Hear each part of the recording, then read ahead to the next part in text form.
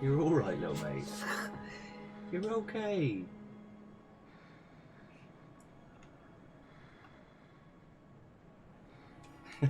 That's the baby boy.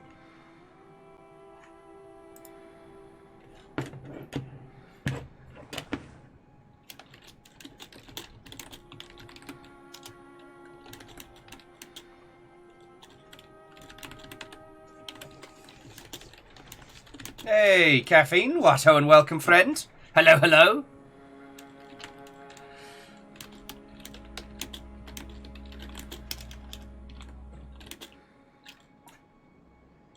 Come on in, come on in. I've got a solid pint of coffee. I managed to nail out most of the technical issues this morning, so I'm feeling very accomplished. How's it going with you?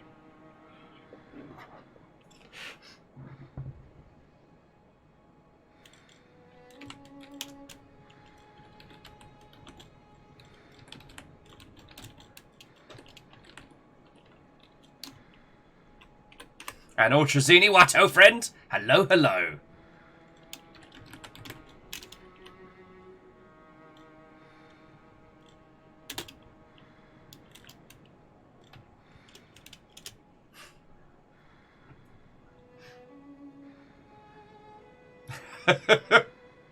It's just math with extra steps. How you doing, puns? Watto and welcome. Coming in, friend, coming in.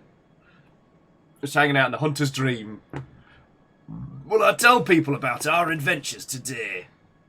It's a lovely spot. It's a lovely spot, I tell you. Ah, puns, you got this. One of the great things about D&D is that what happens on the other side of the screen does not need to reflect what happens on this side of the screen. You know what I'm saying?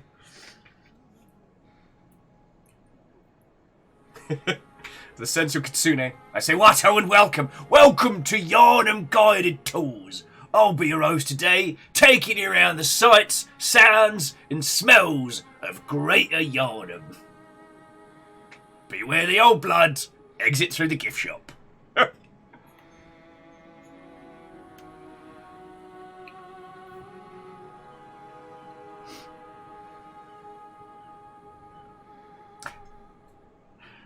I got, no, sorry, because Puns was saying they've had several sessions of content, they're like, it's never enough. One of the things that I do love is finding out when creators just add shit because they think it's fun or funny, and then turn it into plot hooks. So it's basically like just hanging decorative hooks around the house, and then deciding which ones that the characters like interesting, and then you can be like, ah, I intended that to be a thing all along. Upon watching some like cast commentary for The Boys, the television adaptation, I was always curious about the whole thing with the fresco. It turns out they just thought it was really funny, so they just decided to leave it in. Did it become a plot hook? Not really. Did it become a huge world-changing event throughout it? Nah, it's just fresco. Oh, Immortal Len, see? You've gone through the wrong gift shop. That's the old Yharnam gift shop. You want to go through Greater Yharnam. Don't worry. On my guided tours of this, the Greater Yharnam region, I'll make sure that you find all the things that you're looking for.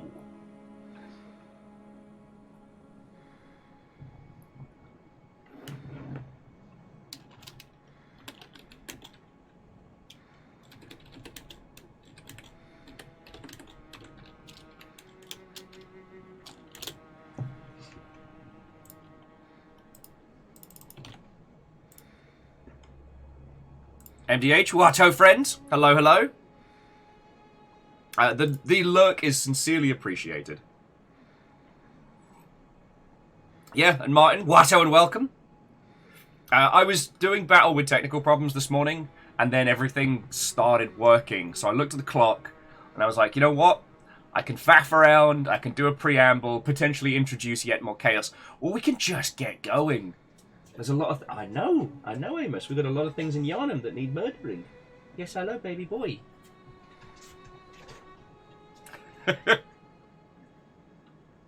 And Wyvern Flames, Watto friend. No, Wyvern Flames, brain spiders are not your friends. Don't be glib. But MDH, come. Let me take you around a tour of the cobbled streets of the local area.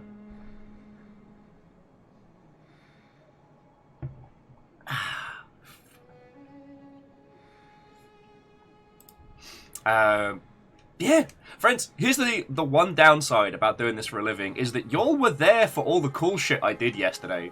After the stream ended, we took the dogs out, and then we bundled into the longship and just made money. Made money. We dealt with the most incompetent Reapers of all time, and Fiona and Deus played their own nautical version of Saturn Bomberman, which did not stop being funny. But it was like we had these two Reapers on a singular sloop that would not stop chasing us, but they weren't good enough to stop us or fight us. So we just had to kind of deal with them. It was more entertaining. It kind of felt like dragging a sock around the flat for a dog to chase.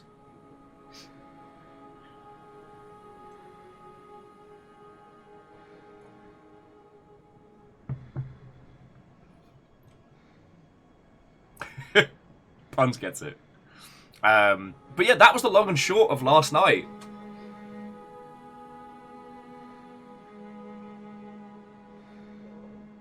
Oh no!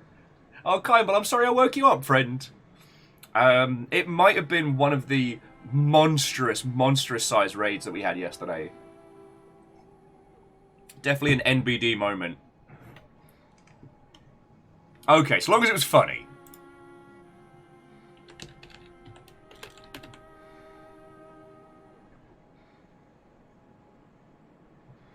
And Wraith, Watto, and welcome, friends. Hello, hello.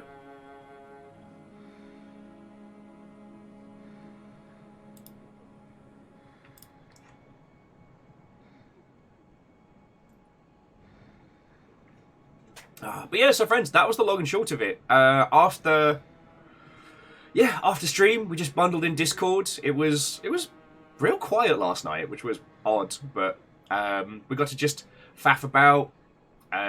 Accidentally make a whole bunch of money on Sea of Thieves, and then Sadlin was hosting a one-hit wonders sync tube party, and I played some more Zero Sivian until my body went, it's time to go to bed now. Chorderus, I'm sorry! I didn't mean to make people panic. I managed to get all the technical problems solved this morning, and I didn't want to risk it for a biscuit. So that's where we're at. Hello, hello.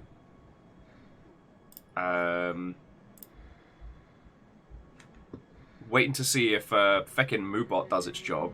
Or Dino, whatever it's called. If I go in there and hit it with a stick.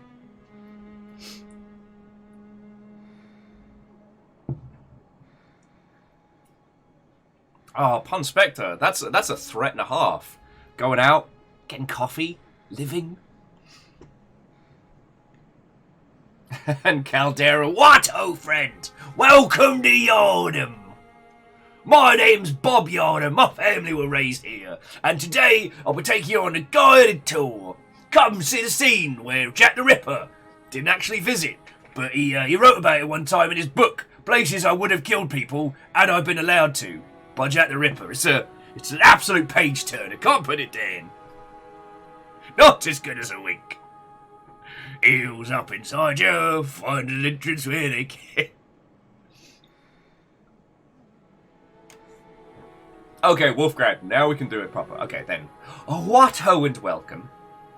Anyway, how are you lot doing? Like I said, you all saw my cool shit yesterday. I don't have any new stories. What's been going down with yourselves? Ray says that Yharnam is the Dark Souls of British seaside holiday towns. And it's still nicer than Blackpool. The fact they didn't just call the game Blackpool instead of Bloodborne was a missed opportunity.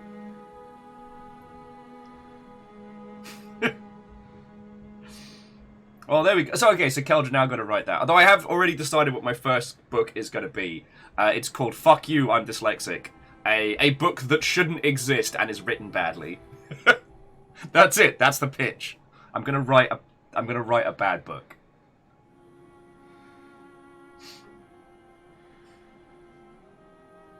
Oh, way cool. Aww. Kyle was saying they made a band in Goblin Quest for their friends held for their birthday. Now, when you say a band, do you mean like a band of goblin warriors, plucky little creatures going goblin mode, or do you mean like and a 5, 6, 7, 8 goblins making noise with the goblin faces? You should have less coffee. So Wolfgrad, thank you for asking. Yesterday's stream was a banger. I didn't get a chance to update everybody heist-wise, but yeah. Yesterday was 107. I did feel a bit bad, like, calling it slightly earlier than we'd usually, but Kyle was tired, Laura was tired, and the numbers were good, so I was like, you know what? No. Today I'm going to be sensible. I think today's going to be hard. But I've been wrong before, and I'll be wrong again. Kyle was bad Cockney. Well, Kyle, I'd see you more as a chaotic neutral Cockney in my accent. Well, I'll tell you what, MDH, I'll hit you up to put the editor's notes. Actually, what I'd love to do, this is no joke, is I'd love to write a terrible book, leave in all the spelling mistakes and the nonsense, and then leave in the editor's notes on the absolute train of thought disaster that I write. I don't know, I kind of want to emulate the experience that others may have had to have gone through reading my writing as a child. And Pons, I wonder if Blackpool is actually copywritten as a place. Okay, so the Goblin Band quest, Kyle was saying, was 5 goblins in game, drummer who died heroically, a singer who was mobbed for being too cockney, a bassist who did all of the band work, and finally, a manager who wanted any job possible, any other job. Ended up giving the dragon the best birthday gift ever and won. That sounds like a great feckin' night. And Fred Watto, and welcome!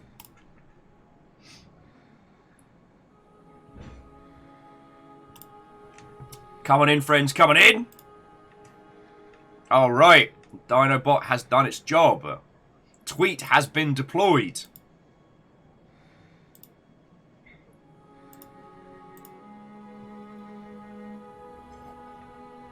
So yeah, we're continuing with the Yharnam City tours. It's a kaleidoscope, innit? And Star, good morning, and Watto! Hello, hello. Right, tweets have been deployed. Things have been set. All that's really left for us to do is to catch up and go face the citizens of Greater Yharnam. Weapons online. All systems nominal. And Dalzet, Watto and welcome. Watto. Watto indeed. Thank you for 17 months. I did want to say, and I'll try and remember to belt this out as everybody gets back in later on today, but thank you all again so much for yesterday. You all threw in so much cash. And it's really nice because today we're like, oh shit, we can go buy groceries. We can get people food.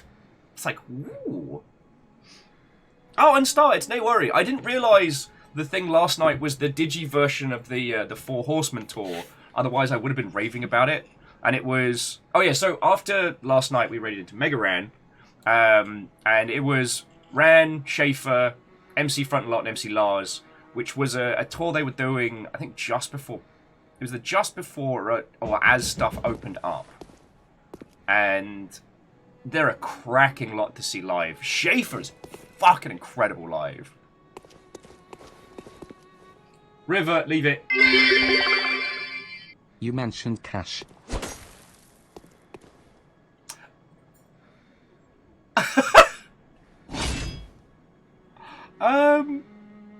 Ehrman, I guess I did. Ehrman, thank you. River, leave it. River, I'm trying to have a moment here. Stop trying to find Guinea Pig Boom. Oh, my life. Ehrman, thank you so much. Shit. Oh, I better do a good job on this bloody tour now. Did you hear that Ash finally won a Pokemon Championship? It only took him 25 years, making him a 10-year-old with 25 years experience, which is what all those employers want. I mean, you're not wrong. I did hear that, and it's nice they finally gave him a win, you know? He deserved that. But bless his plucky little heart after his mum chucked him out. So, I mean... Stop that incessant Oh! clicking. Wolfcrad, thank you for gifting us up to Fred. That's really fucking cool of you. But no, Ehrman, like, fucking thank you. That was $50 in bits. You fucking legend. Like, thank you so much. Fuck! Dollar? This is why I felt so bad about last night, because everything was happening all at once, and I didn't even feckin' process everything that happened until after the stream. Which I'm very glad I had booze and people to sail on the high seas. Holy shit! Oh shit, it's a train! Oh, I didn't realise we were taking public transport into Greater Yharnam! It's a kaleidoscope. Fucking hell! Reactor online. Sensors online. Weapons online. All systems nominal. Yay, more Bloodborne. Also what ho? I don't know what OT you... Neo Shadow, how many months is that? 48. That's a lot of months. Thank you all. You feckin' legend. Shit! And so it begins. Smile. And Keldra, like, thank you as well. Holy fuck! Last train to Yharnam! All aboard! All aboard! It's already gone past level 5. No, we will not be stopping at Wendy's.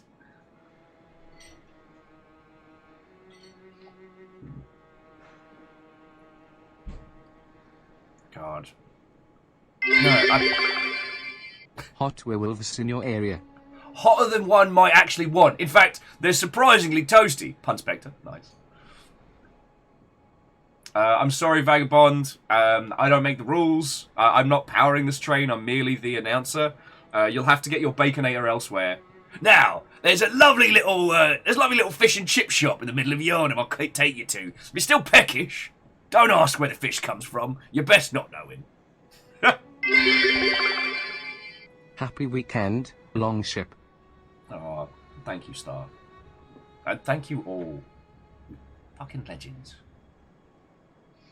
Mega Boss, yes, I am 2 hours early, but I managed to get everything working, and I was like, you know what? Feck it. Let's just get going.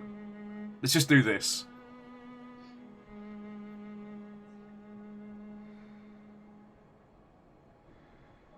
So this is all... Fuck! Why not?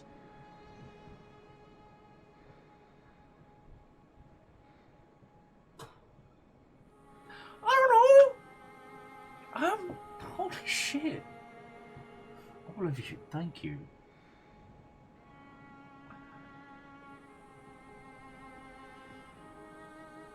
Fucking yo.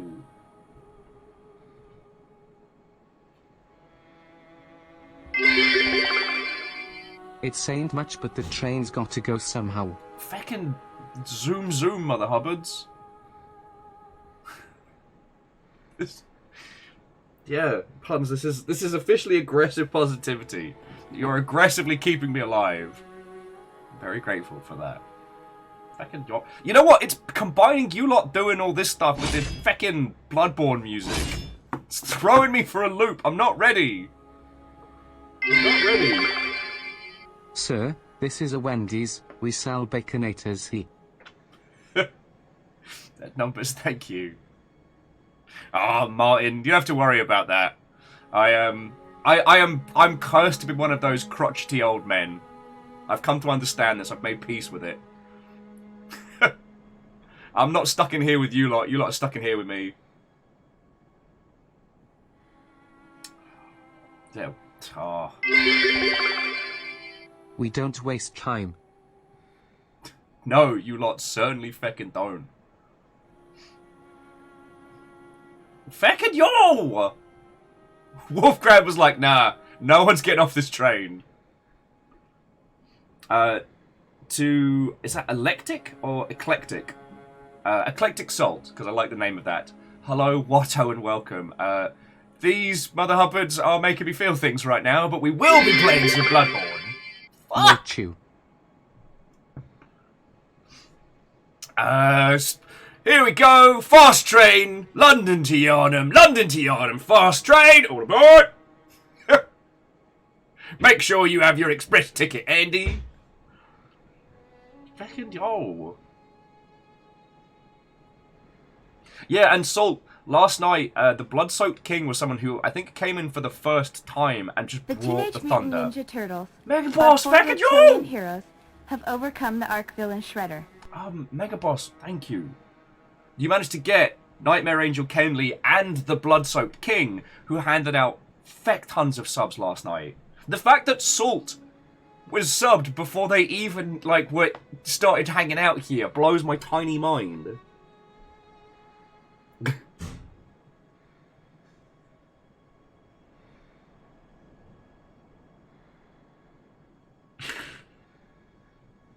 Fucking yo!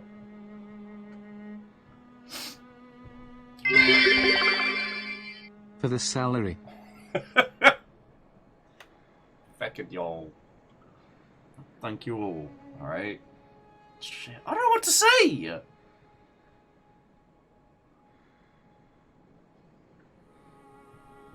Well, so, the fact that the VODs aren't terrible anymore is entirely thanks to Scotty, who has taken up the mantle as, like, the Longship's cartographer and editor. So I will pass on. Sensors online. Weapons online. All systems nominal. Welcome to the British Beaver. Not just a. It.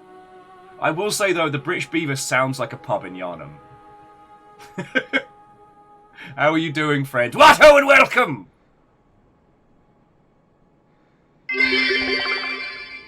Why did Eileen the Crow become an EDM musician? Because an Unze must Unze. The Unze must Unze. Fucking yo. Biggs, I'm feeling stuff. How are you?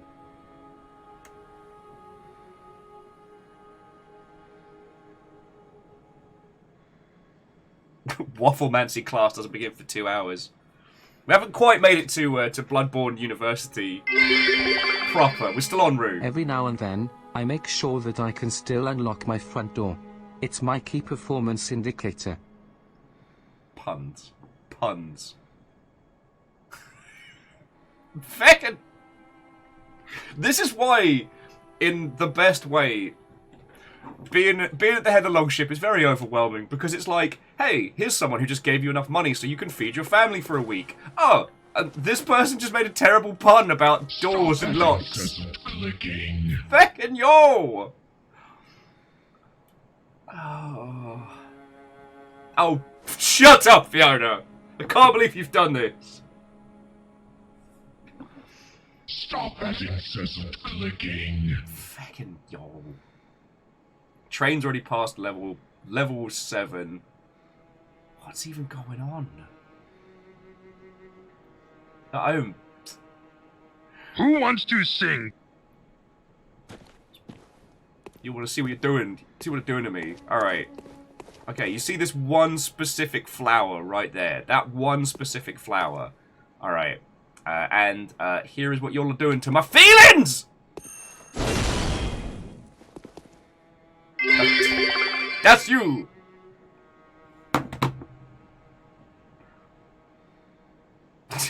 Biggs! Feck! Singing in the shower is all fun. Till you get soap in your mouth. Then it's a soap opera. Why are you like this?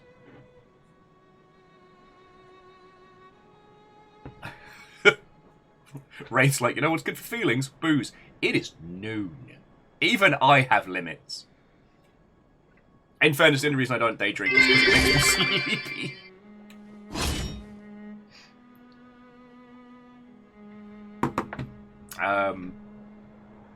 Oh no, and compliment Cat with the night is long, here's some for the journey ahead. Oh, well, Kimball says it's 8:30 p.m. over there, or 8:25. That does make it sound like a more reasonable hour. Fucking yo. And Fearless, like, jumping back. I think... What's going on? The train is going on, and on, and on. And on, and on, and on, and on. Street lights, shadows. Sorry.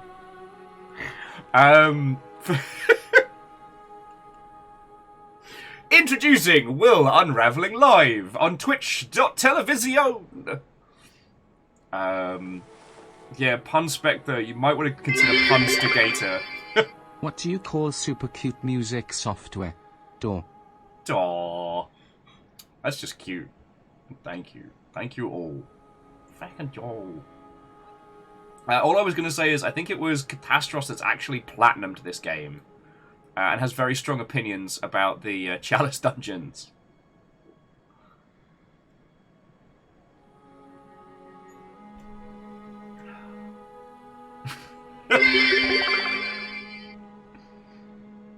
What do you call a fish wearing a bow tie? Sophisticated. Oh. I mean, Wraith, props to you for cutting back for a weekend. I have been trying to do that myself. So, yeah, fair's fair. Holy fuck.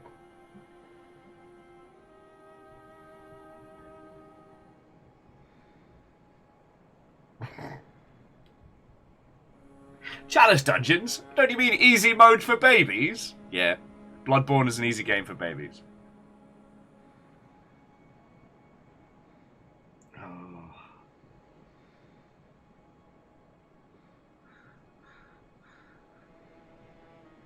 But yeah, like, thank you all. And hey, if we...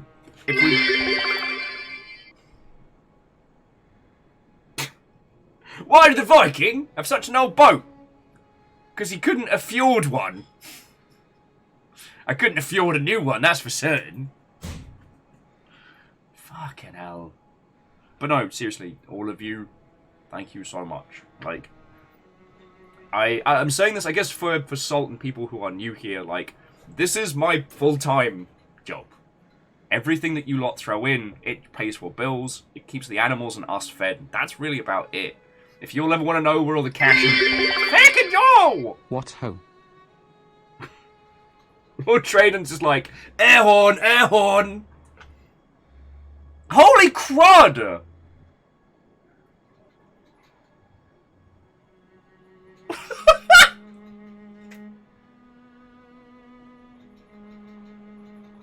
Train no stopping!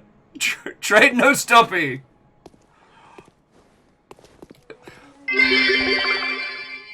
Feck you, that is why. This is the 1228 train to Yharnam. We have decided to not stop for anything. Feck the leaves and that one poor cow on the tracks. Fucking hell. I'm sorry, Mega Boss and all of you, thank you. Like, that is $50 in bits. It's a huge fucking amount. Yeah, numbers. At this point, we're going to Bloodborne 2, Murica Bloodborne. Why do seagulls fly over the ocean? I don't know. Because if they flew over the bay, we'd call them baygulls. Biggs. I am feeling a lot of things right now. You can't be doing this to me.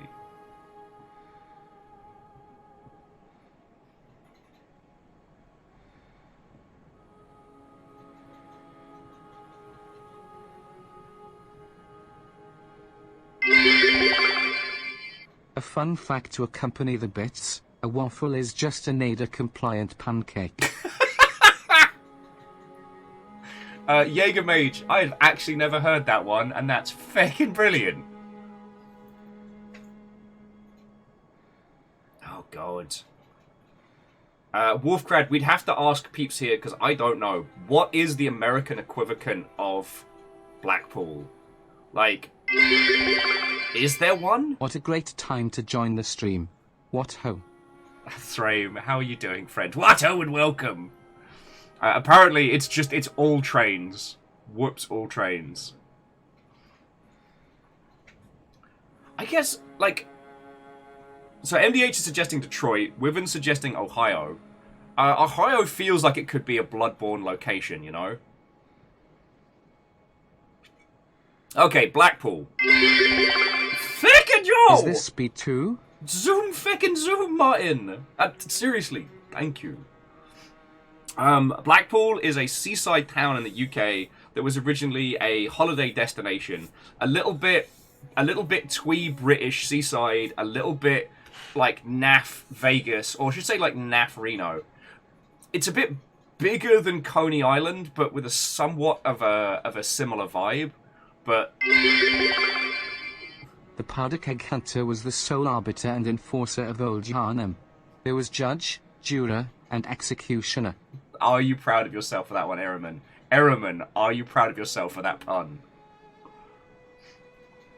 Arkham, maybe? Oops, all trains. Whoops. Feckin' yo! I didn't even... Oops, all trains. Apparently. Viking 64 waffle. You'll get to decide that. I didn't even say enough proper thank yous for last night. Like, you brought the bloody thunder.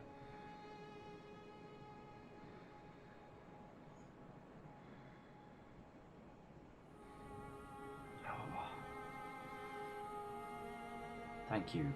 Like... So Arkham? Is Arkham a real place?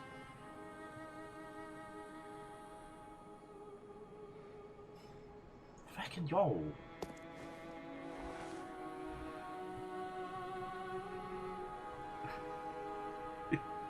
You hop aboard the express to Yharnam. It's Ozzy Osbourne at the controls. Oh, bless him. Some people are suggesting that Atlantic City would... Fucking yo! The brakes are broken. I'm sorry to inform you. I'm sorry, friends. I don't know where that noise came from. There's so much dramatic duck.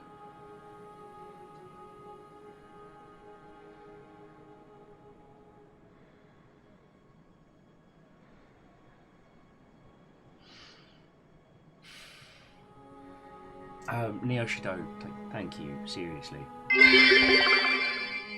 I saw a candle company is selling a unique products with lighter scents, and the competition is worried about the price.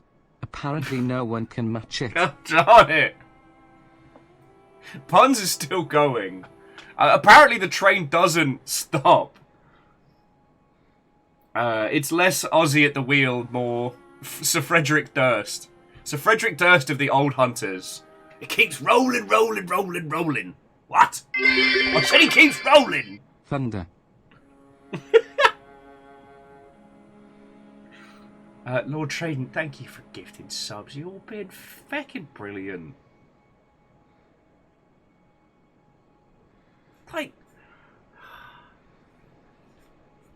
I said, I do feel guilty because last night y'all threw in so much cash to keep us going. Like today, like I'm saying, we could go get groceries. You know, we can do the thing. More train? More train, apparently.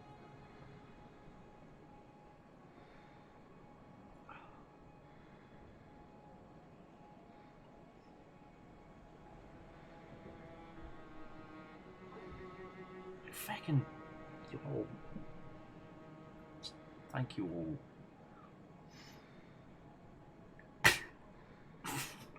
Wolfcrat with what trains? Can Ozzy still drive? I think it's one of those of can and should. Can Ozzy still drive? Possibly. Should he? Absolutely not. But no, thank you. I was just laughing at Wolf's. A train is meant to move. Otherwise, it'd just be a long shed. That's a mighty fine long shed you've got there. I hear tell it moves with an engine. The Teenage Mutant Ninja Turtles, our 4 reptilian heroes, have overcome the Ark villain Shredder.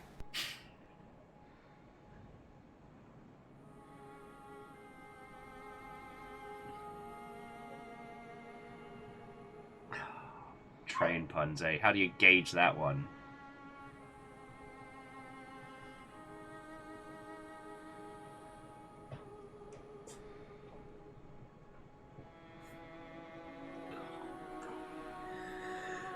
Oh.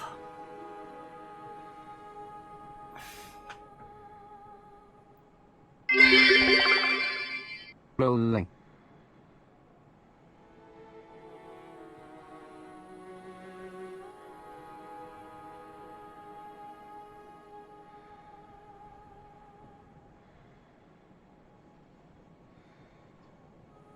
Fucking yo. Fucking yo.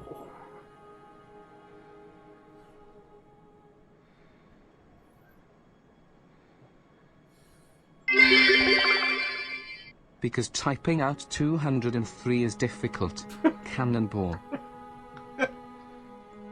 Fucking yo.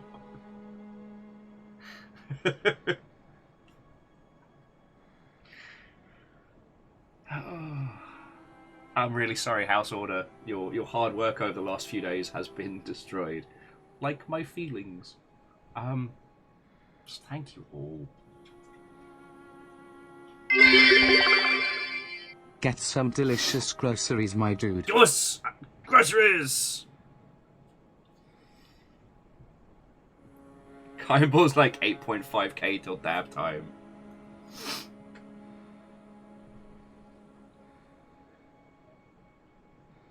Back at the R.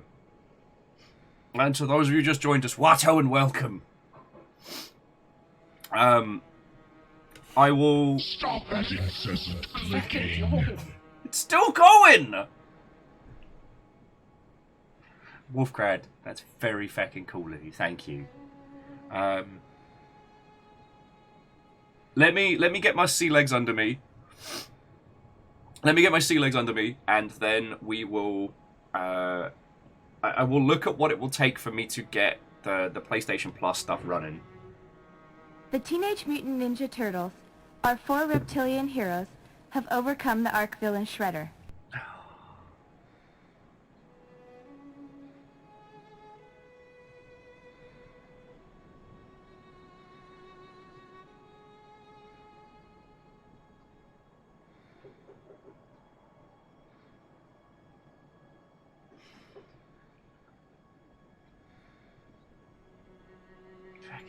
Sorry, Fearless, thank you, friend. Holy fuck.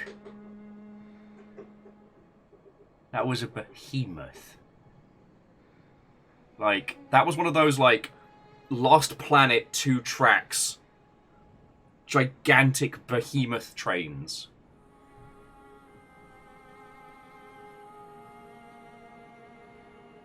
Thank you all. Thank you all. God darn it, not supposed to be okay, today's supposed to be like, get a big hammer, fight the people in Yharnam. Will does the silly Cockney voice all day.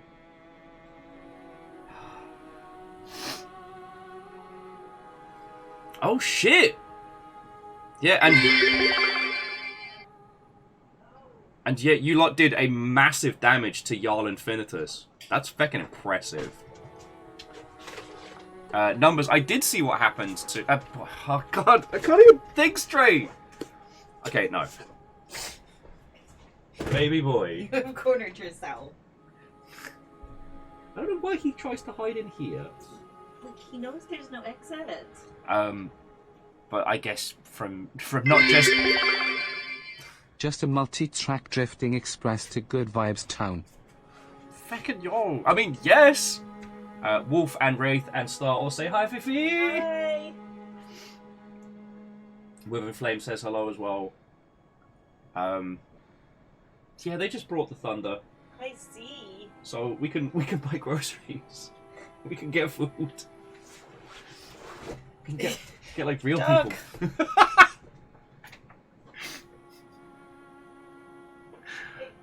Oh. Keldrin, Salt, and Jägermage, and Bismarck say hi too. Fuck, you know. I'm a sniffly mess. Okay, look. Yeah, I'll buy some duck. Friends. I hope, for those of you that have known me for as long as I've been doing this, and to those of you that have, like, found it, I hope you understand how much I fucking love doing this. And I need to say more thank yous than I will ever have time to do. Like, I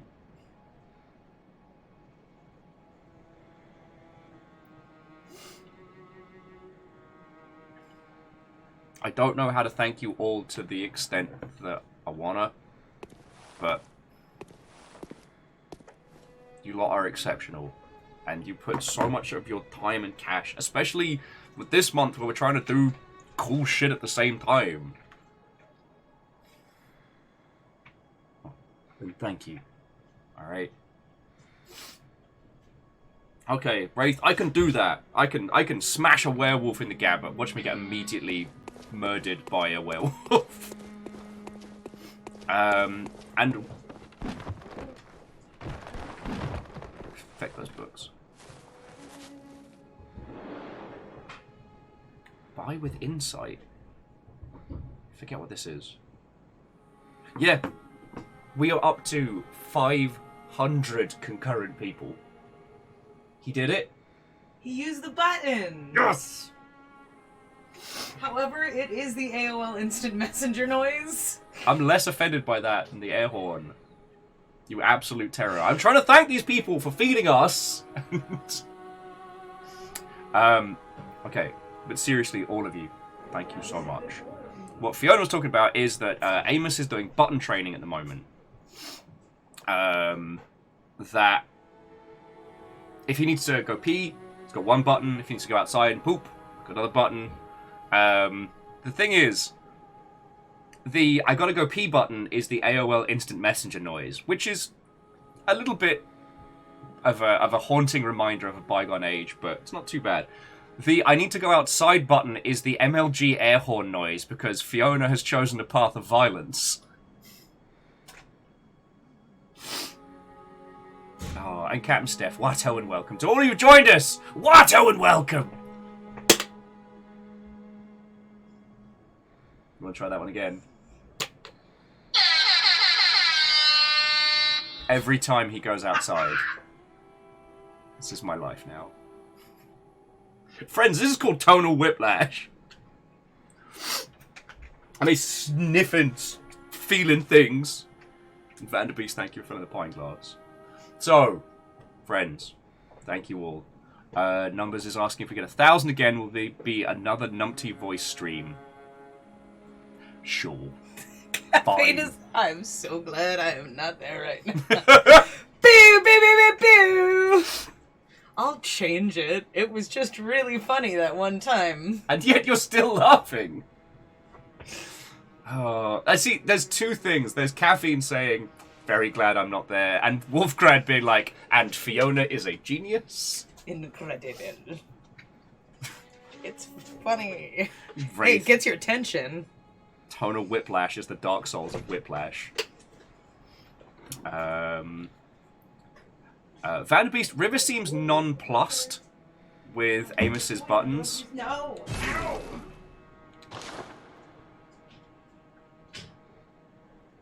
And Night Valen, Watto and welcome. Hello, friends. Welcome to Yharnam!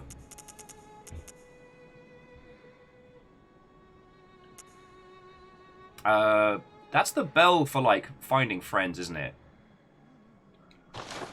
Stop that incessant clicking. And Stepagen, like, seriously, thank you.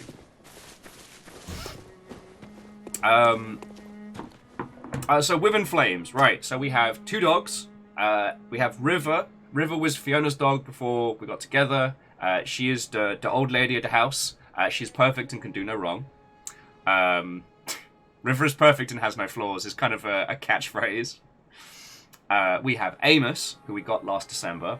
He is the youngest puppy, and he is a sweetheart, but he is a very complex dog. We have myself and Fiona, obviously, and other animals, and 6 guinea pigs. Anya, Cleona, Perun, Atticus, Pippin, and Yaskir.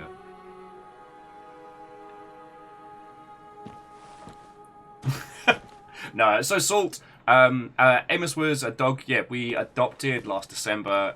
He came from Seattle Animal Shelter, and he has a lot of problems that we weren't made aware of when we got him.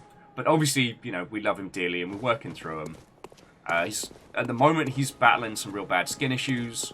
So, like, he's had to keep this big inflatable, don't bite your feeties collar on for at least a couple weeks now.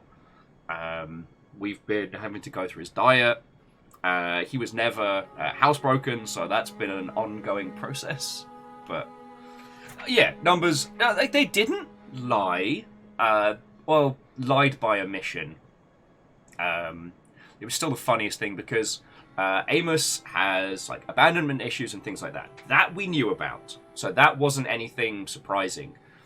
So he was being fostered before he came to us, and I should have known the night they dropped him off. Because usually when you foster an animal, like, you develop a love for them, right? And even when the guinea pigs that we fostered last year,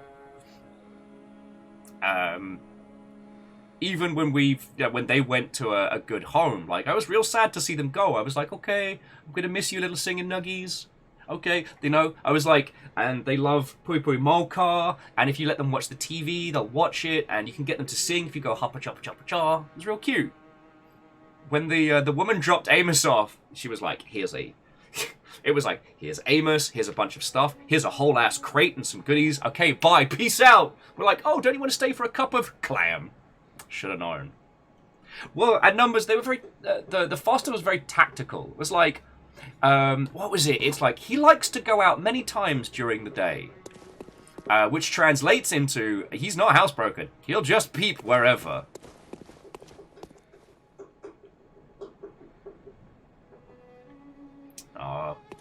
Wraith, no, sadly the foster nugs did have to go back. I mean, 6 guinea pigs is a lot of guinea pigs. 8 guinea pigs was too much. Oh,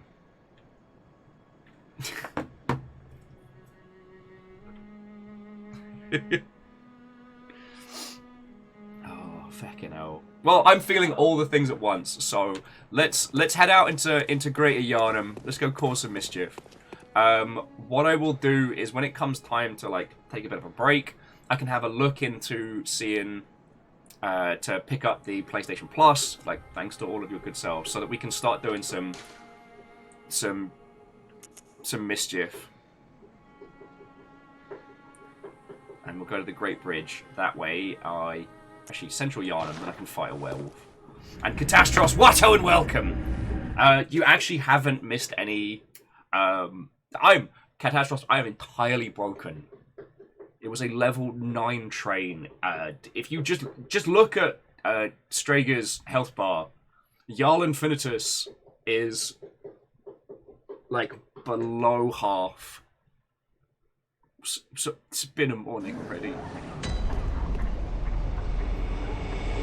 Now I need to go smash a werewolf with a hammer.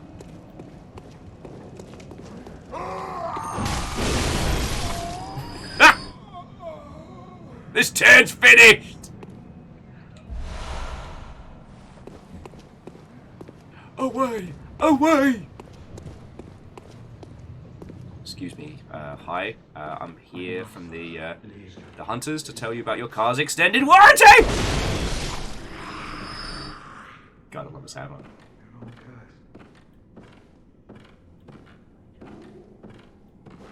It was the Fred Durst hype train because it just kept rolling. What? Oh.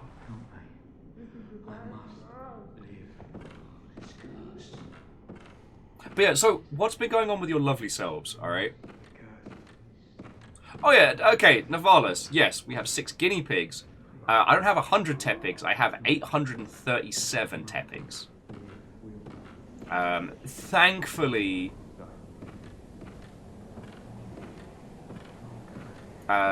due to funds, my tepig hoarding kind of Christ! Women Flames, the reason I don't have a 1,000 Tepics is just because I'm trying to be sensible. Oh, excuse me?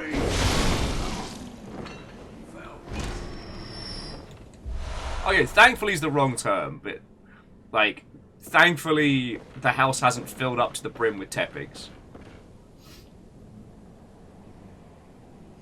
But what's going on with your lovely selves? Megaboss is catching up with Warframe. Love it. Love it, like it, wonderful.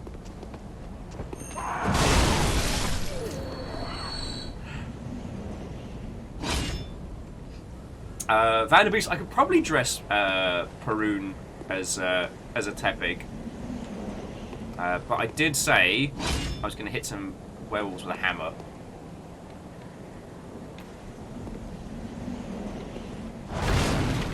I think Bloodborne is what Yu-Gi-Oh! Looks like from the perspective of normal people. Alright, that did not work. I am dead. This is going to take some time.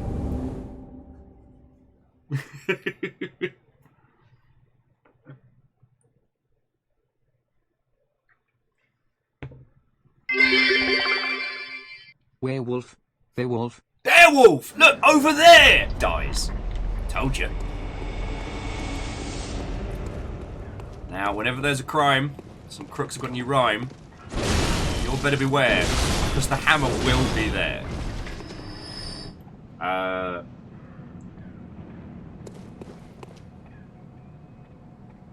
Simi Ryan's trying to get through Inscription. How far are you into Inscription? Don't worry, we won't spoil anything. Inscription is one of the great games. I wouldn't spoil that for you. Shadows is working on backstory and world building. For D&D or just in general? Captain Stephanie Barnes is taken to Final Fantasy XIV. Yeah, I saw the crew was giving you all the good insider info. This turn's finished.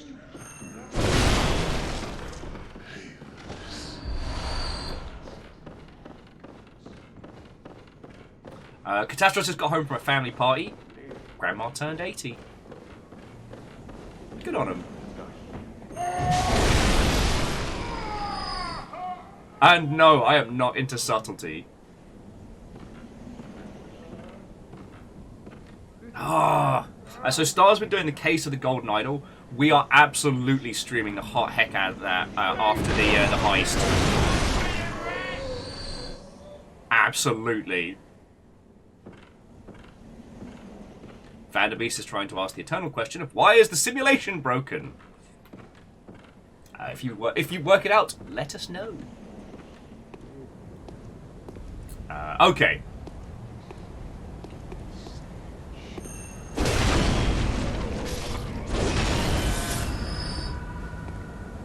All right. So I gotta get back into the old Dodgeroony. The old dodgery-do.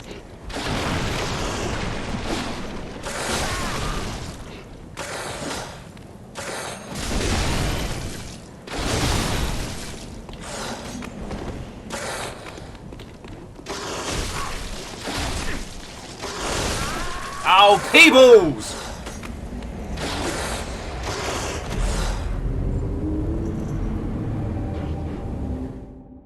Okay, so it's time for me to stop being terrible and start being good. I forgot to push the get good button.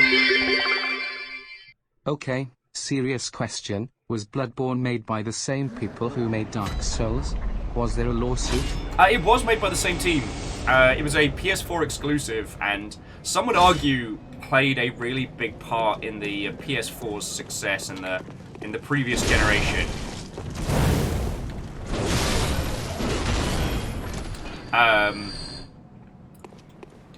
It is arguably the best of the Soulsian bunch. Not just due to kind of like the...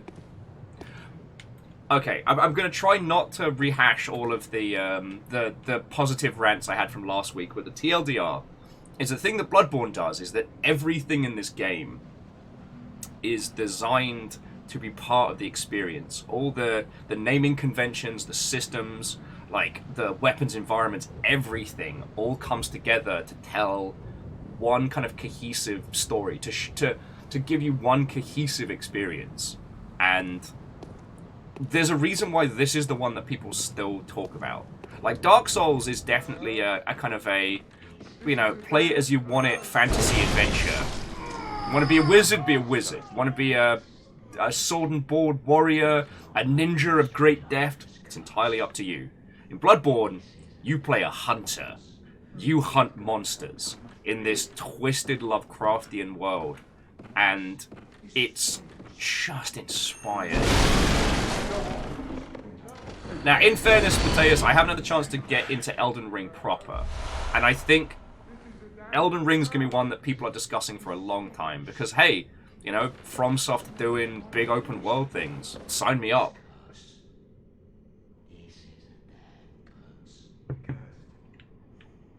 And Star, I loved Obra Dinn. Numbers, thank you again for... Oh, actually, as a small aside, this was something that Numbers very kindly sent as a gift after Shark Day. This little unassuming book is from Fangamer, and it's a physical edition of the book from Return of the Obra Dinn. I think they're still in stock if you need this in your life. It's gorgeous. And to the platypus person, I say Watto and welcome. I'm just happy that someone got my MC Hammer cartoon reference. I did. But Numbers, in my defense, it wasn't like I left it there on purpose. I had to...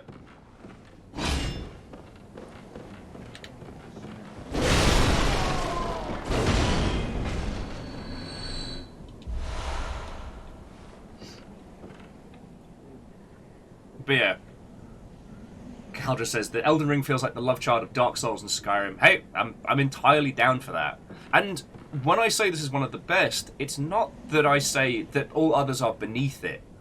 Like, there are very few perfect games. And by perfect, I mean that everything in the experience is all coming together to show the experience.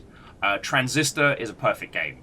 I mean, I don't want to just pat Supergiant on the back, but I think you could make a good case for Hades in that space as well. Like, where artistically everything is working together, and this is one of them.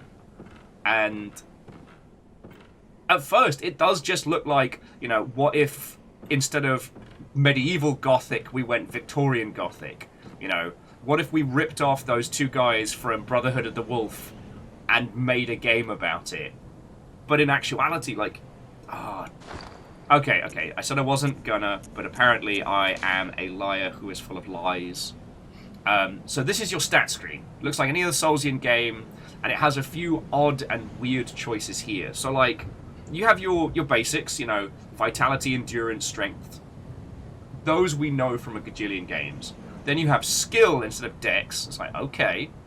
And then you have blood tinge and arcane. What? Then, beasthood is a skill, and a lot of this can initially feel like, oh, well, this is just like a translated Japanese game, or this is just game designers coming up with some offhand systems that may or may not work, and you're like, okay, well, that's, we can work with this. In actuality, a large proportion of this is foreshadowing to elements and story beats later on. The whole world of Bloodborne is living in the aftermath of, the Holy Blood Healing Church. It always comes down to the blood.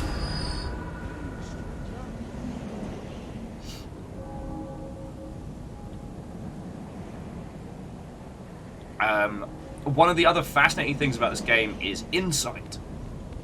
So in every Dark Souls game, you have a MacGuffin. It's like humanity or ashen effigy or what have you that makes you more powerful, and then you can use it to then summon friendos into your world, but it makes you more of a target, so on and so forth. In this, the MacGuffin, or sorry, say the resource's name is Insight. So at the moment we have Where is it? We've got some Madman's knowledge as well, which is very telling.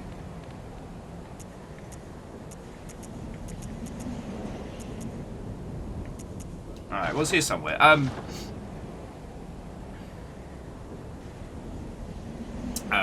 We have 4 insight. Which at first glance you'd think is, oh, well, we can do 4 rounds of summoning friends to come help us out, or if we get killed 4 times, we'll have to work that back. Nah. The more insight you have, the more you see the truth of this world. In fact, the first blep of insight you get is the first time you see one of the gigantic beasts. You know, once a person, now irreversibly twisted and morphed by the holy blood. And that shows you the truth of this world.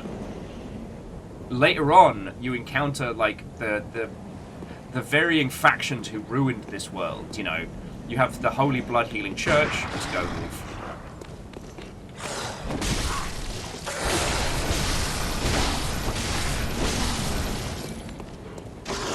Who used basically eldritch blood to try and heal the wounds of the sick and, you know, help the masses, and ended up turning everybody into fucking werewolves. Alright, no! No bleeding! Fuck.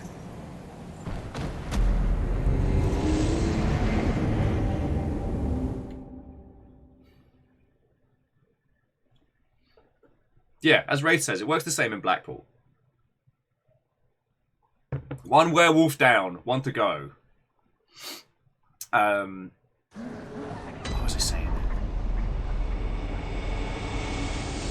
Oh! Just that a lot of the elements of this that feels like, you know, poorly translated elements that you would expect from a Japanese game end up being these. Werewolf say yes, Bitey. Stooge, how are you doing, friend? Watto and welcome! And yeah, werewolf say yes, Bitey. And thank you kindly. Jesus, you lot have just brought the thunder today.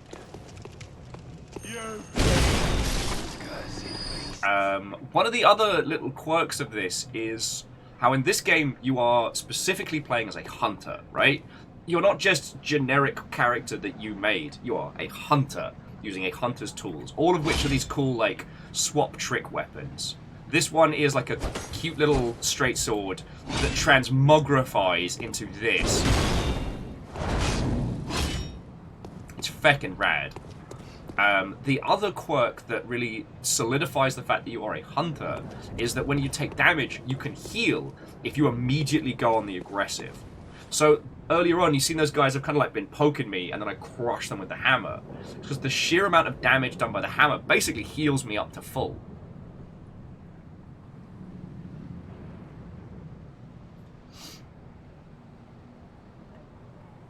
Yeah, Fearless, I mean, that's definitely a late game discussion, but it's spot on that, you know, the blood powers that we use to progress through this game and the insight that increases us are also the things that will cause our character to lose their humanity, their sanity, or at very least, maybe they just see the truth of things. Maybe it isn't madness. And that brings up a fascinating conversation.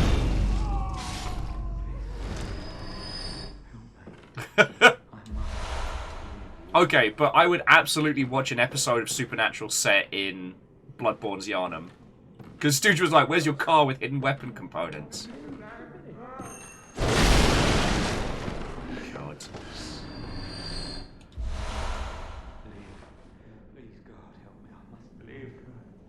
So yeah. So Numbers, that's why we kind of come back to this one so much. And here's the thing. Numbers, like, looking at this and being like, oh shit, this is just another Dark Souls, is kind of what everybody thought. But, you know, this came out before Dark Souls 3. Everyone was still arguing about Dark Souls 2. You know, we didn't know where this game was going to go. And it ended up being just brilliant. Mateus saying that Bloodborne and Vampire the Masquerade shake hands on Beast I am, lest beast I become. Yeah!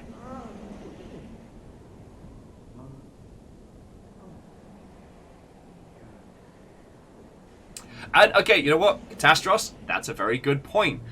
Healing by attacking isn't the methodology of a hunter. Hunter is patient, careful, and methodical. Healing by attacking, that is the desperation of a beast. Because you've had the magical make blood cool power stuff put in you, and that's the beginning of the game.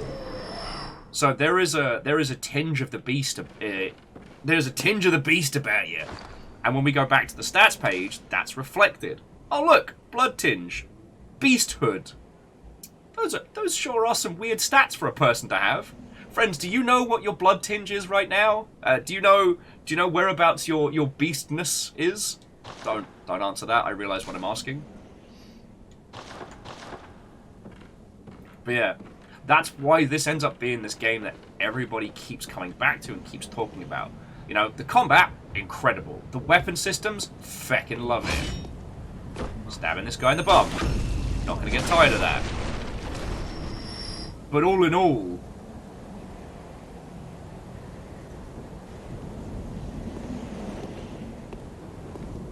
this game goes hard.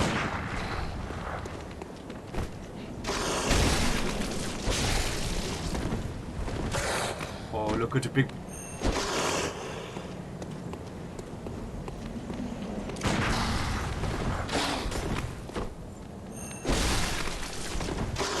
See, I can be careful.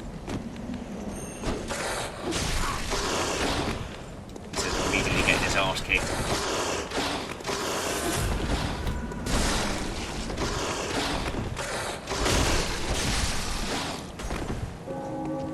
Gong.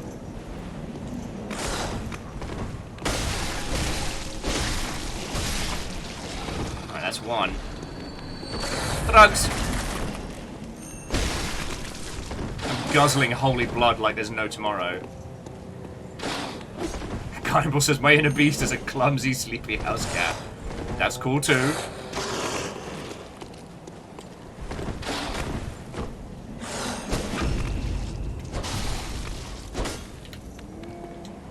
How did I not get the backstab on that? I did the stabby part. Alright. And we're back in the game. Oh. Not only are we back in the game, but we came out with more blood than we started. Jobs are good. Okay. I have used my feelings from the aforementioned train. I have turned them into werewolf destruction. Let us continue. Last we were heading into the depths of Lower Yharnam. Alright, so we've got to go past Bingus and Bungus over here. Actually, you know what? I don't wanna. Can't stab with a hammer. Now, Mega Boss, that is entirely not true. You can stab with a hammer. The amount of velocity required is much, much greater. But you can do it. It's the old, you can kill him with a spoon, it's just gonna take longer. You know? You gotta be a hunter with a can-do attitude. And remember, these aren't puppies. These are just shit werewolves. They're not werewolves. They're not dogs, they're shit werewolves. Alright? They're not puppies. Not werewolves.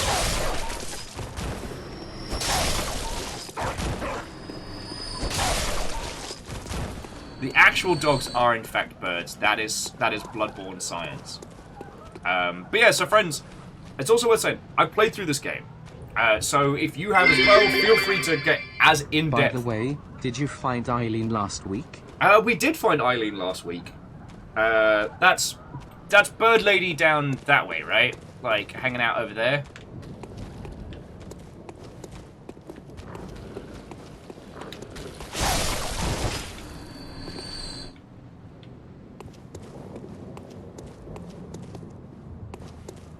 It's alright, numbers. They're not puppies. They're shit werewolves.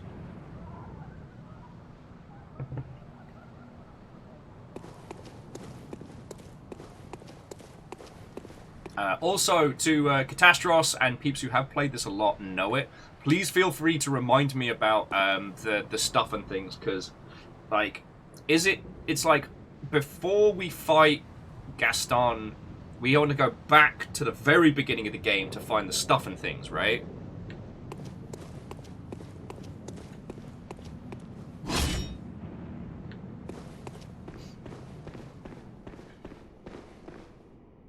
Yeah, Gaston. You know he eats 12 dozen eggs.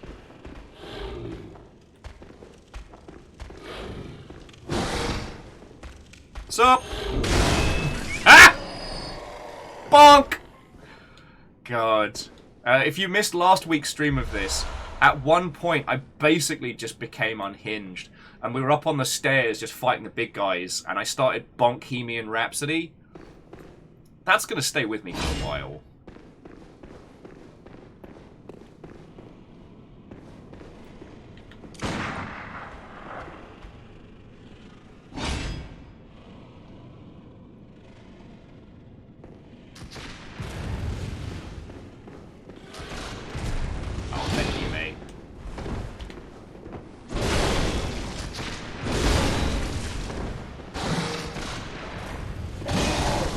Oh, okay.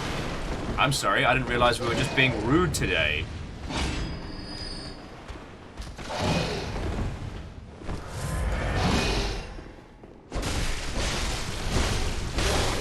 I'll take you apart the slow way. As for you, mate, shoot me in the side, that's a bonkin. Being a great big crumb bum, that's a bonkin. Oh, nice! Sorry, Kybal managed to find a decent ice cream in the back of the freezer. Lovely. And the ultimate scrub lords, what and welcome. I am a disaster in several ways, but I appreciate the sentiments. Thank you.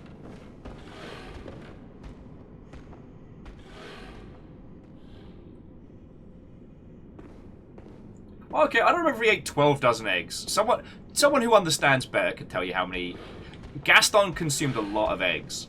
I remember us having a long conversation about how it's entirely possible that Gaston kept the economy of that small town going just on egg-based consumption. And Firestraker, what-o and welcome! Yeah, so, Firestraker, Jarl Infinitus. Oh, it's 4 dozen eggs, then 5 dozen eggs. Okay, thank you, Caldra. Yeah, so last night during Sea of Thieves, there were some huge donations. Like, people were popping off. And today, the Longship decided that we were going to have a massive train to Yharnam. I don't control what happens.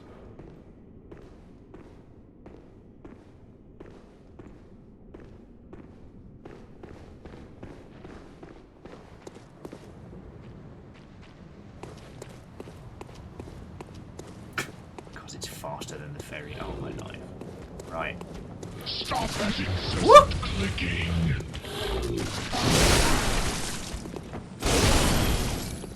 Later! Woo! And Stepagen, thank you for gifting that sub.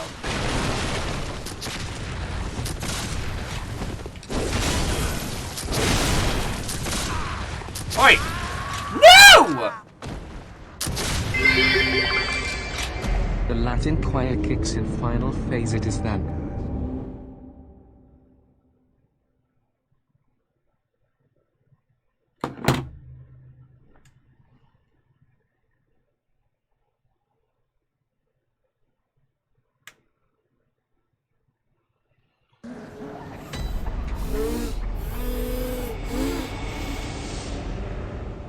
No, we're going back to the Hunter's Dream. No. Fuck.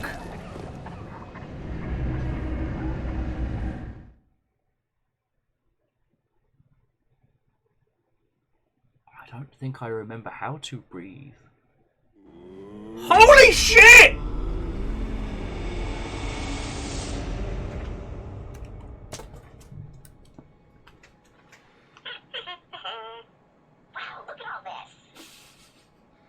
Deucer! No, you can't say that. Sorry. I just hugged Deucer. Deucer's like, wow, look at all this. No shit, Deucer! This should be dropping force. Deuce, you're not helping. I'm getting the grub. I think Deuce is mocking me. Oh, my fucking life! There we go.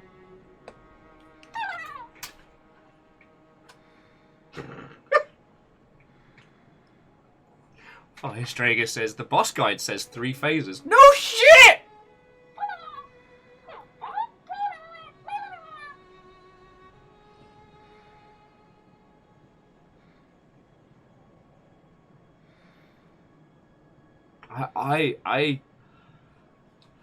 Oh.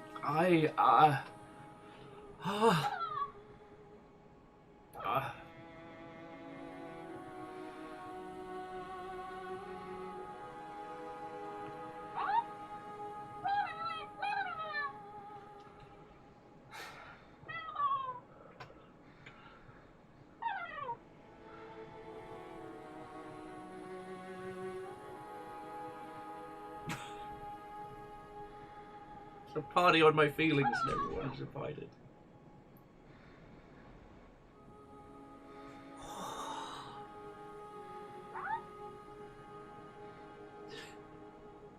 Sorry, can't stop the face.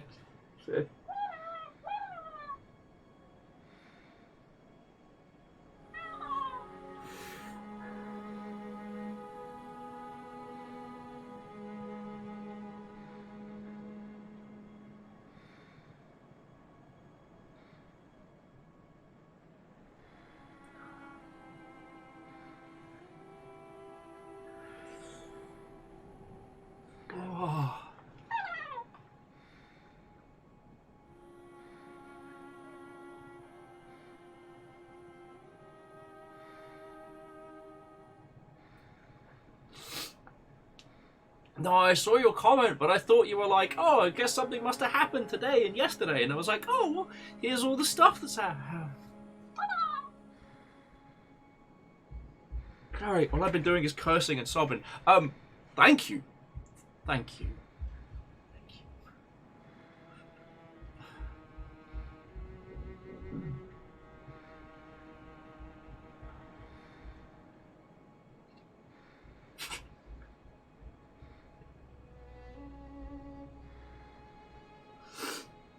It's Catastros yelling like, whoa, your survival instincts are shite. Yeah, does anyone else hear Latin singing?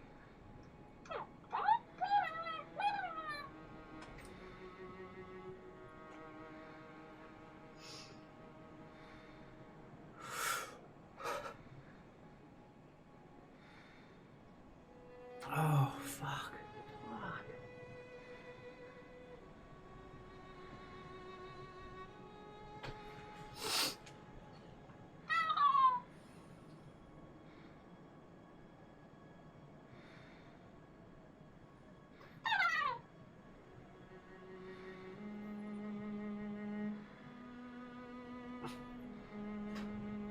Yes. We did learn in Dark Souls High that Latin chanting is always an. It can always. Oh.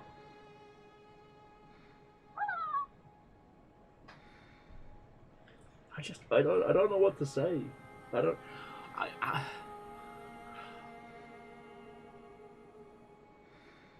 don't know what to say.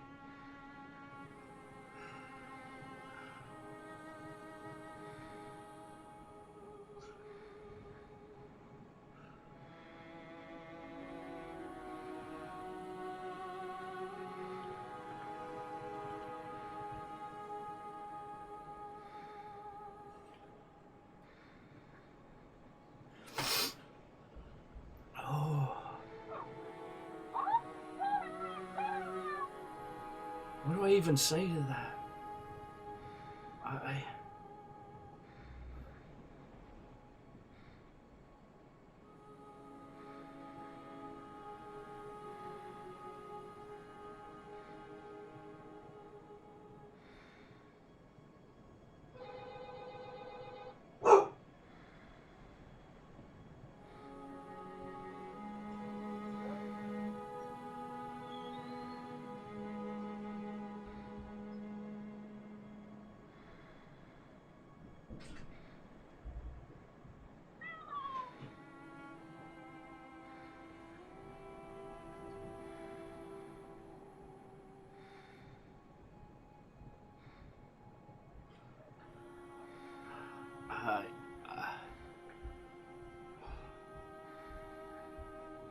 Thank you. That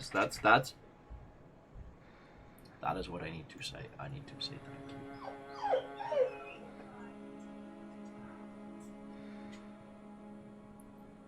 I don't know what else to say. Thank you.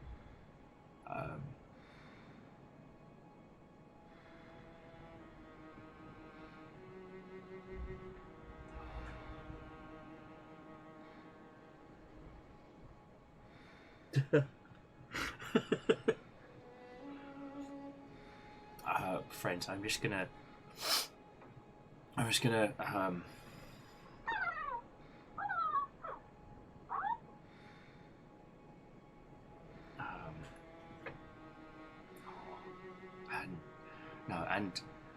love to you all, friends.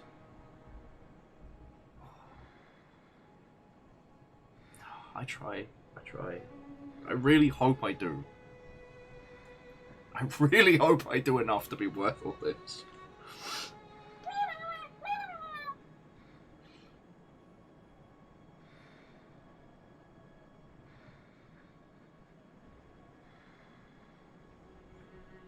Thank you.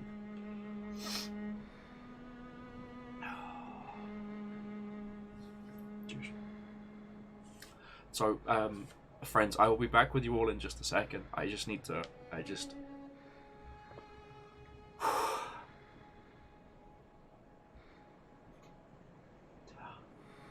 Thank you. Thank you all. As Firestraker challenges the room. Yeah. I will be back in a second.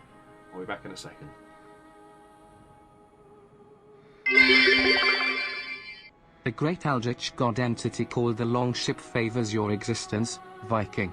IT will provide you the boons to continue.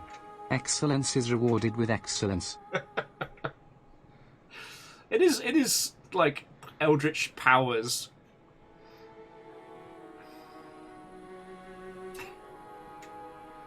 Just thank you all, alright?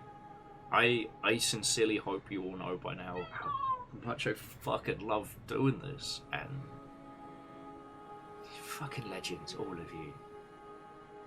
And I mean that.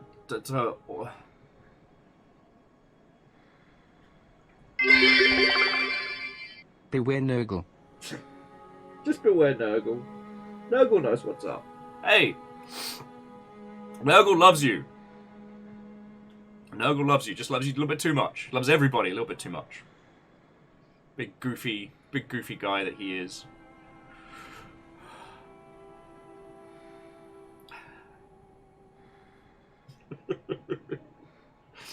Okay. I'll be back in just a second. But seriously, Firestraker, Jarl Infinitus, thank you so much, and thank you all. Thank you all. Like, this month, I fired up the flare, and I was like, yo, we're doing the thing! Everyone's like, yes, we're doing the thing! And I really did expect it to be very quiet this month. I was even like, okay, so this month, it's gonna be quiet, but you know, we know how to live cheap, we know how to save money, we're good at this. And I was once again wrong in real time. Just, thank you all. Yeah, but I didn't tell anybody, Lyris. Because when I tell people, then they make plans. Oh, just... Thank you. Thank you all. Okay. Did I set this plan in motion? Feckin'. Was I drunk when I started saying dumb stuff? Because that's usually what happens. I was the one that told Firestraker how to gain the Jarl system to gain a super health bar. I was at the end of Longship Day. Oh, my life. Oh. But the thing is, Lyra, is I don't tell people anymore when I think it's going to be quiet. Oh. Okay, so Stepagen. Usually what happens when people quest for the purple tick, you bring in a whole bunch of new friendos, and it's really cool, but it ends up being quieter in terms of like bids and donations and stuff like that, because it's a lot more noise and things going on. You don't get the chance. So I expected there to be nothing going on today. How was I this wrong? Okay, I need to. I'll be back in just a second. I just wanted to say thank you.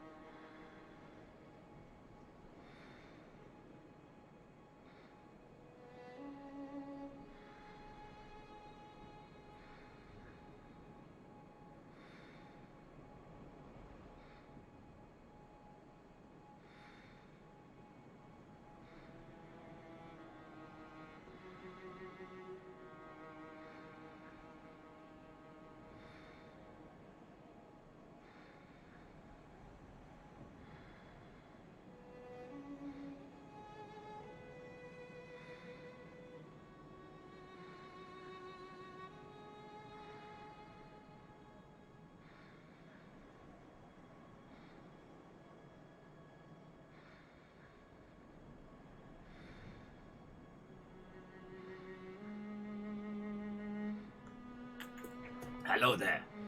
Sorry, it was me. I was waddling around the house with a grub under one arm. I'm just like sniffling and like eating cheese. But now I have my feedies back under me. Again, seriously, thank you so much. To Jarl Infinitus Firestrager, I mean, you know how much that is and how much that is to us and how much that's going to help and thank you so much. The power of popcorn is a terrifying thing to behold. And I don't mean to sound self-deprecating, friends, when I say, like, you know, I try and make sure that I'm worth it. It's, you know, I know how much time and money and effort you all put into the Longship. You know, I'm the guy in the cockpit, but it's, you know, it's a whole team of people that keeps this going. You know, it is everybody, like, lurking and hanging out and chatting and telling stories and doing all sorts. Like, thank you. Thank you.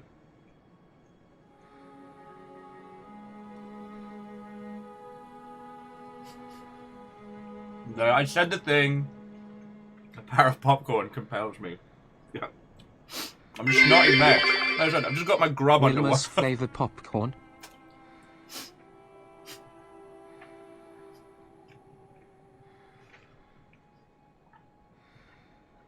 I look like someone's sad kid that got left at Chuck E. Cheese. I'm just tottering around the house with my grub making grub noises.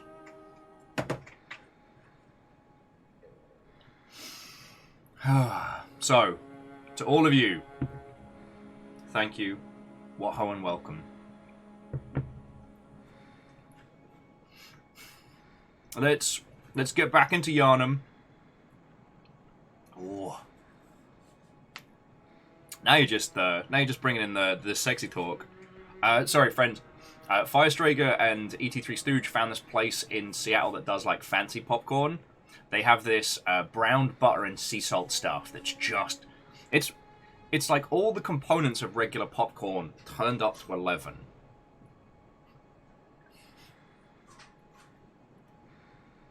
You know what, Wolfgrad, yeah. Like, having this with me does make the intermittent grub noises less weird. And he's going to be sitting in my lap for a while. I need him to help support me through Yharnam. Oh. And so, friends, the reason why I've referred to it as the forbidden snack is because popcorn... Okay, for those of you who are new, one of the things the Longship have done pretty much since this whole corner of the internet has started is used their fiscal powers to support my dumbass. When I broke my hand, Caffeine and Peeps gave me enough money so that I could afford to have my hand x-rayed. I ended up not needing to spend the cash and then used it on just groceries and living. You know, I've been able to kind of, you know, pull my ass back from the fire thanks to all these people keeping me going. And so they've also worked out... Oh, Mr. Lazar, what and welcome. You're coming in at a very odd point, but hello. The Longship have worked out a myriad of different ways to mess with me in real time through the medium of, like, bits and donations and things. And there's a whole bunch of stories. The Operation T, which was essentially like some Pavlovian conditioning that Camille did, which I didn't even realize last night until it dropped.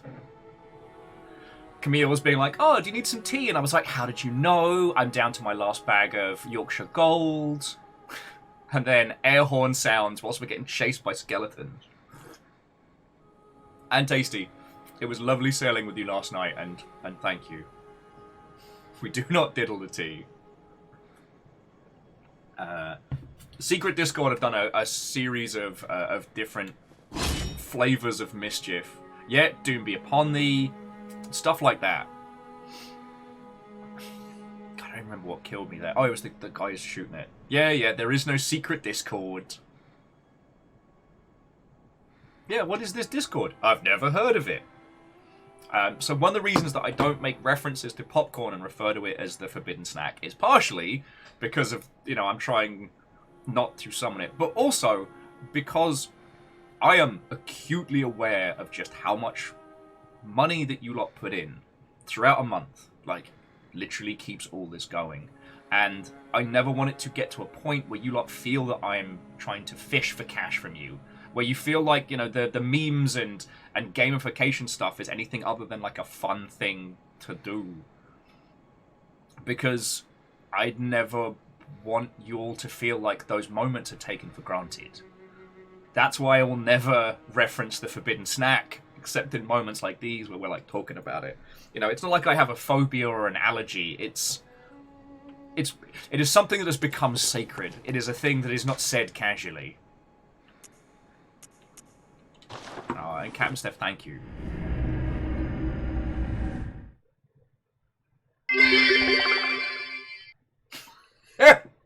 Do I know how to double jump? It's been nearly 5 years. Okay, so first you jump, and then you jump again. So Fearless, I haven't set up a group password yet, but I will do soon. Okay, because I need to pay for a month of PlayStation Plus. And thank you for the bits. Like, I can thank you. Instructions unclear. I bashed my knee.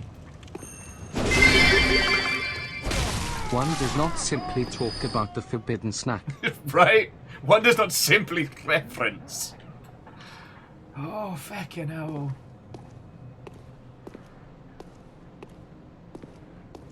Fucking lovely mud outfits.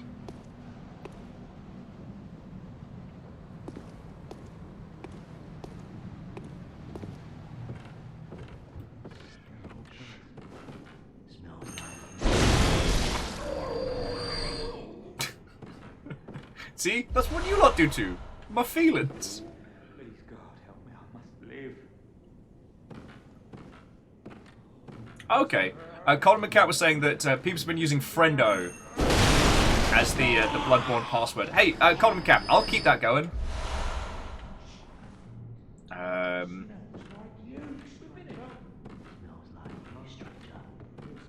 Smells like you, stranger.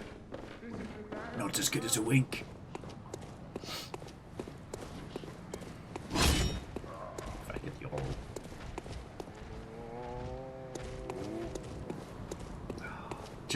Just thank you all, friends. Thank you.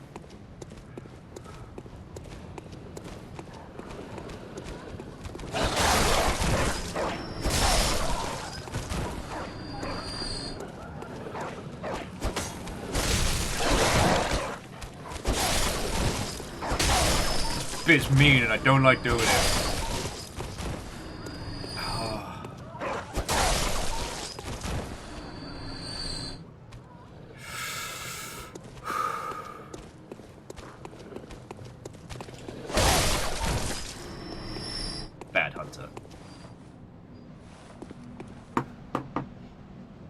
Okay, Australia, lurk away. I do not know how to say enough thank yous. The thing that terrifies me is, what if that had happened during the super train from earlier? It would have set a record that none would have been able to unseat.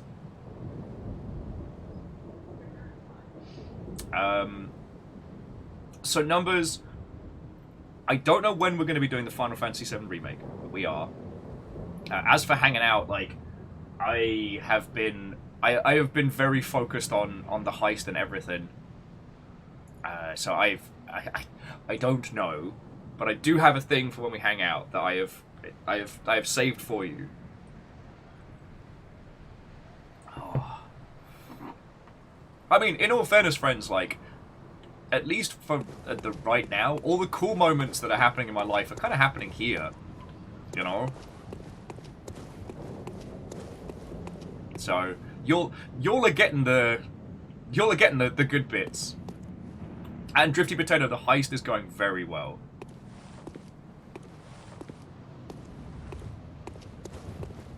No, Stooge, I'm not suggesting anything. I need to stop saying words out loud. I need to stop saying words out loud.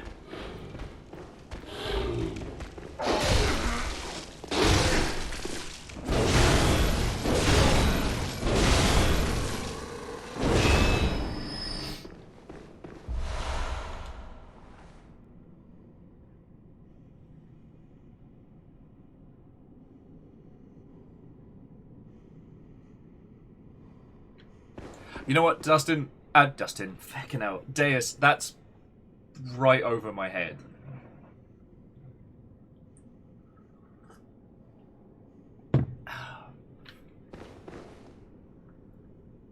Oh, so MDH, the numbers was asking if the bet is back on for the day of the. Hello, my name is Internet Man 517, and I think that you are dumb and stupid because you say things on the internet. I guess today we tell the old stories before we head to old Yharnam. And back in the day, as you may or may not know, I worked in video games. I did most of my career in community management, and my last kind of role was a communications director. I was a director. It was great. We were front-facing, and that meant that when you worked in a game that people were unhappy with, they would tell you at great lengths. Or sometimes people would just be mean to you for the sake of being mean.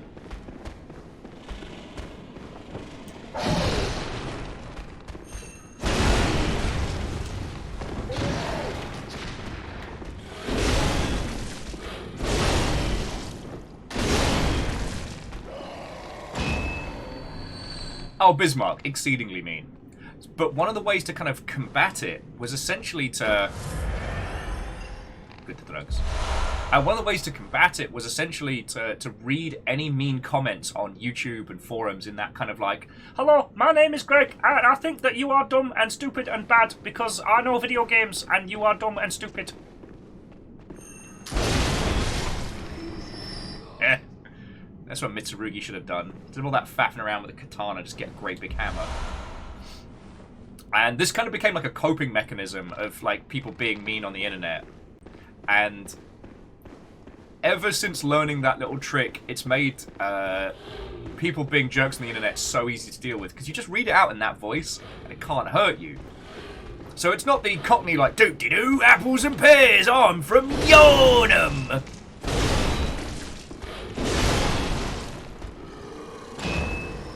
Yeah, Johnny, you make the comment sound stupid with the voice, and then it makes it much easier to deal with. And then, when it takes the sting out of the comment, you can start thinking like, oh, is this person just being a mean troll, in which case, feck 'em, or is there something that is genuinely upsetting them about the game, but they're just really shit at articulating? And, yeah, that's where that came from. Years ago, I promised that if we ever got this number to 1,000, I would do a whole stream in that silly voice. And so it happened. It was ridiculous. And Numbers was like, are we doing that again? I'm like, sure. You can watch the whole stream of it. Oh yeah, Lyris, thank you. Oh yeah. Hoffman, like, Stephanie Sterling's mockery voice is definitely a great example of it.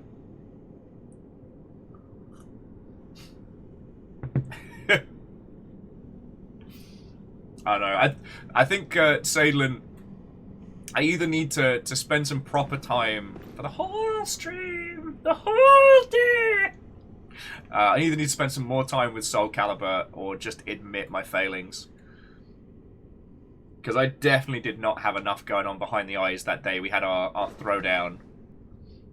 But I had spent the week looking after the baby boy, so that definitely added a mechanical challenge mode. Alright, first things first. This guy's gotta go. Bonk!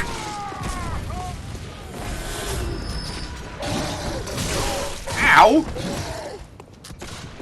Not cool. Drugs. Bonk! Alright, now we can fight. Right, where's that angry guy with the stick? Oh, did he fall off?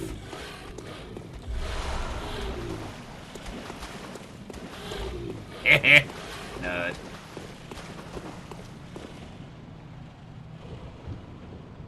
Coming or... Oh, Jesus, don't keep us waiting, mate.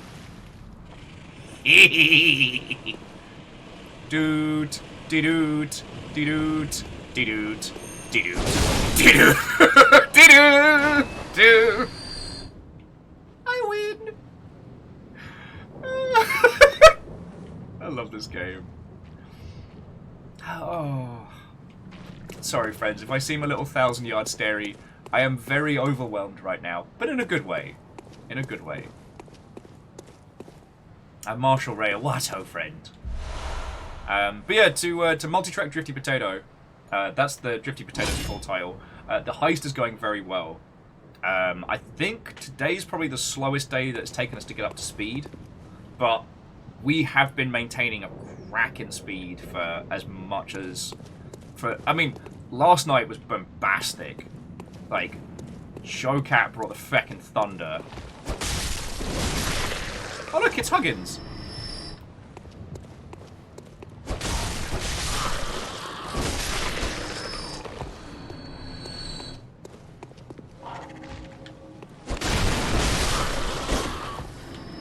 Okay, hardy bloody har.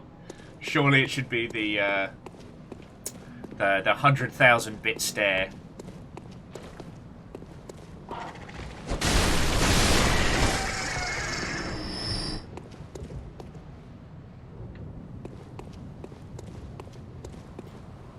Mega Boss, pirating was most excellent.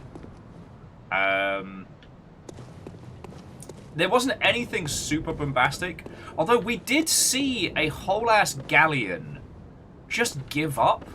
That was surreal. So for those of you who didn't see last night, so Laura from Penny Arcade joined us for their very first foray into the Sea of Thieves. And so we decided off the bat we were going to hit one of the Ashen Lords, because it's a big, chunky, fun fight, lots of skeletons to explode and things to shoot at. And it was good. We did well. Whilst we were hoovering up the goodies on the island and just generally getting into mischief, another galleon starts heading towards us at a breakneck pace. And I'm like, ah, shit, we gotta go. We're about to get murdered. And just as they were coming into attack range, they just basically flipped over. They did like a little boat wheelie and sank. We didn't fire a single shot. It wasn't on fire.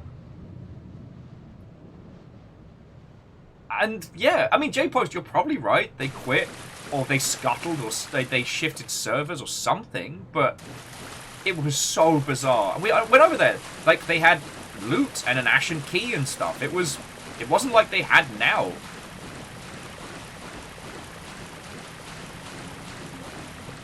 Alright, kids. You'll know how this works. No! Oh, I fucked up. I have fucked up now.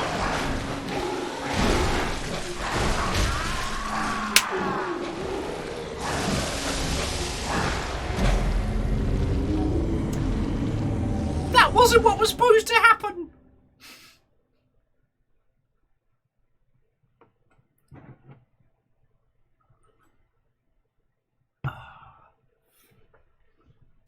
Yep.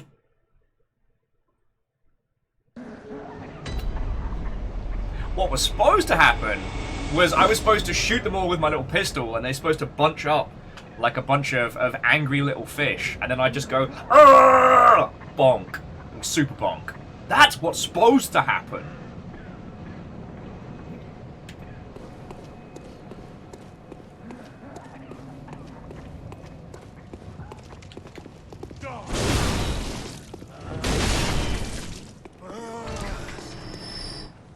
That's not what happened. Oh, and so Johnny, the way it works with raids in the Ilk is that when people come on in, they get a little like additional MacGuffin onto their URL.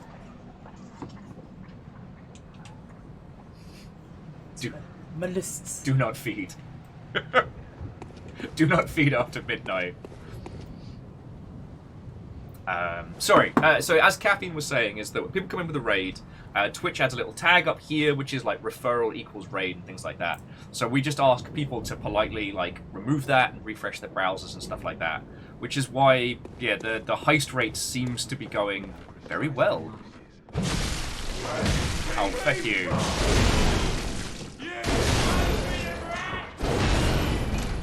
Get my ass handed to me by Blando Calrissian.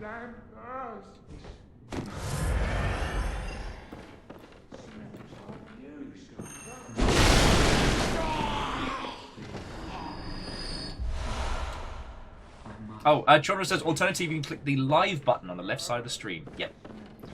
We're lucky enough we have a lot of people who understand the Twitch ecosystem very well. So that means that we're able to, I don't want to say game the system, but we're able to bring the full thunder together. I just really hope I'm doing interesting stuff for everybody to watch. You know, this is what I was saying earlier, is like, you lot are all bringing the thunder. I hope I'm doing a good enough job to be worth it, you know?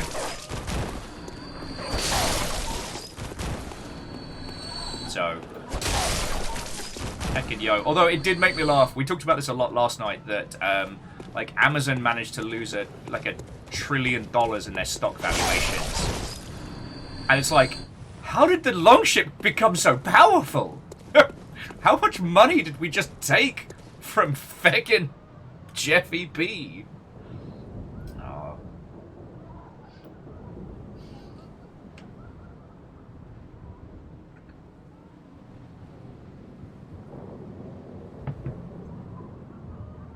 Okay. Hey, Catastros, then go for it. Bring up the fun Bloodborne stuff to talk about. This is the crew to do it with. Okay, you're right, Wraith. Bezos could just be face tanking.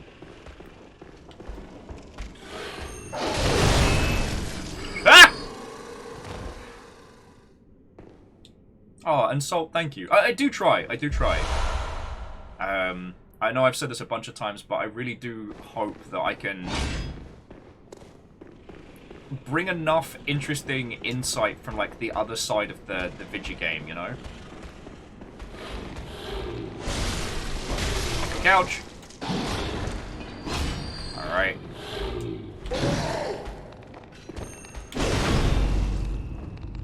Oh! That is how you stab a person with a hammer.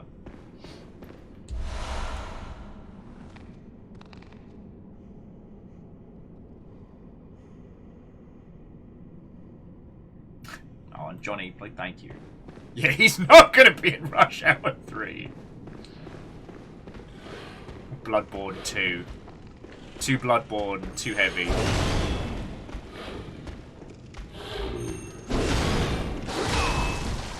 Okay, that was rude. Sir! Sir!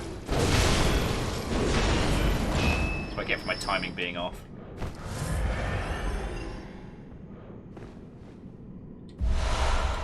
And Ultrazini, no, you are right, like, it's a thing that's been going on for a while. I like that the article came out the week that we declared we were going to steal money from Jeffrey Bezos, alright? That's what amuses me. And I am going to continue to attribute that. Not just pull.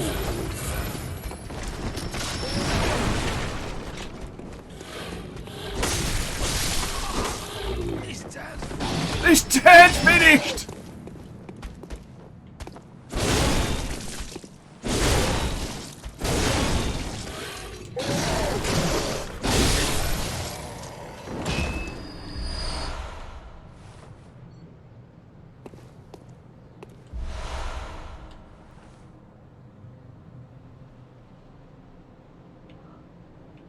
Okay.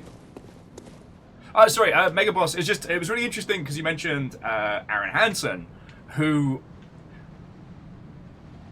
Okay, last time I sat down with a bunch of game dev friends, we were talking about sequelitis, For those who don't know, Sequelitis was a series that Game Grumps, Aaron, or Ego Raptor did 1,000 years ago, but long before kind of like the rise of the video game essay.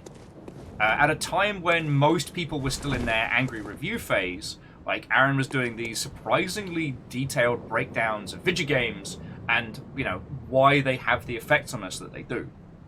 And one thing that was fascinating is that of all of the like video essayists and varying individuals, people still talk about Sequelitis. Yeah, the Mega Man video is a great video that talks about the importance of the user's experience in that space, the importance of thinking about the player and how they learn, and ways that you can structure your game so they learn by play rather than having the whole Mega Man, Mega Man!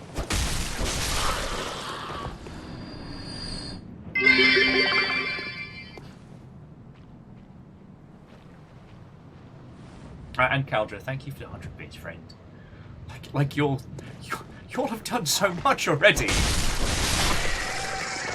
And honestly, like, if I thought we could get him on the show, I would hit him up. Because it's kind of fascinating that even though it was one of the progenitors of kind of like the video game breakdown, it is one that people still talk about and still reference.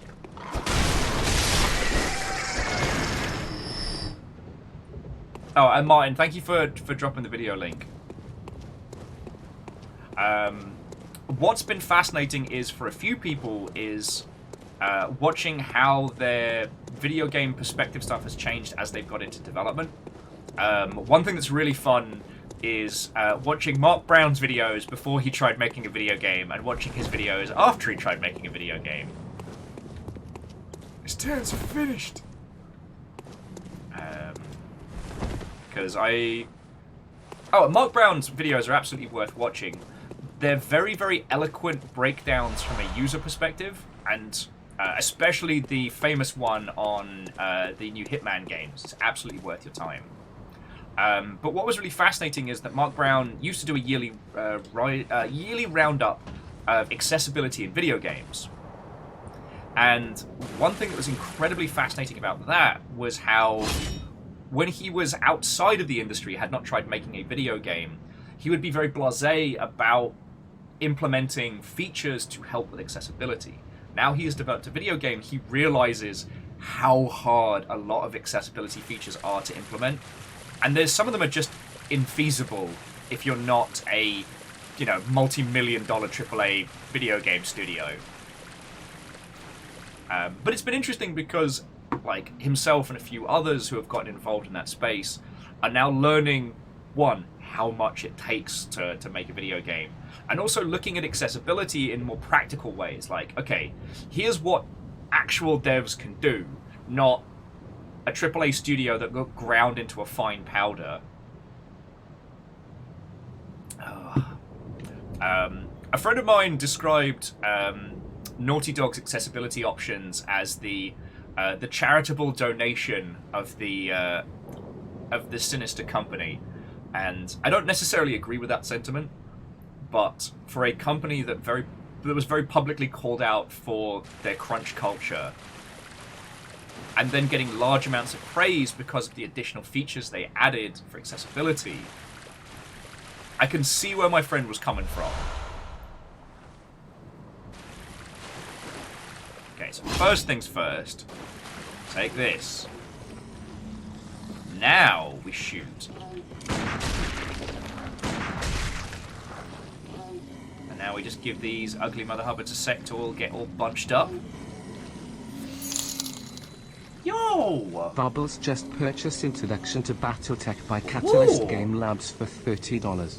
And that's like classic, like tabletop Battletech, yeah? Yeah, Wraith was saying that they really enjoyed watching Mark Brown's develop series and seeing those moments when he realizes why devs do certain things certain ways.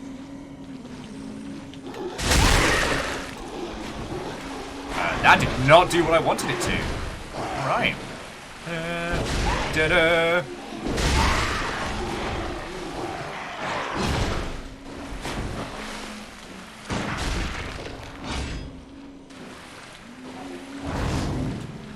They're too low to the ground.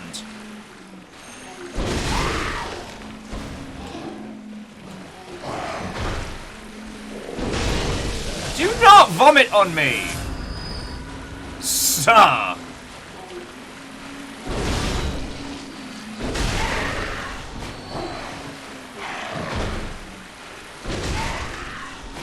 Become an old hunter, they said.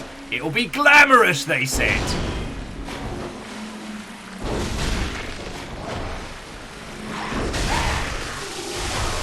No, no, no, no.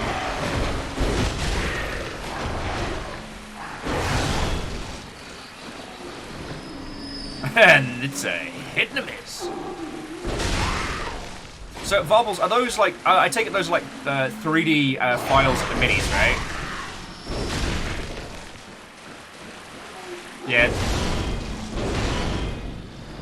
That is the one thing that Bloodborne does so well, is it makes everything just gross and wet and fugly. Patrick Gilhard did a wonderful video about the similarities between the Muppets and the enemies in Bloodborne, and it's brilliant.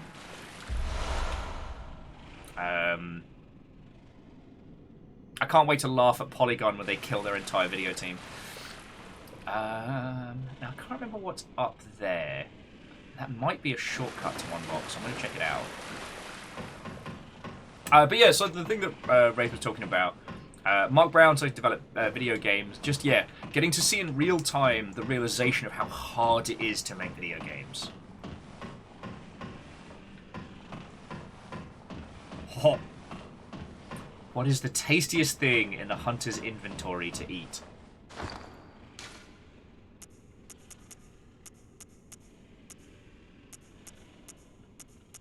Honestly, the Notebook. That's probably the tastiest thing I've got. Just chew on some pages, you'll be fine. Ooh. Oh, this way! Yeah, I think I already unlocked this. Oh, fuck!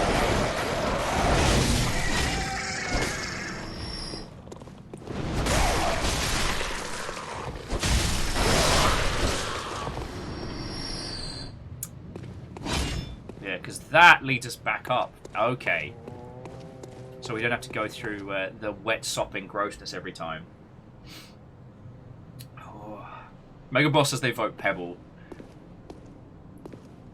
Yeah, I'd probably... I'm with MDH. I'd probably still choose the note paper over calcified eyeballs. Knock, knock!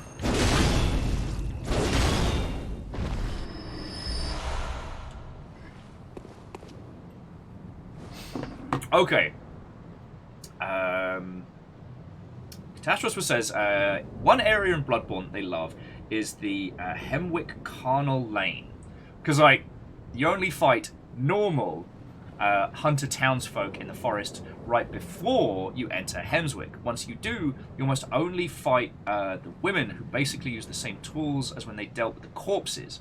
It's genius since there's only one easily defended way to enter Hemswick, past the gate. There's no need for proper hunters, because most beasts can't get there in the first place. Yes! And XT Johnny XP, I don't know. We'd probably be over in the UK for a while. Mainly because there's Fiona has friends in the UK, I have friends in the UK, so we kind of combine it into a... Larry's Dragons just purchased Give the Gift of Pathfinder and Starfinder by Paizo for $50. Also, on top of everything else that's been going on, both Varbles and Lyris, like, thank you for grabbing stuff on Humble. Like, the Humble partner link is basically, for those who haven't seen it, is we get a little bit of money from Humble from all of the stuff that you pick up. It doesn't take away from the charities, as far as I understand. And at the end of the month, they send us a little check, and it really does add up. There's been more than a few times this year where Fiona and I have been, like, white-knuckling it, and then Humble's like, don't worry, babies, we got you. And they send us a paycheck, and we're like, woo, we can eat!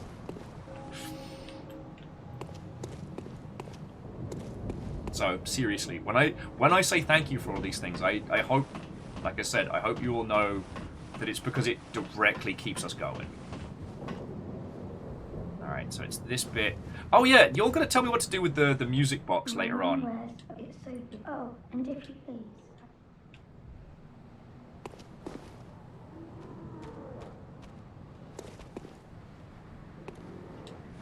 Oh yeah, and Catastrophe, yeah, the fact that the witches of Hemswick are holed up in the old garrison that the nobles used when they used to hunt the old witches, I think is brilliant.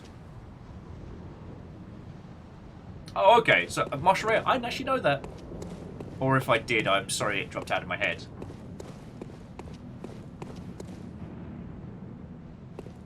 Okay. Descend the ladder. Don't fall off the ladder. I often feel like Bloodborne's gravity problems are made even more astute by the sheer amount of things you can fall on that will kill you.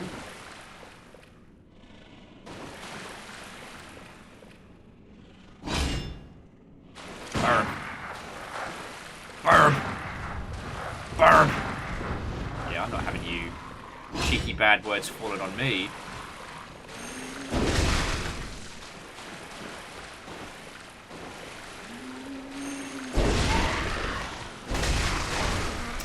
Oh, that was just rude. Oh, I'm sorry. I didn't realise it was the being uncouth hour.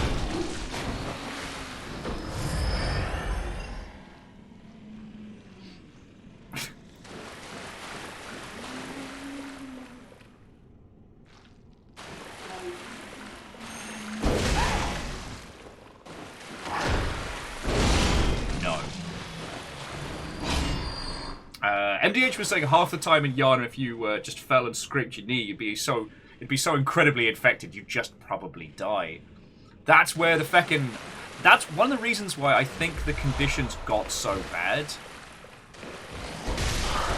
Like, obviously, like, Victorian conditions were horrific. But that was more kind of capitalism-driven, right? Again, this is just a will theory. It's like, you look at how spiky and heinous and unsafe and gross most of the Bloodborne world is around Yharnam. But the thing is, when you have a huge organization like the Healing Church that's like, hey, I see you fell down and scraped your knee. That sure does look like that infection's about to hot fucking kill you. Don't worry about it. Chug this, which is also going to make you feel awesome and is going to heal you. And you're like, shit, yeah! Thank you, Holy Blood Healing Church. I will guzzle down this mysterious blood liquid. Job's a good un. The real horror of Bloodborne. Tetanus. Good hunter, have you had your tetanus shots?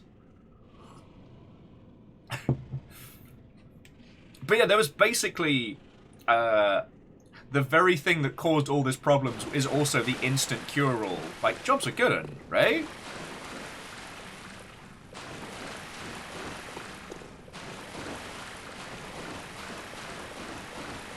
It's time for more of Pat's Blood Buds.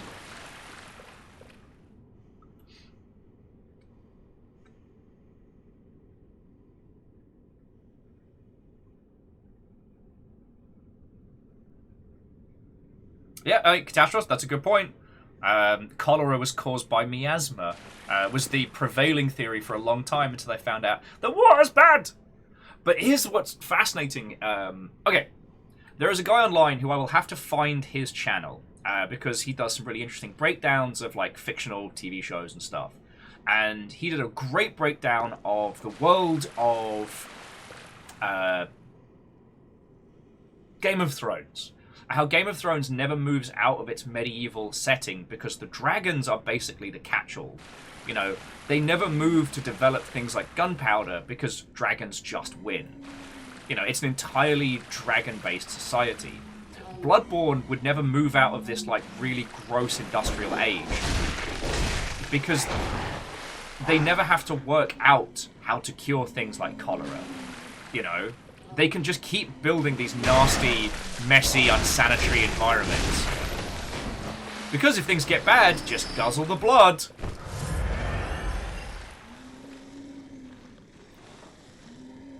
Hepatitis... My humours are well balanced, thank you. Ah, yeah, but there's been the bad miasma going around this week. You know how it is.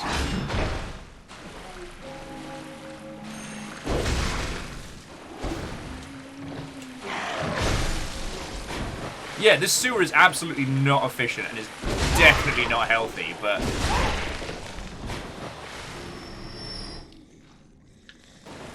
Well, so Martin, I'm not saying that I disagree, but the breakdown that the guy put forward, which I thought was very fascinating, was that because the dragons are simultaneously like nuclear weapons, you know, the only thing that can stop a dragon is another dragon. And those very creatures are owned by the richest and most powerful individuals, you know, the varying lords of the land. That it creates this situation where no one in power is going to want to develop anti-dragon weapons. Oh, you're super dead. And... Sorry. No one wants to develop anti-dragon weapons, and there isn't a way for the local common folk to pull out from beyond that, because if they rebel, the whole village gets burnt to a crisp. So the idea is it essentially creates like a nuclear style threat. I'll have to find the video because it's a very interesting one, and someone also said that it could be applied to a lot of fantasy settings where they don't progress beyond the use of magic and things like that, but yeah, can't afford a dragon. That's plebeian talk, that is. Alright, you. Down here now. Alright, I think I've got to fight Piggly.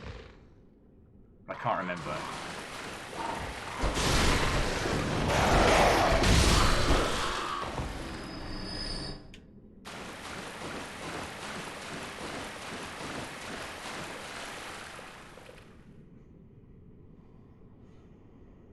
Because it's a little, the dragons in that world are a little bit more extreme than, say, like, the jump between an armored knight and a crossbow. Like, there's too much of a gap for a regular person to bridge with technology. Oh yeah, and Tasty, like, jumping back, like, proper drainage, decent water, and soap would probably cure, like, 50% of the problems in Yharnam. But again, they don't have to worry about that, because if you get the bad sick, don't worry about it. We have this magical potion that you can chug. Okay, so for those of you who haven't encountered Bloodborne, just to bring you up to speed, we are on the Night of the Hunt.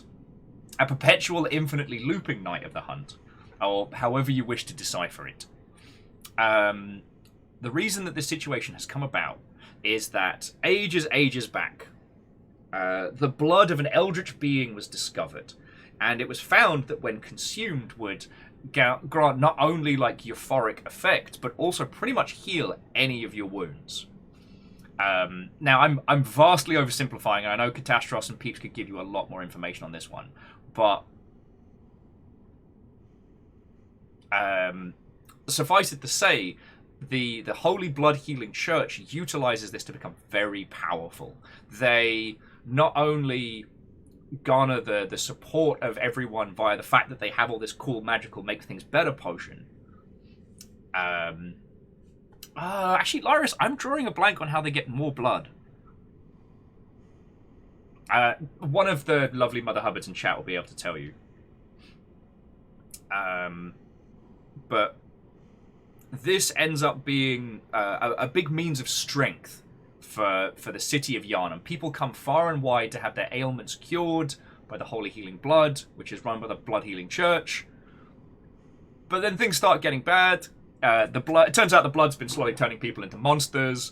The Knights of the Hunt are basically the last-ditch resort. But the fact that hunters exist in this world is to very quietly find the people who have turned into monsters and just job them, and then just scurry them away.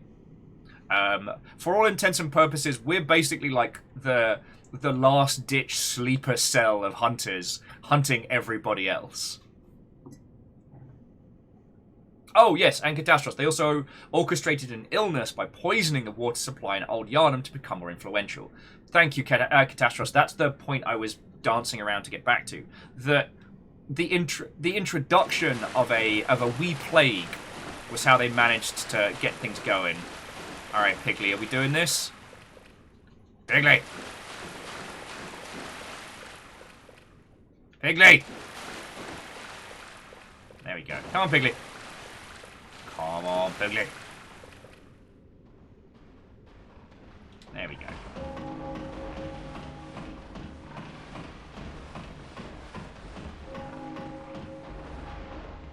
I can't remember the trick to fighting Piglet. Lots of good dodging and trying not to get murdered, I guess.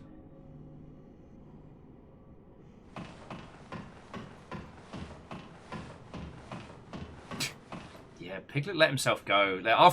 After Winnie the Pooh abandoned public engagements to go work for the Healing Blood Church, Christopher Robin, the original old hunter. Oh god. Yeah, isn't there a way to sneak back behind him? You know what? You're fine. You're fine, Piggy, mate. Don't worry about it. It's been so long since I played this. I'm trying to remember all the little stuff while chatting.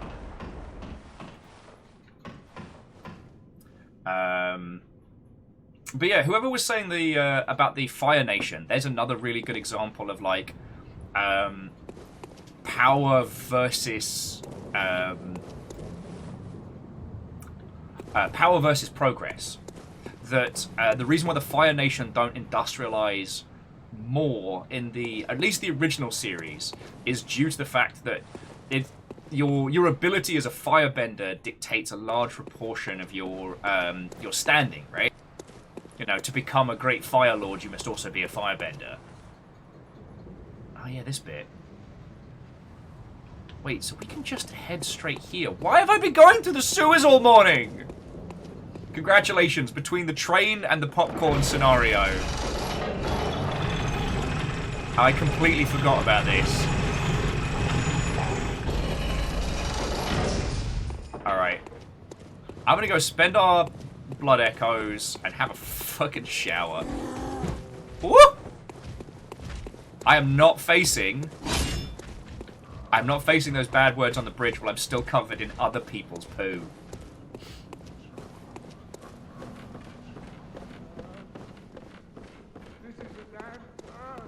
It's a curse, I tell you. This town's finished. I will say one of the few critiques I have from Bloodborne, and I don't mean this to sound glib. I do believe, like, the enemies early on are still some of the most fun to kill because they have the lines like, "This town's finished. Oh, remember the old blood." Much like with Half-Life 2's police, that the first, like, Combine cops you fight are the most fun to murder. Neosto says, do you intend to get the Hunter Emblem thing from the Cathedral Ward gates? Shit, yes.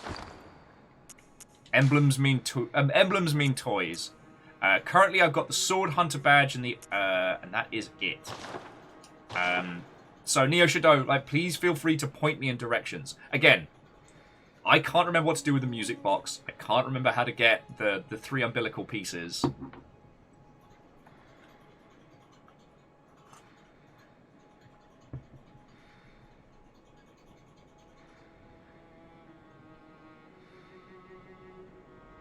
Okay, so this is where we get into the fun stuff, because we talked about this a lot last week. The other fun thing about Bloodborne is that a lot of it is up for interpretation.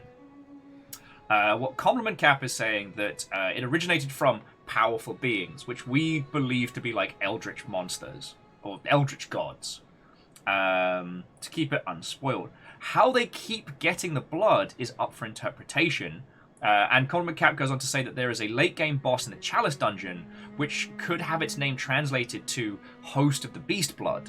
So that could be a source. We know that the dungeons beneath, the Chalice Dungeons beneath Yharnam, is where these beings were found so long ago. So, it's not impossible. And to Salt, yeah, so when we join the hunt, yeah, basically, half of Yharnam is dead. The rest is either boarded up in their houses hiding, or those that have started to show monsterification but still have a bit of their wits, they go out into the streets and hunt and burn the monsters. They know that they're already gone. There's no saving them. So they band together and go out into the night and hunt the ones that have gone too far. Later on, we're going to head to Old Yharnam, which was so badly affected by the monster plague and the effects of the old blood. They just fucking walled it up. It's Ravenholm Victorian edition. There's also a guy with a minigun there, so it's going to be a night. Oh, and Angel Kalina coming in. Set yourself up some comfy pillows. We're going to Yharnam! Doodly-doo apples and pears. Catastro says that the music box is just for a few cheap hits on Gaslight. Well, I thought we could use it for story stuff. Alright, Caldra, I hope you have a lovely rest of your day, and I want to say again, and to all of you that have thrown in bits and stuff like that, like, you know, you have helped, you are helping me feed my little weird family here. And I'm really grateful for that, you know? So thank you. Thank you.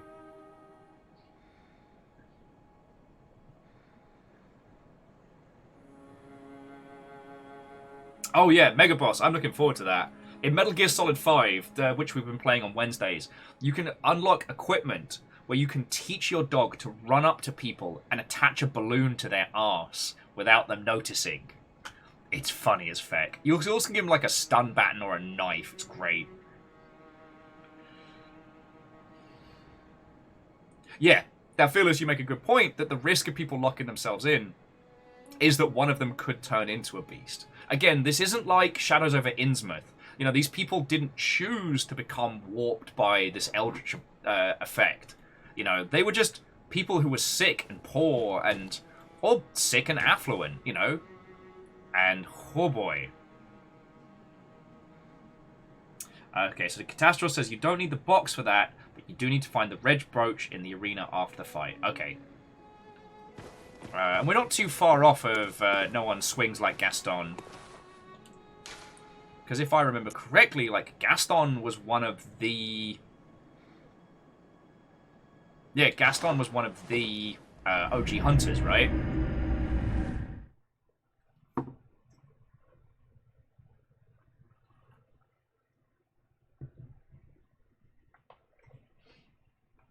Now, one of the things that's really interesting is translating some of the Japanese names does leave some stuff up for interpretation. Usually I don't go too hard on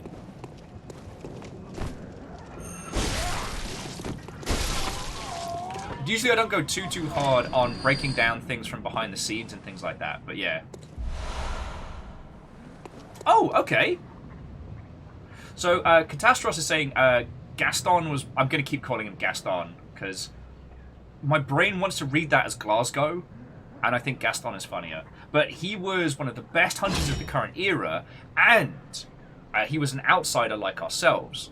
Oh, in lore, we're referred to as the Good Hunter, but that's more like, you know, goodwill rather than, you know, actually us being good. Good is very subjective. But he's not an OG old hunter, thank you.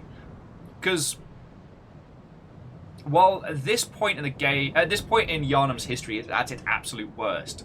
But like the cycle of the hunt and hunters was a thing going on for quite some time, if I remember correctly.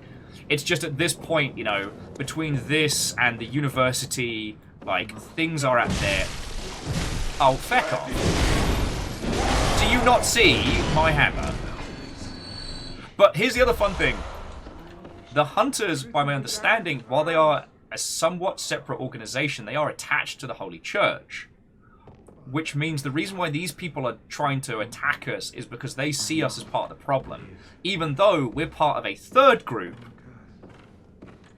Someone referred to the Good Hunter as basically like secret Black Ops internal affairs. It's not wrong.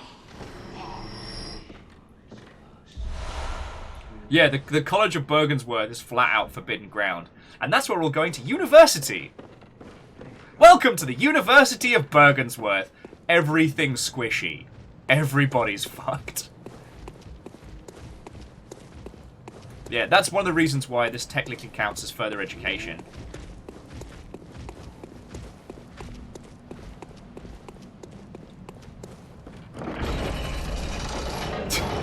Megaboss says that we are the red team specialist of the Old Blood. Ooh! I'm so sorry. My hunter having a Marilyn Monroe moment there. News just says, okay, the Hunter Chief emblem is 100k in the shop and lets you open the gate to the Grand Cathedral without going the long way round, opening up Armelia and Hemswork a bit easier, and it also helps in Aileen's quest, I think. Okay, I mean, I'll pick it up, Neo Shadow, just please remind me. One of the problems about streaming this game is that I love talking about it as much as I love playing it, and one will always distract me from the other. Like, if I stop chatting with you all, it's because the game's getting distractingly good. And if I stop playing the game good, it's because the conversation is distractingly awesome. And... what's up, Fireball? And run, and hide.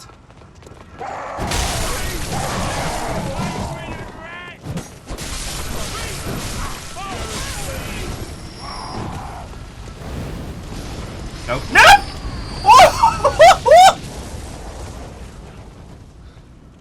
First time, every time.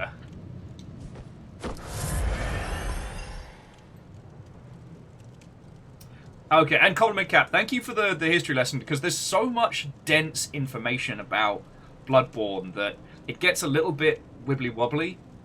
And here's the great thing about this. You don't need to know any of this stuff. Like, I love Dragon Age. I have played all the Dragon Age games. I'm very excited. I'm hopeful we'll see Dragon Age 4. But my god, stop with the exposition. I don't care. Let me live in the world first before you tell me about the pure nonsense lore dumps. The thing that makes this game so exceptional is that you don't need to know any of this. You don't need to know about the difference between you know, the German's Workshop hunters and the Church hunters. You don't need to know about the different sub-factions and who's fighting whom for what reasons. You're good.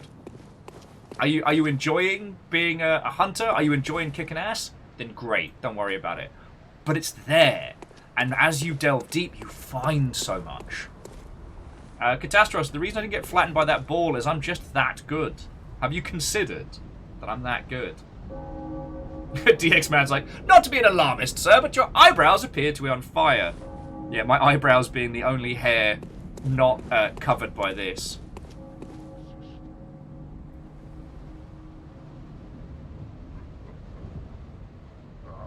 Yeah, Dragon Age Origins is definitely guilty of a lot of exposition. But again, I don't resent it, and I've always admired how BioWare came to be in the public space after Knights of the Old Republic, but they managed to shape an identity for themselves beyond it. Oh yeah, that's also the reason why they say it's all our fault, because they believe that hunters work for the church.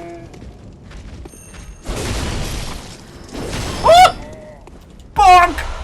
Alright, mate with a shield here. Did you see what I just did to that guy? And you're still going for it. Like, props to you, mate. Props to you. But I just beamed that guy with one swing.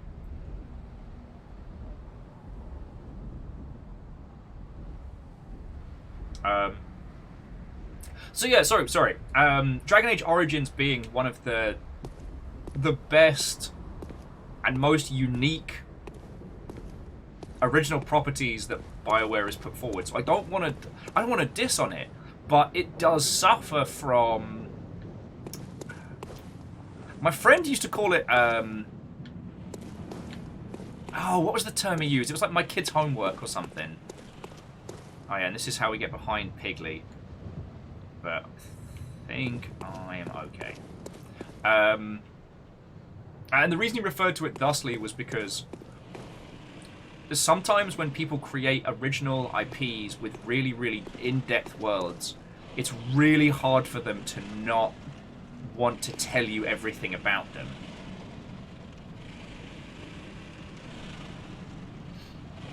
Oh god, yes. And Catastros, the opening to Mass Effect 1, where it's all the different political intrigue of the different races all being mad that humans are allowed to come hang out.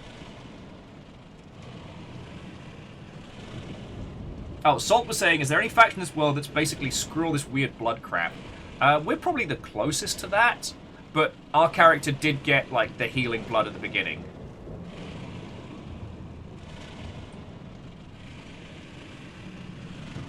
Oh yeah, and as Katastros was saying, like, the old blood, the stuff we keep injecting into ourselves, makes us feel fucking great. Like, it's all of the upsides of, like, booze and opiates with none of the downsides. Oh wait! The downside is you turn into a hulking great big beast monster. What's up?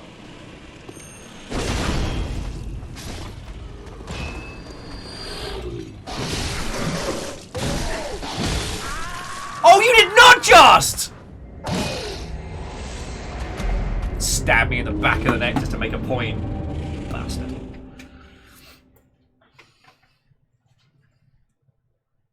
Oh yeah, if you'd like some eyes instead of blood, we got you. And then Salt, once we get to Bergenworth, see, it's not all about the blood. And this is where the two stats, the blood and the insight, become just prophetic. Like I said, you start off this game and you're like, oh cool, this sure is Victorian Victorian Dark Souls. Let me take my sword and stab, stab, stab, stab, stab, stab. Cool, I've got souls. Wait, no, blood echoes. Whatever, stab, stab, stab, stab, stab, stab. Oh shit, now I've got insight. I guess that's good. Stab, stab, stab. See, you have the Holy Blood Healing Church, who created a whole bunch of this problem. And then you have the University. Whereas the Holy Blood Church took the blood of some eldritch beings and was like, cocktail?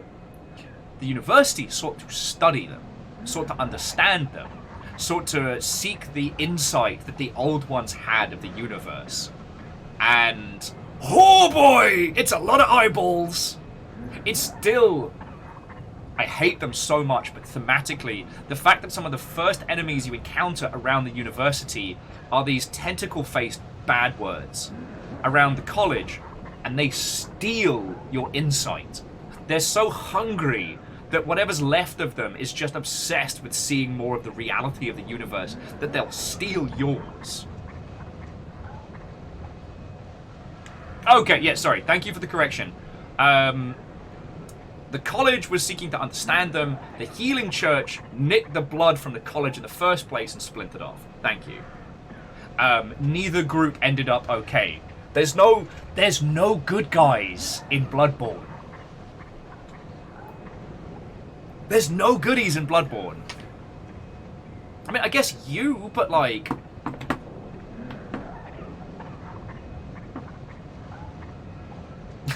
Yeah, okay, Catastros, you're spot on. Master Willem went, hey, let's not use the blood at random just to see what happens. And his apprentice Lawrence was like, hey kids, want to chug some blood?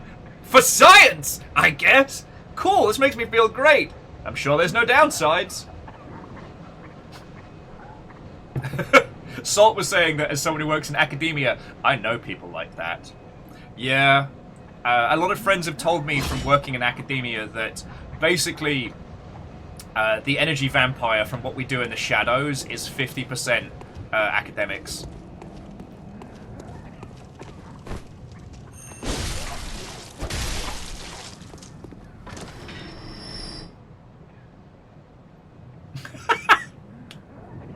Sorry, MDH said, Lawrence basically just after if everyone wants to get white girl wasted on some blood like Alucard. Frickin' yo! Chrono, not yet. So I tell you what, we'll keep trundling on this for about half an hour or so. Oh, I tell you what, let's get to Gaston, and that way, if we spend too much time fighting the original Muppet. Oh, did I talk to Gilbert in the window? I think so. Is that Gilbert up here? No, I don't think I did. Oh, thank you. you. Must be a hunter. And not one from around here either. I'm Gilbert, a fellow outsider. I can't believe I almost forgot to talk to Gilbert. Yharnam has a special way of treating guests. I have been spelling Well, I Yharnam don't so think different. I could stand if I wanted to, but I'm willing to help if there's anything that can be done.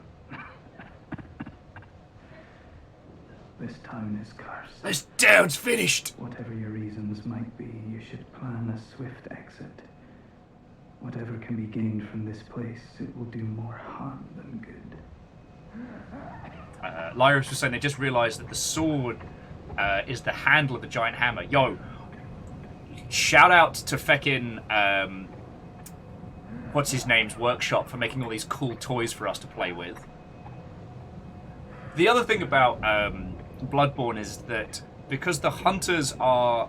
Because it's not just, here's a bunch of weapons, make your character. These are hunters. They've got a series of tools for dealing with multiple situations. The trick weapons are designed that if things escalate while you're dealing with it, don't worry, you've got it handled. Even this, like the iconic saw blade, like going from like a close range blade to like a proper long two-handed weapon is feckin' powerful. Pale blood, you say? Never heard of it. But if it's blood you're interested in, you should try the Healing Church. Thank you! The church controls all knowledge on blood ministration and all varieties of blood. Across the valley to the east of Yharnam lies the town of the Healing Church, known as the Cathedral Ward. I think that's where we start getting the really good Deep toys. Within Cathedral Ward is the old Grand Cathedral, the birthplace of the Healing Church's special blood, or so they say. Sorry, now I want a Yharnamites Bloodborne don't Dr. share Horrible much mashup, outside so it. they say. Normally they wouldn't let you near the place, but the hunt is on tonight. This might be your chance. Thank you, dude! Yes, but the Great Bridge is the only way to the Cathedral Ward. And during the hunt, the bridge is closed. You could try the aqueduct. There's a rather, how shall I put it, colourful area south of the Great Bridge. From there, an aqueduct leads to the Cathedral Ward.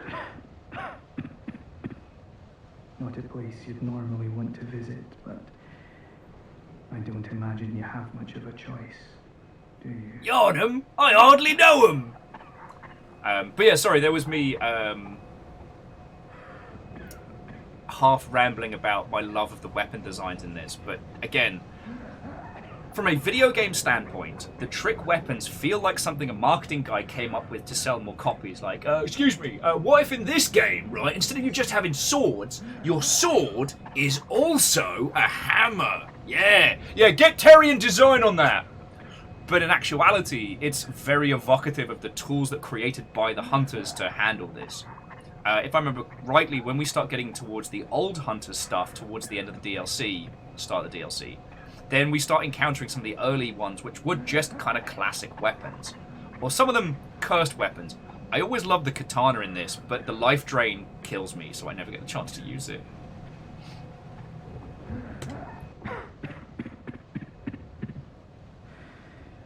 An aqueduct leads from the town south of the main bridge to the Cathedral Ward. Not a place you'd normally choose to visit, but not much of a choice with the bridge closed. Yeah. I think, if I remember rightly, with the katana, you can kind of use it like a bashing weapon, and then as you draw it, it uses your life force. Yeah, a Catastros, thank you. The old hunter weapons are also a lot rougher in their design, showing that they didn't quite have it down to a science. One of the reasons I love using the whip cane early on is because it shows how complex they got. It's so cool. Alright. No one fights less Gaston. No one bonks like Gaston. Actually, let me just check, make sure there's no other... Because much like with other Soulsian titles, you have to know the world to progress the story or do things at the right time. So, like, I need to go back to Oh, yeah.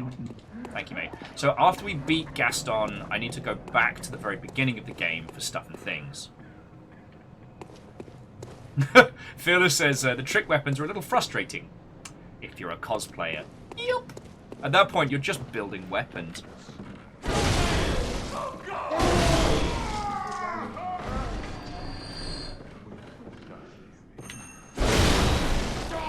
No one sips blood like Gaston. Also, like, not that any of you need me to tell you, but the Gaston fight is such a wonderful example of Bloodborne saying, nah, you think you know how bad it's gonna get? You don't. Because you fight things like, the beast on the bridge and stuff like that, and you're like, oh, well, I guess I understand this world. And then you meet Gaston, he's like, it's a gangly-armed hugging time.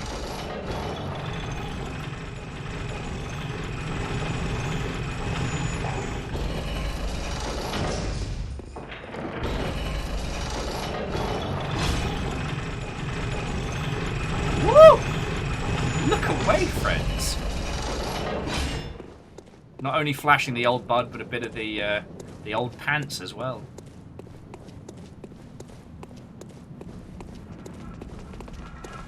Are you gonna like that, or we're just gonna fight over here? I guess we're fighting over here. Okay. Thank you.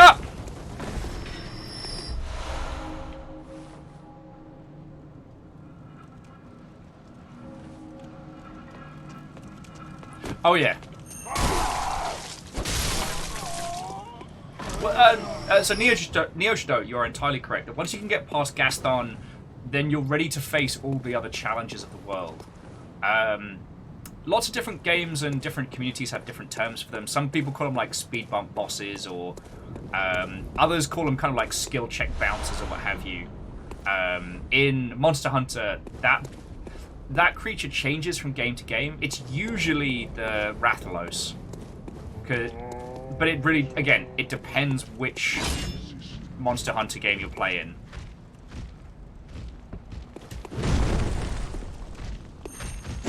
Dead! Thank you! This turn's finished. Walls is not a bad one. But they're the kind of boss that you can only You can only God, I love the physics in this game. This is my friend now. He's coming with me.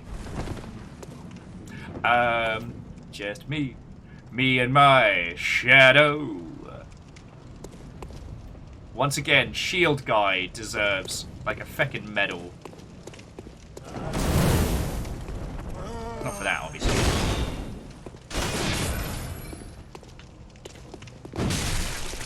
Oh, no feckin' way. I am not dying to you. You're better off dead. You're better off dead. You're better off dead. You're better off dead. It's time for some Christmas in Yharnam.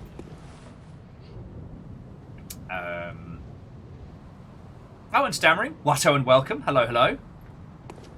I'm glad you enjoyed it. I'm glad you enjoyed it. Obviously, don't tell us anything. Because I know there are a bunch of peeps here that are going to want to play that for themselves, but...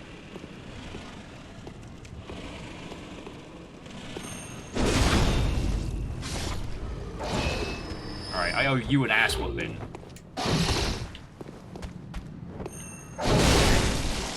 Oh, you did not! Got all my stuff.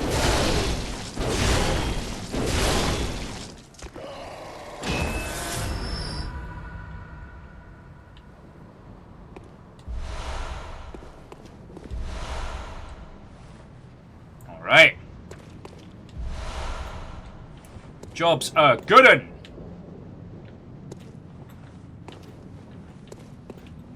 So MDH, I have Neo 2 on PC as well. I've not gotten into it because I'm scared of it. Because Neo 1 was brilliant and scratched all the little weeb itches in my tiny brain. Though I did switch from being bigman sword to two-man sword to I'm just going to use me. I'm just going to use me katanas.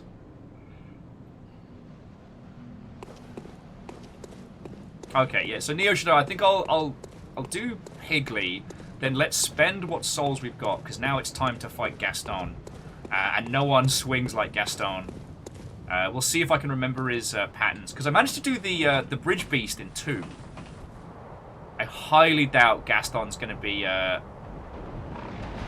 one hit, suns out, bums out.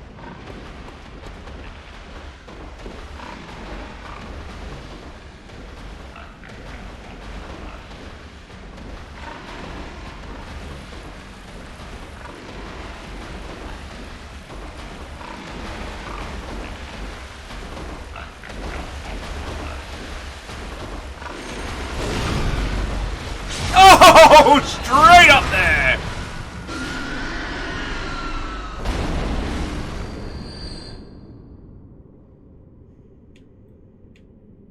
Not gonna lie, friends, I actually feel pretty guilty about that. That's...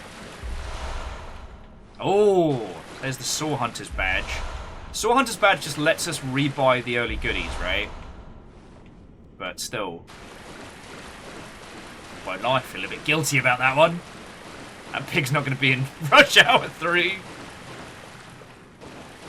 Ah, look. It's the good old bottomless pit surprise. Yeah, we just pulled its heart out through its bum.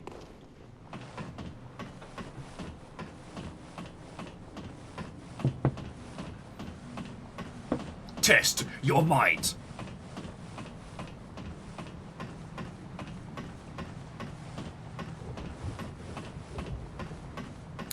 The only downside, friends, is I will need to tab away because I don't think my my card details are on file here. So to avoid PlayStation Plus nonsense.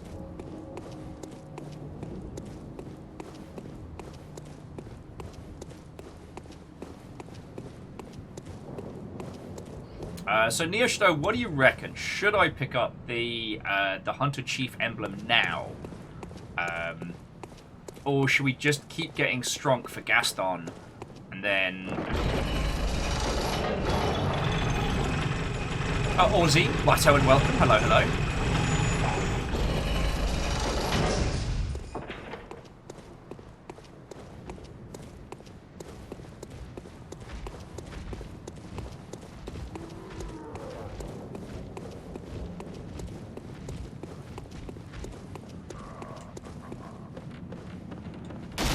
Because here's the thing, like, this Bloodborne run-through goes for as long as we want to keep playing this and keep talking about it, you know? So, I'm always down to grind out the goodies.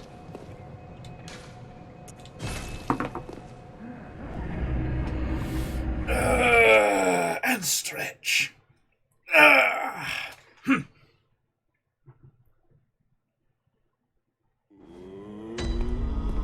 So Colin McCap says, we don't need the emblem if we're willing to do Old Yharnam before the Cathedral Ward. Like, which... You know what? We should probably do Old Yharnam before Cathedral Ward, because that really does show the difference. Stop that incessant clicking. Mega Boss, that is exceedingly cool of you. Thank you for gifting a sub to the Stammering Gamer.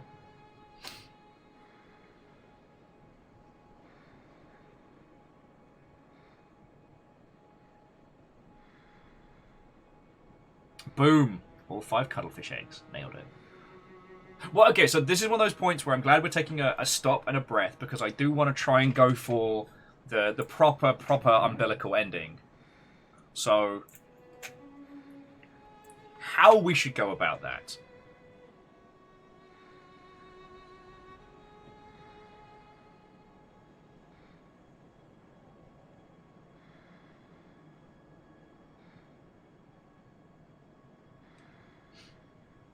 That is the question.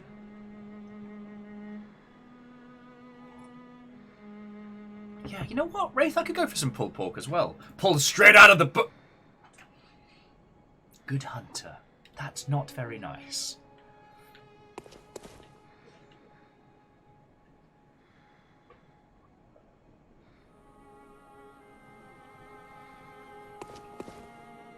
Because Aline's kind of like not naff onion, if I remember correctly. Like, there's a series of things you have to do throughout Bloodborne to keep Aline going to a certain point where you can summon them for a thing later on.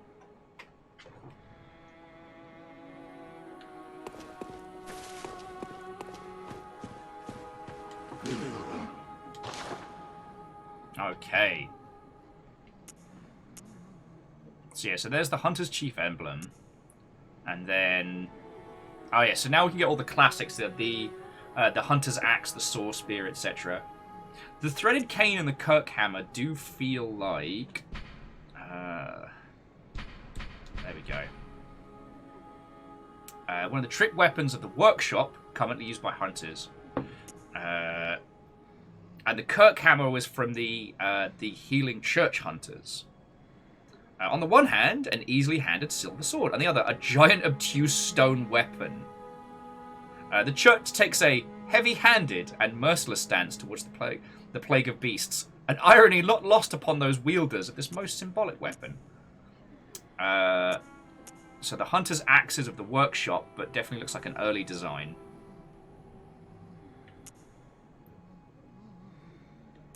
The Saw Spear, for those who are dedicated to the hunt. And the good old cleaver, commonly used. There we go. Okay.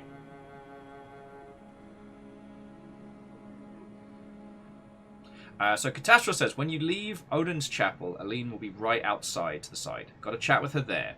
And then help her beat a hunter gone mad in Gaston's fight room. Okay.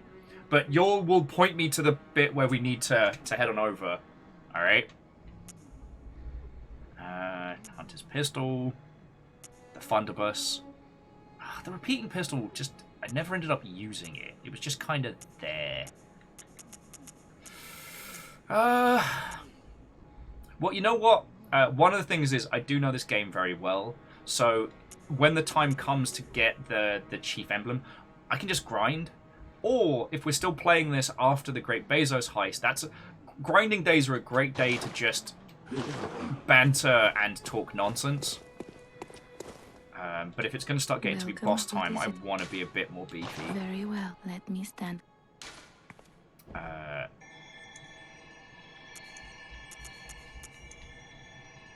we go. Bit more of everything across the board.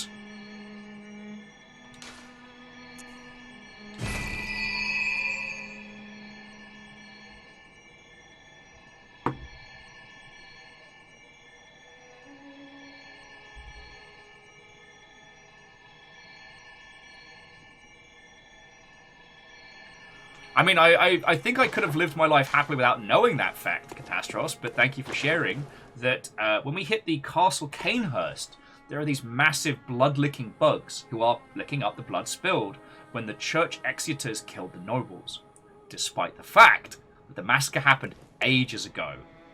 Martyr Lagaris is mummified, and the blood is still fresh. Like, that's how heinous it is.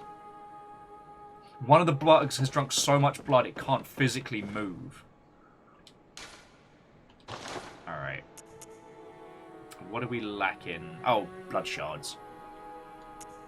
I'm not really fussed about the pistol. Honestly, I'll probably end up using the cannon because I'm really naff at...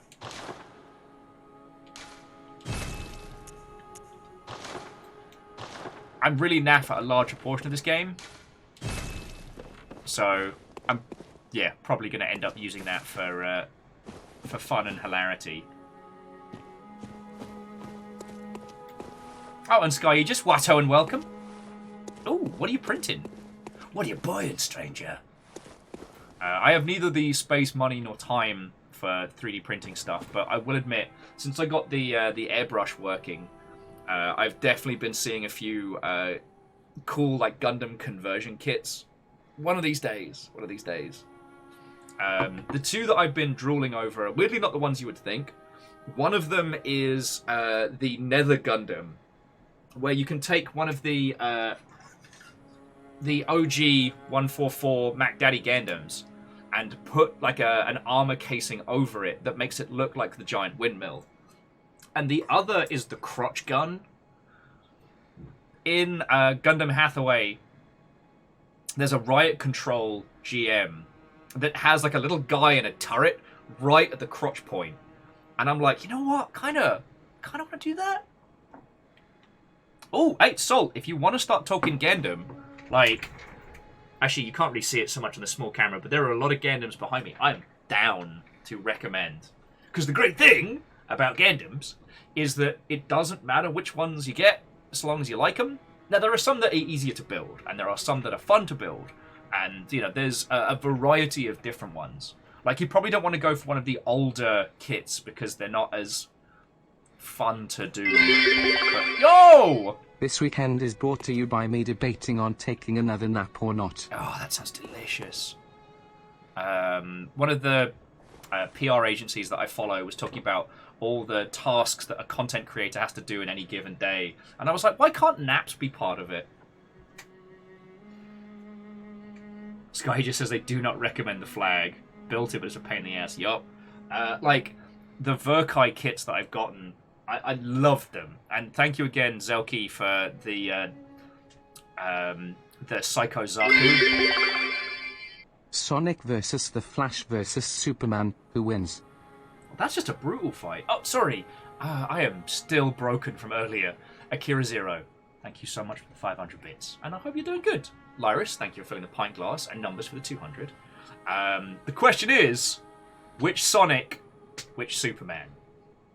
And are we talking about victory as in, like, last person standing? Because,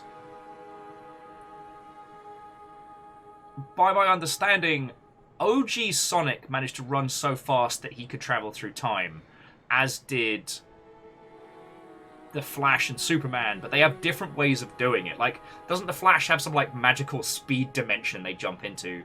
And apparently Superman could just spin the world backwards and turn back time.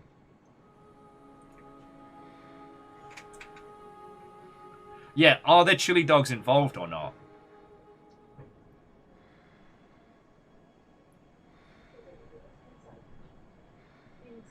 Yeah, there's so many factors we need to decide this.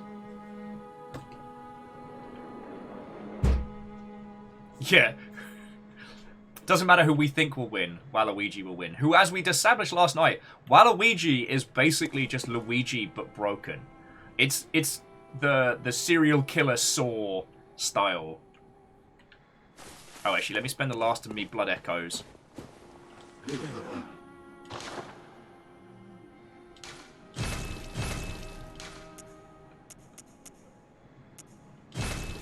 There we go.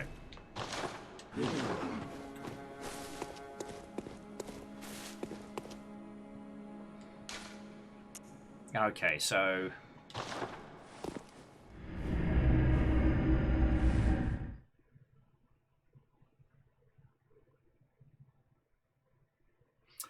it's time to take on Gaston. So Yor will have to put forward your cases in terms of which Gundams, in which of those individuals you think will win. And on the Gundam conversation, again, do you want recommendations for show or for model kits?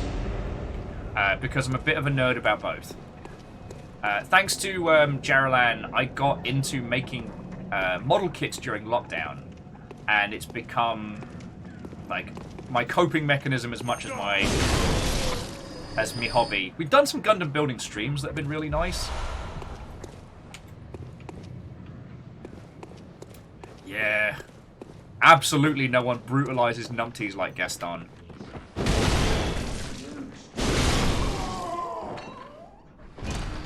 The other thing, if you want to get really arty-farty about it as well, is if you consider what we're doing to the locals, who are just trying to defend themselves, is what Gaston's about to do to us. It's a damn curse! This town's finished!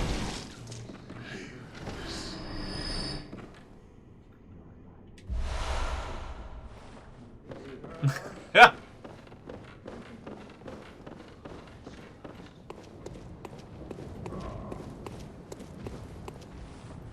Number says movie Sonic versus CW Flash versus Cal. Wait, are we talking live action movie or the animated movie? Because live action Sonic would probably come in last. Then Cavill, then CW Flash. But only because CW Flash just breaks time.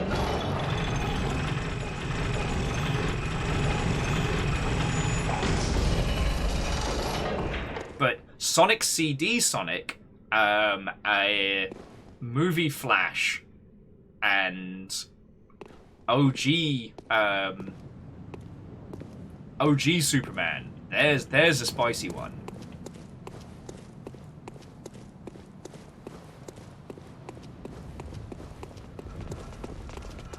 Whoop, whoop, whoop, whoop, whoop, whoop, whoop. What's up, kids? Want to see a dead body?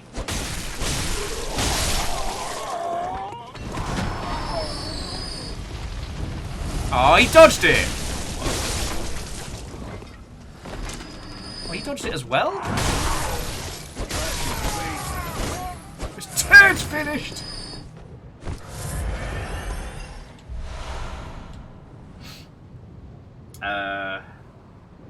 So Stammering said, forgot to say, my work is apparently considering branching into Gundams. If they do, I'll be swamped with kits with a 33% off. So Stammering, what does that entail? Because you're based in the UK, right? Or at least in... Was that a meteor? Sephiroth!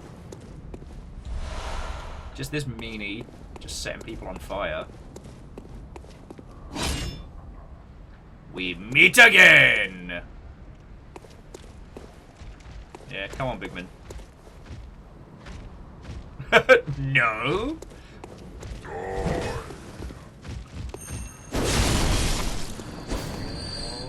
Also, and numbers, I am absolutely set for kits. Like, maybe apart from that one that I keep drooling over when I'm drunk, but I do not need any more kits. The one that I really wanted and didn't think I was going to be able to get,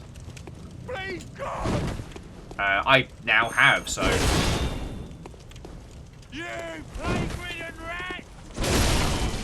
So I'm a happy individual.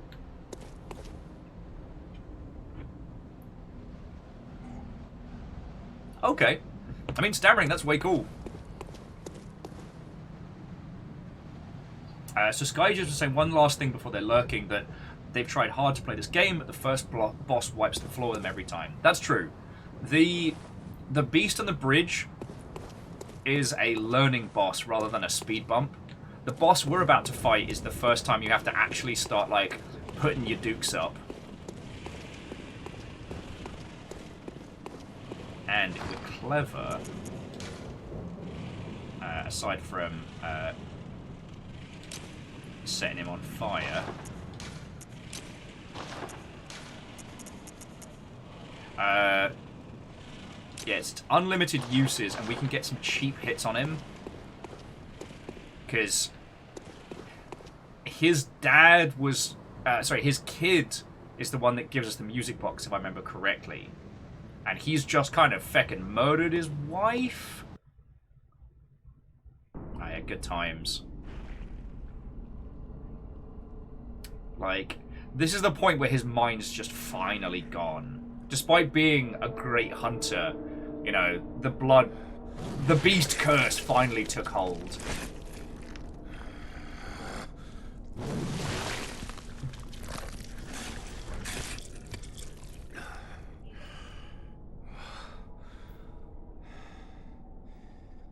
Beasts all over the shop. You'll be one of them, sooner or later.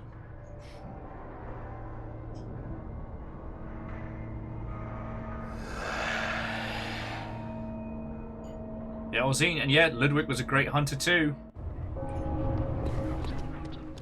No.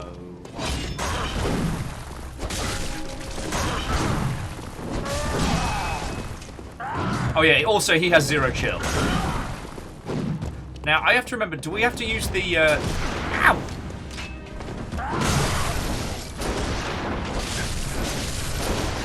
Do we have to use the music box on him now before he goes beast mode?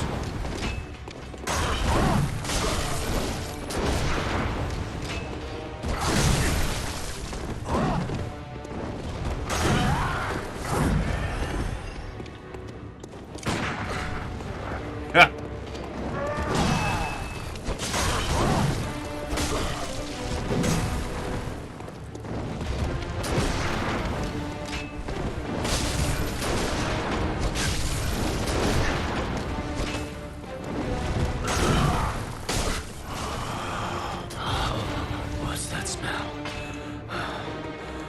The sweet blood. Oh, it sings to me. It's enough to make a man sick. Can't believe he dodged my oil! Oh, fuck! Alright, you know what?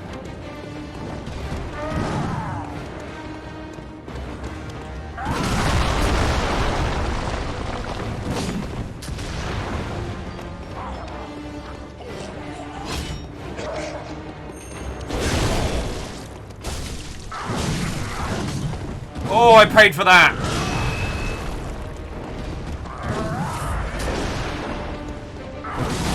Ow! I am trying to chug blood! It's called Bloodborne, not Blood Stop.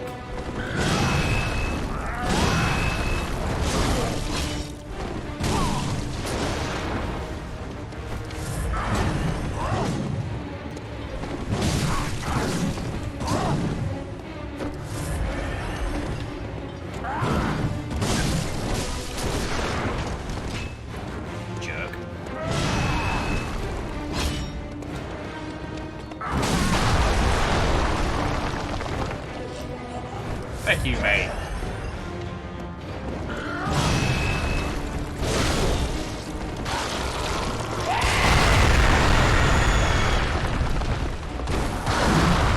Well, look who's gone mad again.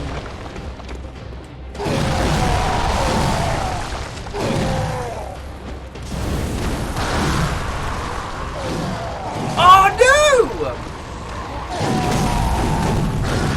I was kicking ass there. Well, look who's gone mad again.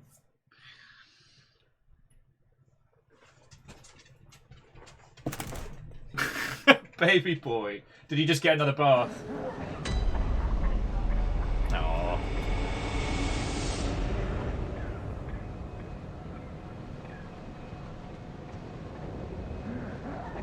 Oh, okay.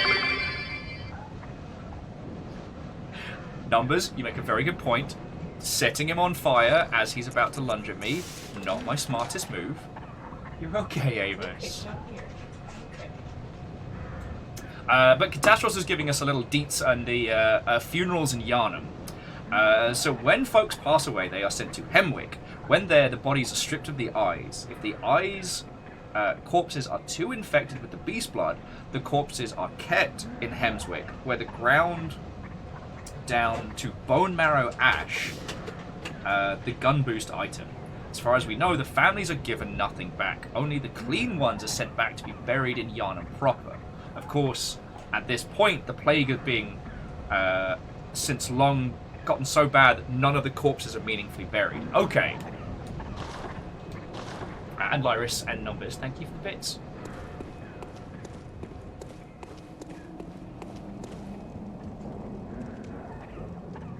Oh, nice.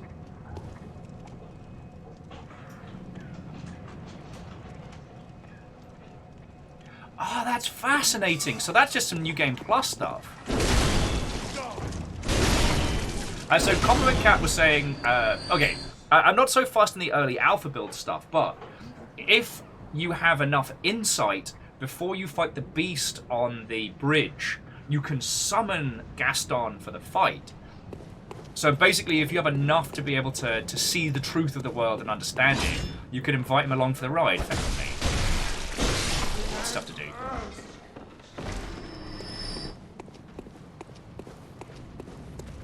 That's fascinating. And it's stuff like that that I love about this. Now, the idea that Gaston's lost the last remnants of his humanity, like, as we see him. Yeah. Stare all you want, mate. I got shit to do.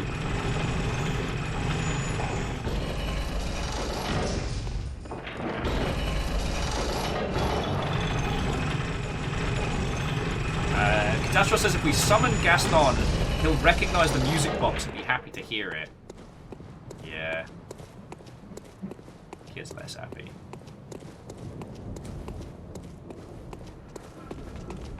Away! Away! What's up, kids?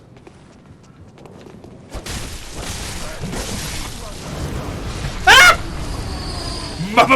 Multi-kill! Kilimanjaro! Oh, how did you dodge that? Okay, he didn't actually dodge it, he just stayed exactly out of the way.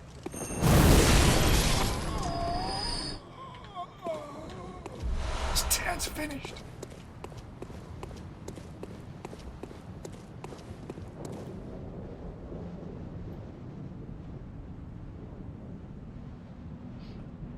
Catastro says, I think Gaston snaps because the folks where he's hacking up when we arrive. Oh, okay. See, this is one of the things that I love discussing with Bloodborne with people, is you find out these little things. I assumed that he snapped and killed his wife. Whereas there, it was other people that had lost it that killed his wife, and that was finally what broke him. Like, as if to say that he's been kind of holding the beast back. That it was just his last element of mental fortitude just breaks.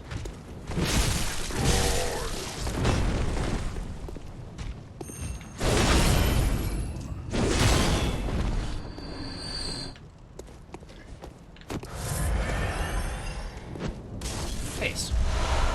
Well, I didn't mean to do that. He's not... The thing is, Gaston's not a bad dad.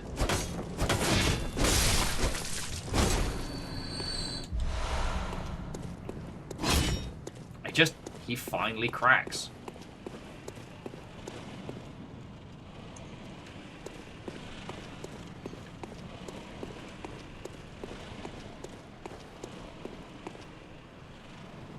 I don't know, so Compliment Cap, it wasn't anything against your good self. The point where I fall out of, where the Bloodborne community falls out of favor with me is when they take those alpha builds and things like that and try and use those to determine artistic intent. You know, it's kind of like, I don't know a better way to describe it than, it's like judging a piece of art based on the bus that the person took to the store to buy the resources. Like, if you really want to, maybe, but, you know, so much changes throughout development through reasons that are not artistic, that are just practical.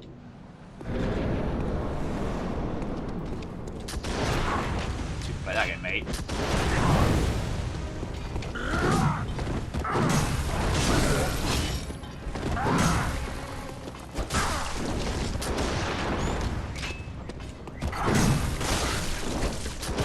Ow!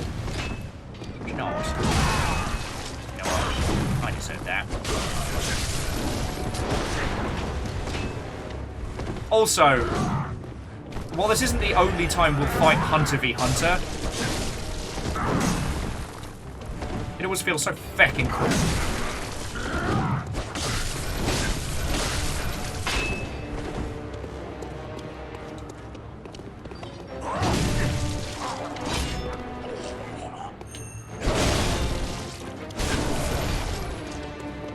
Yeah, how you like them apples? How do you care for my apples, Gaston?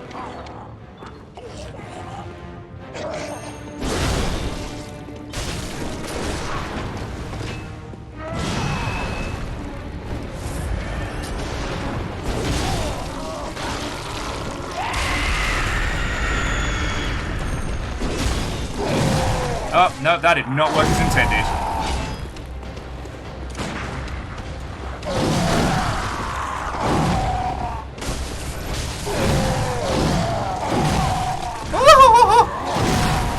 Oh, come on! I got caught on a headstone and he just went...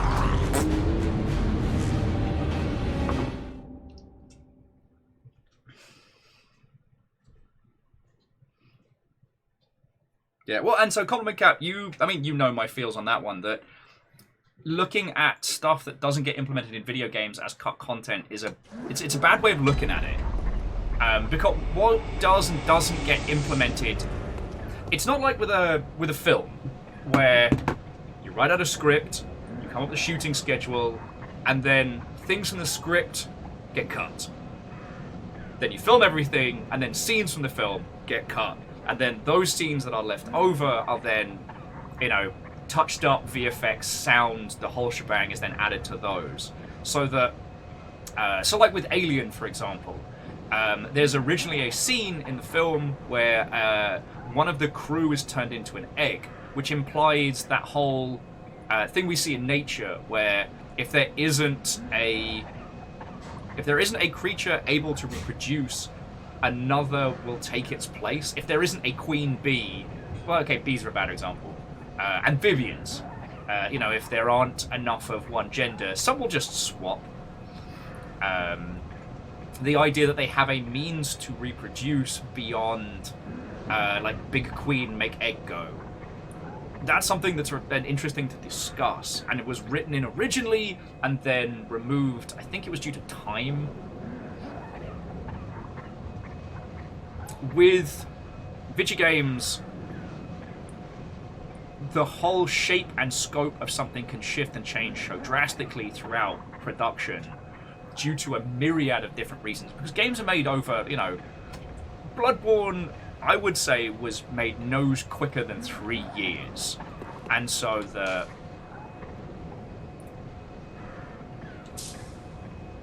the intent and the premise and things throughout it will have changed so drastically that it's kind of like, when making a game, it's almost like your warm-up sketches are left in.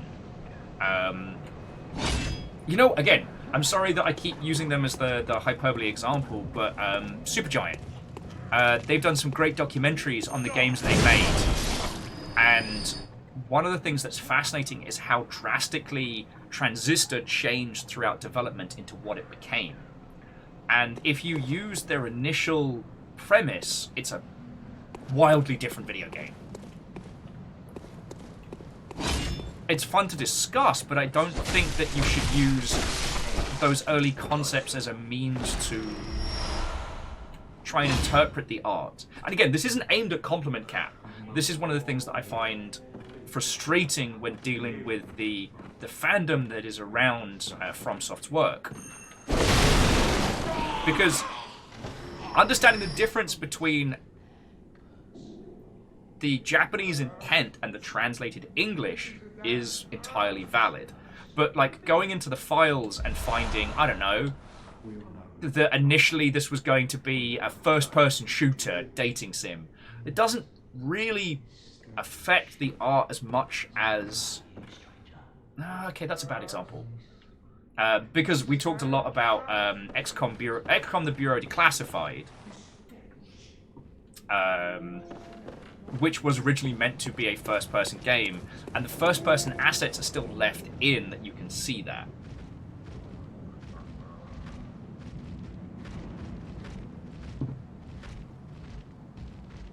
Okay. So Fearless was saying the overmorphing of the alien was in the novelization that got re-added to the director's cut, so you can say it was always intended. Lovely. James Cameron made Aliens. He went ahead without the inclusion implications of that scene. And as we've seen from Alien Covenant, he doesn't know diddly. Feck you, brick dude! I'm gonna go through so much blood. Mega Boss knows of one first-person dating. It's quite infamous.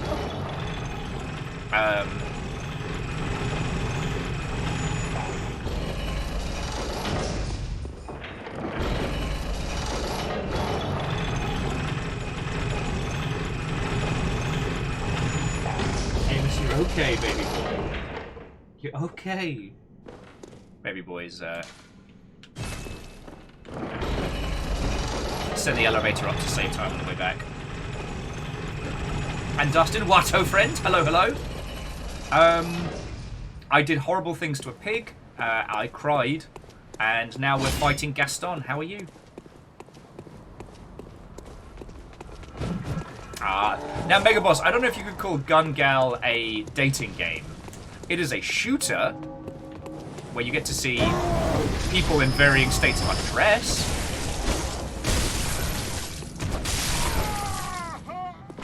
This Ted's finished.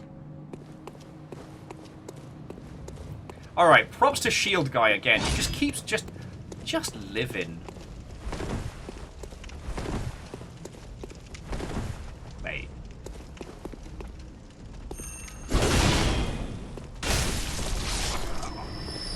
Crunch. Foul beast. Foul beast.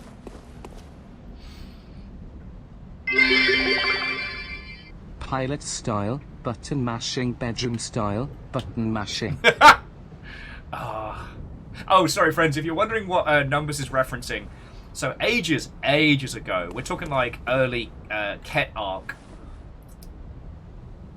I found a game online called Heaven Will Be Mine. It was described as drink driving a giant robot. Numbers is like, it's better without context. All right, but let me tell people about the game. So the game is a visual novel about giant robots.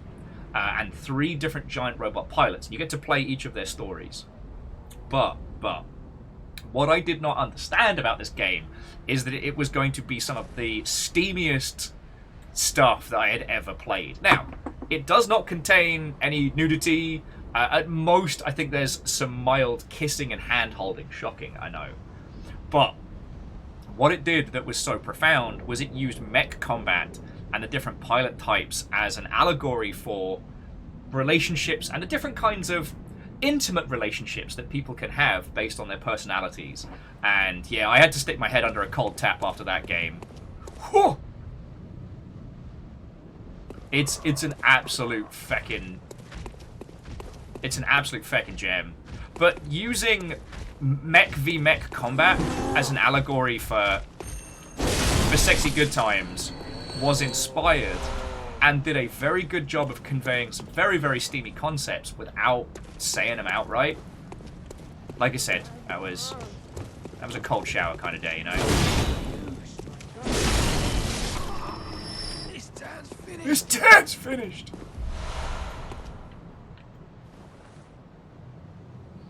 To frustrate myself, this is a new playthrough, new character, but I've played through it before, so spoilers and banter is all weapons free. I want to try and beat Gaston by myself, because I feel I can. We know this guy and we know his fight, but also the group gameplay, the group game sessions we've done have allowed me to be basically bullshitting ships. Number says, you could make the argument that The Void Rains Upon Her Heart is a dating sim. You could, but that seems more about love in the caring platonic sense rather than the Will Smith getting jiggy with it sense. The Void Rains Upon Her Heart is about love and compassion overriding the hostilities that other people might put on you. I think it's a beautiful message. It's just that your character, unless you choose not to, will have their baps out. Alright. Oh, you did not just! Oh, I'm sorry. I didn't realise we were being cheap, Father Cheapo.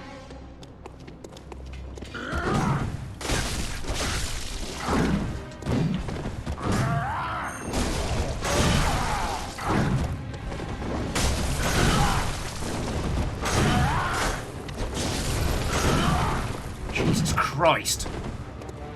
This is why for this game, like, stamina is... Oh, you come on! Stamina is so important.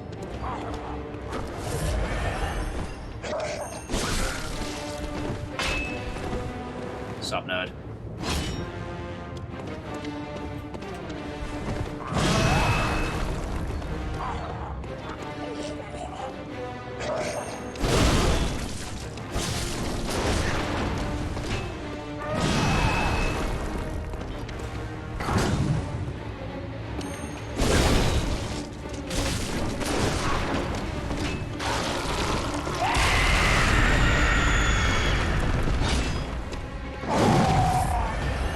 once more with feeling.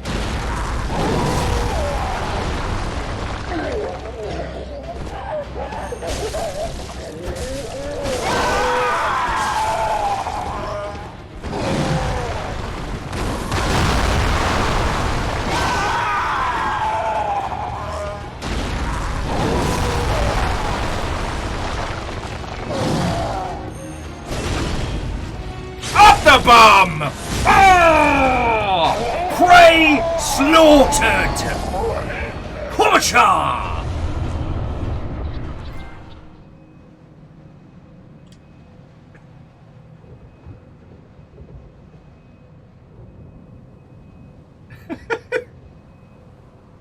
Only took 6 tries. And Catastros, because it's funny. Why would I call Father Gaston a nerd?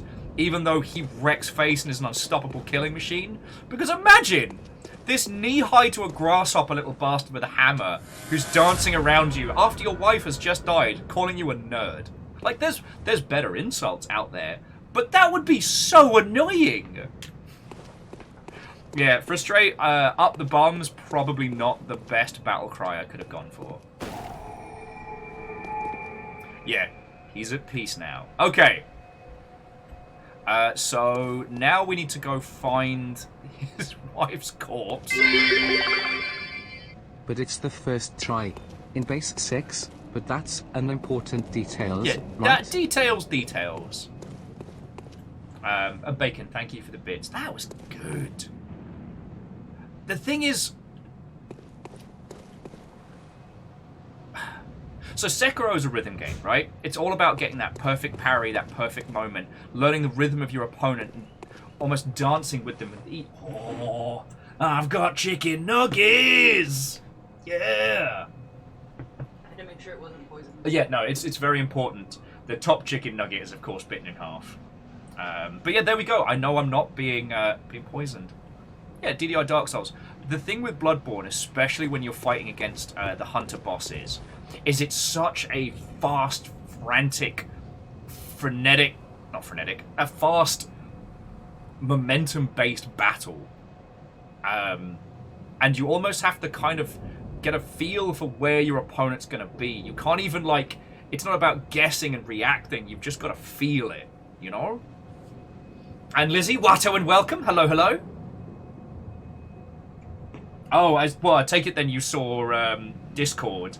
Yeah, just a quiet, regular day. Nothing happened. And sob in the bathroom.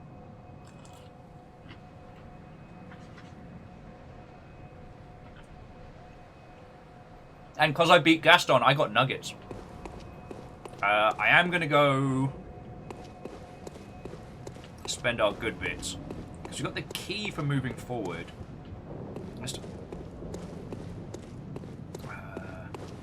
So that's the way we came in. Get where Gaston's wife is. Or is she further up and these are the people that killed her? Okay. I'm just trying to remember.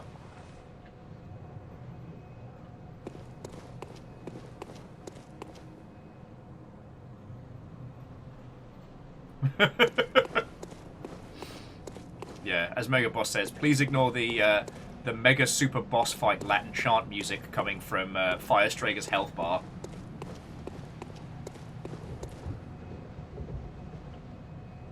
She's above us to the carriage, slightly down from above. Okay. Now, this is the point where we need to head back to the beginning of the game, right? So we can go back to the Hunter's Dream from here. And yeah, Orzine, that's how it feels. No. One howls like Gaston, no one runs like Gaston. No one slaughters their wife in blood rage like Gaston. Bravo!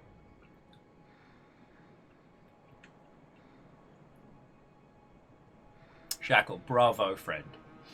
I had dusted. Crush dream, snort means, glomp hugs, chomp nugs. Welcome home, good hunter. What is it you desire? It's good to be back. Very well. Let the echoes become yours. Let me stand close. All right.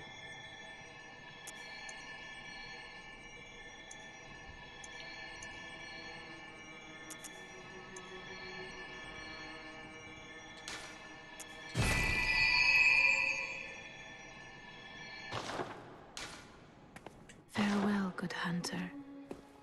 May you find your worth in the wit.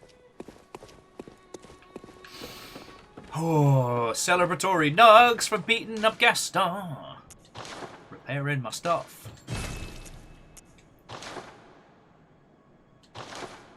And yeah, we don't quite have enough for the good old Kirk hammer. Hey, Lena, that sounds delicious. 5-hour naps? Sign me up.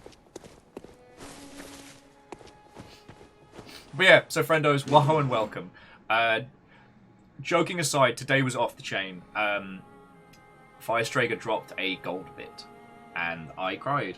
And I went around the house, basically like someone's kid who'd been abandoned at Chuck E. Cheese, just cuddling the talking grub and just kind of sobbing about.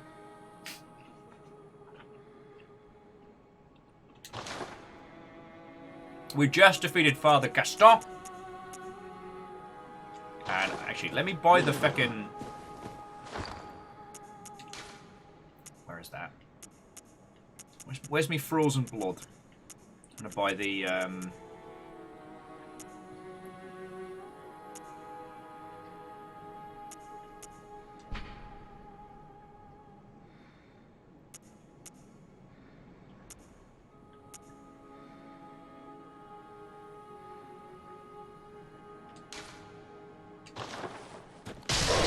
There we go. I'm gonna buy the hunter's lamp because I forget what we need it for specifically, but it's a handy little piece of mischief.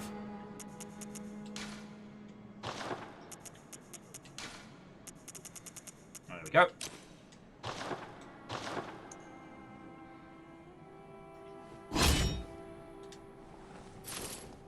There we go. Love it.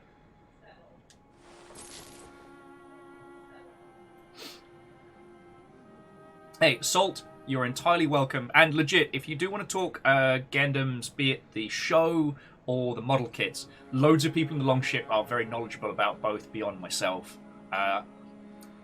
No Grey November became kind of our Gundam and mini building challenge channel. But feel free to ask in general or otherwise.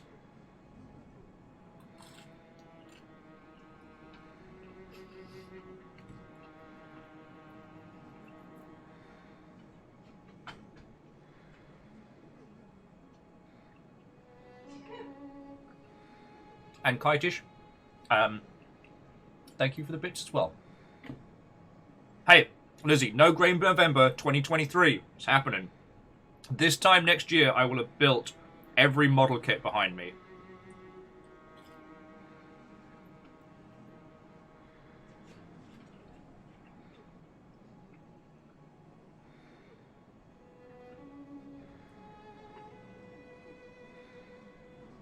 Because I'm going to do it.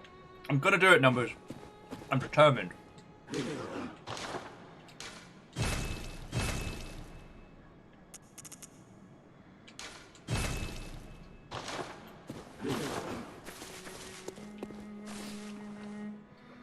Okie dokie. Oh, God. Don't stab the doll by mistake, you bastard.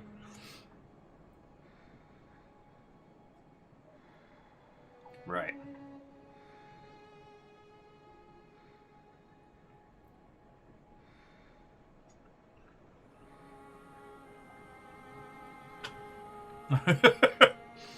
Lizzie makes a good point that you lot have a lot of different rules than I do to things like this. Oh. Okay, so...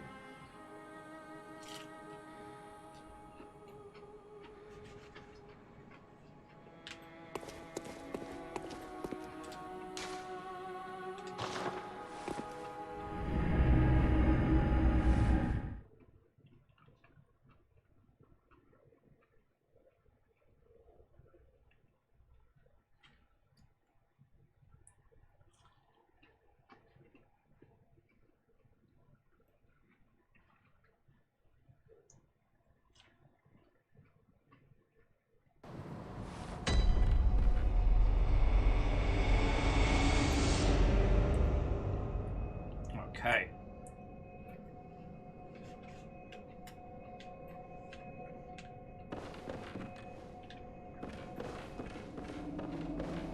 Now let's see if we can go find the thing. Are you out on the hunt? Yep. Then I'm very sorry, but I cannot open this door. No worry. I am Yosefka. The patients here in my clinic must not be exposed to infection. I know that you hunt for us, for our town, but I'm sorry. Please. This is all that I can do. Okay, Yosefka's blood vial. Now, go. Thank you, Yosefka. I forget why we need that, but... Are you still in need of something? But I have nothing more to offer. Please, try to understand my position. I can only pray for a fruitful hunt. Are you still... But I can...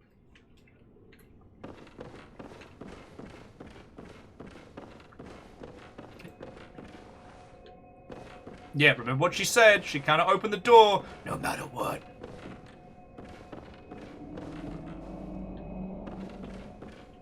And nothing bad happened to Yosefka, the end.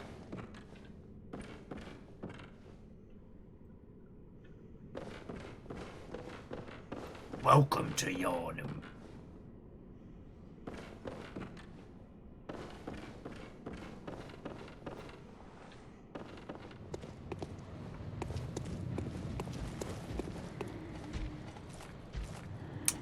Oh, it's good to be back. Oh, right, we got to get to... Yeah, we've got to go through Gaston's bit to open that up. No. She's fine. Nothing bad happens to her at the end. A true Bloodborne story. It's a Bloodborne Christmas miracle. Nothing bad happened to the person at the end.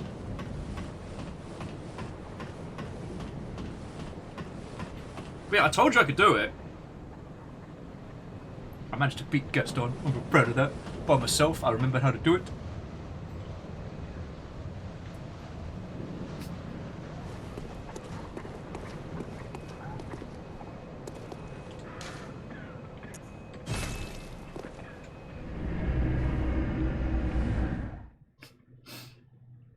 Thrame says the biggest favour you can do for any NPC in a FromSoft game is just never talk to him. Nothing bad happened to X in Bloodborne. It would indeed take a Christmas miracle.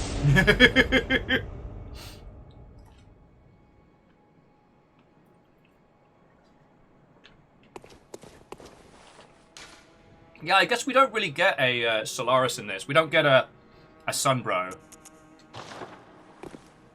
There is no just out-and-out happy character who is happy.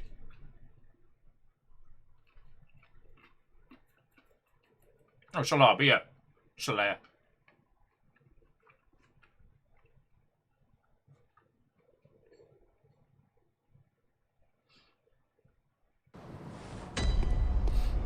Okay. So that's the way we came in. That route is blocked. So yeah, so we're just heading up towards... Okay, does anyone remember how we get all our little ghoul buddies, how we get them like fancy hats and shit? I forget how we do that, but it is one of my favourite things and I want to make sure we don't miss out on doing that. Because those little dudes deserve to be fancy. They're fancy little guys.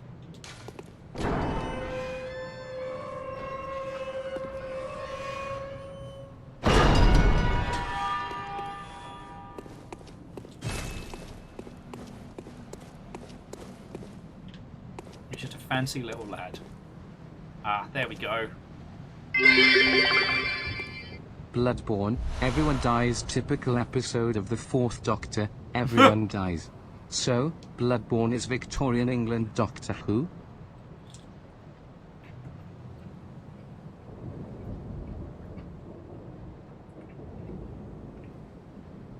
Okay, but...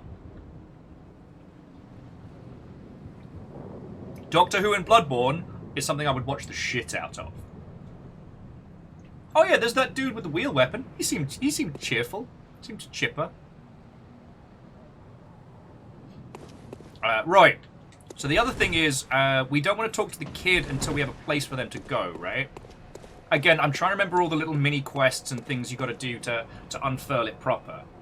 For those of you who haven't played this game, so the music box that I had that I used against Gaston was his kid's one. That him and Gaston's wife and kid would use it anytime he'd start to get a bit too into the beast.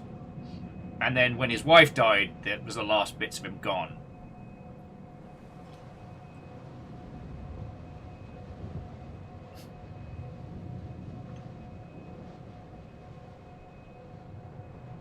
Oh, Shackle Draconis.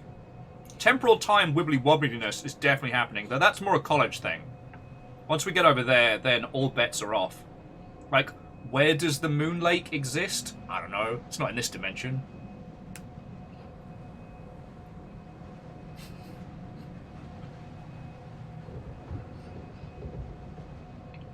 If I had the clout and power, here is what I would do. Every doctor, still living, opens the door to the TARDIS and looks out and realizes they're in Bloodborne, and each one of their reactions. Like, I don't know why, but Capaldi's doctor, in my mind, would just start swearing.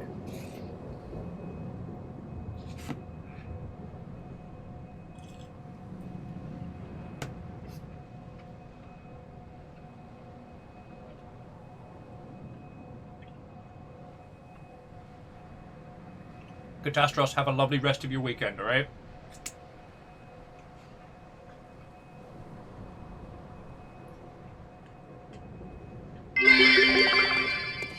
Underscore does the Moon Lake exist? Fill the blank with any question word. They all apply. Even who. Yeah. Where? Who is? Is the lake also a thing? God, I hate that boss with a passion. I'm not looking forward to that. Oh yeah, so for those of you who do know, do we want to go back and talk to the kid yet, or do we have to wait until we've got the church all ready to go? I just want to make sure I'm not rushing ahead too much before stuff starts popping off. Because if I remember rightly, the big point of no return is one of the boss fights. Oh, Rom the Dumpy Doo. I fucking hate him. Okay, Rom as a boss fight is fascinating and different and interesting and gorgeously designed. It always kicks my ass. It has kicked my ass so much. Okay, no talk, wait for the church. Thank you, Lost Flowers!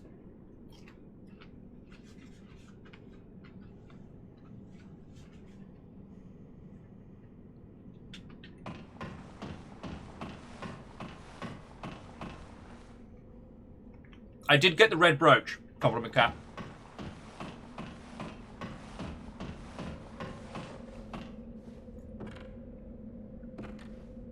Wellity. Look at all this gorgeous furniture. Sure would be a shame if someone started dodge rolling. The Bergenworth spider hires all manner of rituals. It keeps our lost masters from us. A terrible shame. Makes my head shudder uncontrollably. Like when people tell me about fan fiction.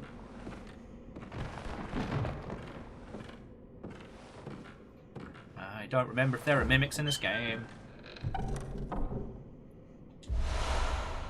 The Blood Gem Workshop tool. Oh, okay, so now we can do, like, weapon enhancements. Numbers, I think we're a ways away from the giant spider. And what MDH was saying is that for them, one of the late game bosses, it technically has many limbs, but it didn't proc MDH's arachnophobia. Oh, of course, there's one mimic in the whole game. I don't remember where it is, so if you all want to laugh, don't tell me.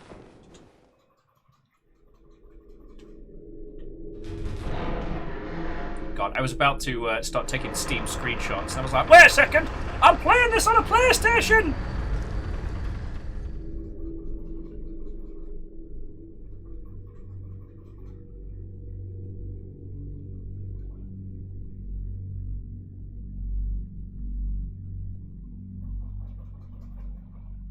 But yeah, Numbers, the good news is that we'll know when that's coming long in advance. So you don't have to worry about surprise spiders. Or surpriders, as I like to call them. Because I do try and think about you all, friends. You know, I make sure that we're not doing anything that's going to overtly fuck anybody's phobias.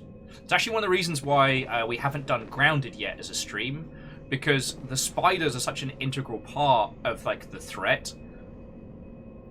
But I know loads of you wouldn't be able to watch if we did that. Like, that would be, for you lot, what that Submersed game was for me.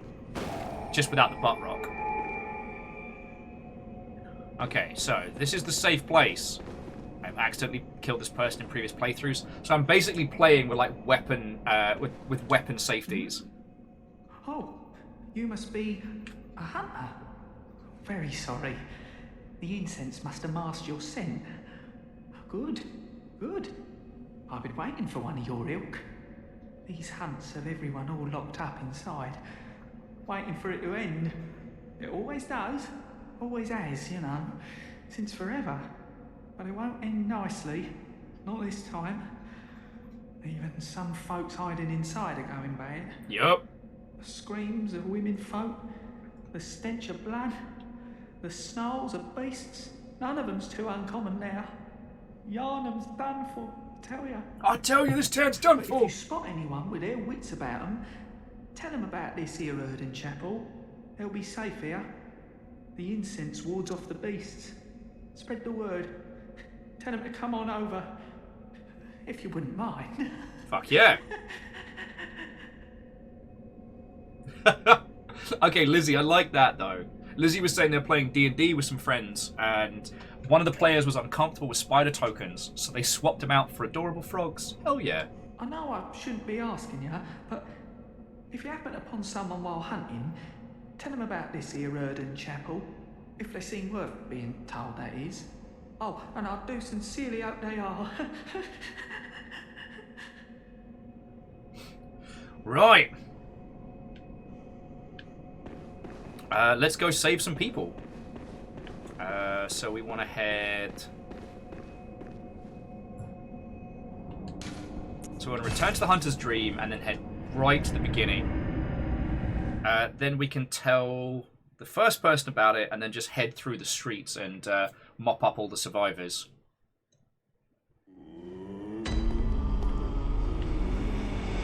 Oh, I will say, on the subject of 3D printing, for those of you that get to play D&D in person and use like minis or Hero Forge minis and stuff, there are some really good mounts that you can download and 3D print.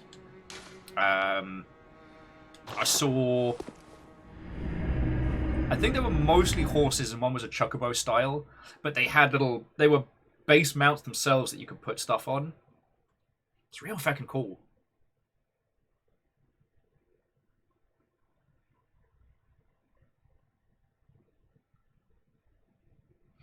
Chrono was saying that Jelly Bean mode in Grounded is very good. For those of you that might not have seen it, for Grounded they added an accessibility feature that changes how the spiders look, and if you turn it all the way down... Splendid. You're soon off to hunt, Oh. I presume? Yeah, what's up? Then, if you find any survivors, tell them to seek Yusefka's clinic. Upon my Hippocratic oath, if they are yet human, I will look after them. Perhaps even cure them. This sickness, this time the night is long. I'll even offer a reward for your cooperation. Tempted? Well...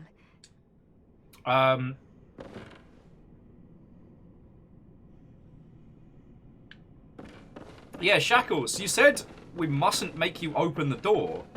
But surely if we sent them there, you'd have to open the door.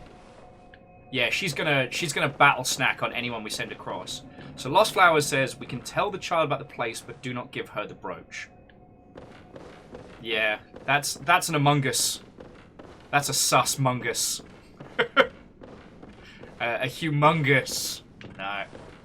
Alright, there's definitely a pun in there, but that's gonna need some work.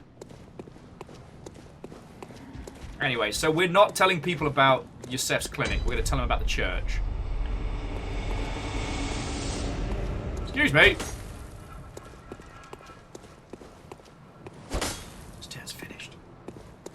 So how many we've got to find? We've got the kid, we've got the people by the bridge, and I think one of the folks in the street here. I think.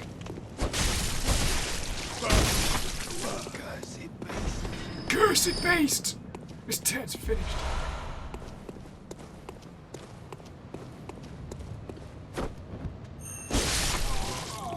Oh, get it, Vic. Oh. Alright, well, we both failed there. Should we try again? There we go. Much better.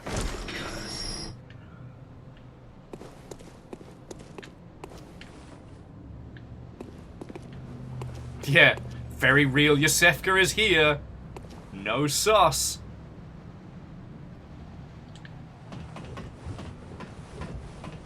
Okay, so Linda says that the dude who accuses you of lies goes to the opposite of what you tell him. Shit, you'll have to remind me which one is which.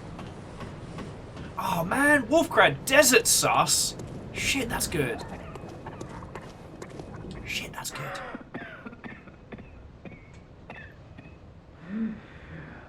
You needn't concern yourself with me. I'm afraid I'm of little help now. Oh no. But before I did this, flame sprayer. I made no use of it, but perhaps you. Oh shit, yes. What afflicted me was incurable, but this town gave me hope. Their strange blood bought me time. I was most fortunate, unharmed by the plague of beasts. I can even die human. All sus, no fuss. Crush memes, snort dreams. Wait, what? Okay. We'll always remember you.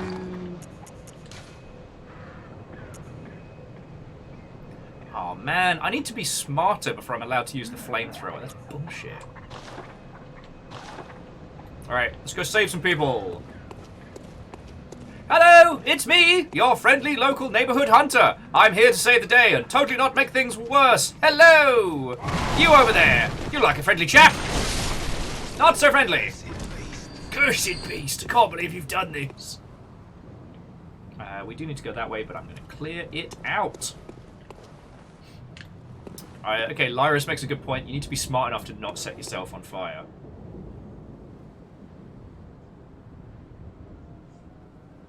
Oh yeah. So numbers, I'd need to bring on one of my like design friends to explain them. But yeah, XP and design curves are fascinating.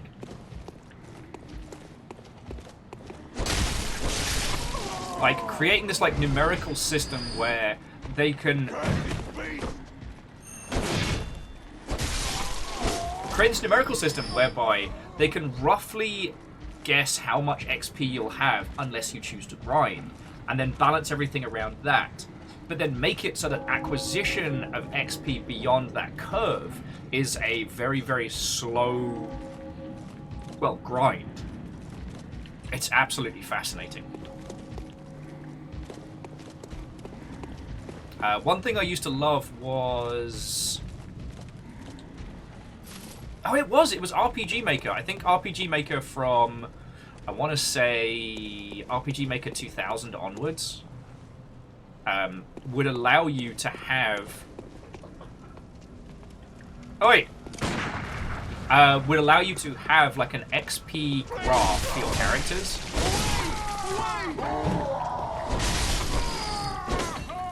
The rest of you going to come fight, or are we just going to talk about this? Excuse me? Don't think I forgot last time. I got dissed and dismissed. Oh, you did not just.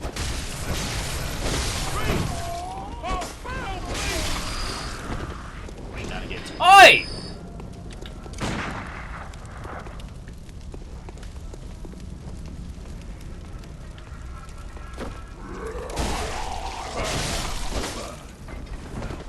But yeah, so RPG Maker 2000, it'll actually show you the leveling curve in the character design space in the engine.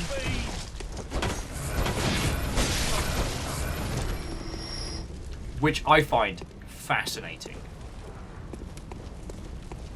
Don't worry, pitchfork the face can be cured by using extreme violence. Alright, so what's the state over here? Are you that outsider? Well, sorry, but I don't want anything to do with you. Trot along, will ya? Excuse me! Are you that Well, trot along, will... Your Uber's outside. So I tell you what difference. I need to pee. Because I've had, like, a cafetier's worth of coffee. So I'll be back with you all in just a second. Please, please, please don't go anywhere, as we are still trying to heist from Bezos. And I would love to talk about, like, numerical XP curves and stuff like that, of games that create the experience that you're doing things of your own volition, but are actually carefully designed to funnel you from area to area. I love talking about that. Or we could just talk about how great Bloodborne is. That's also valid. But I need to pee something fierce, so I'll be back with you all in just a second. But wait.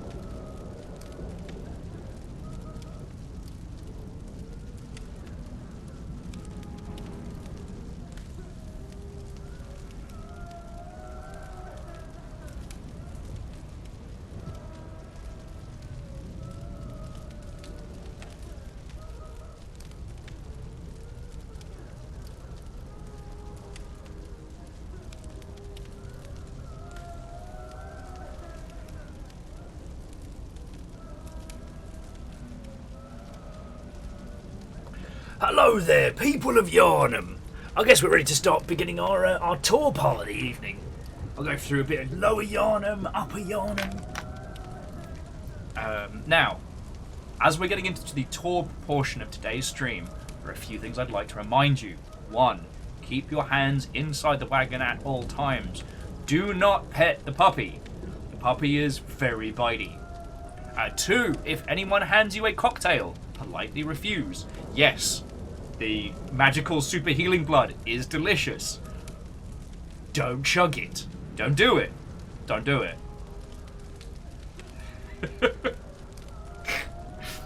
Immediately you're all like, but I want to love the puppy! Tasty, you're not my supervisor!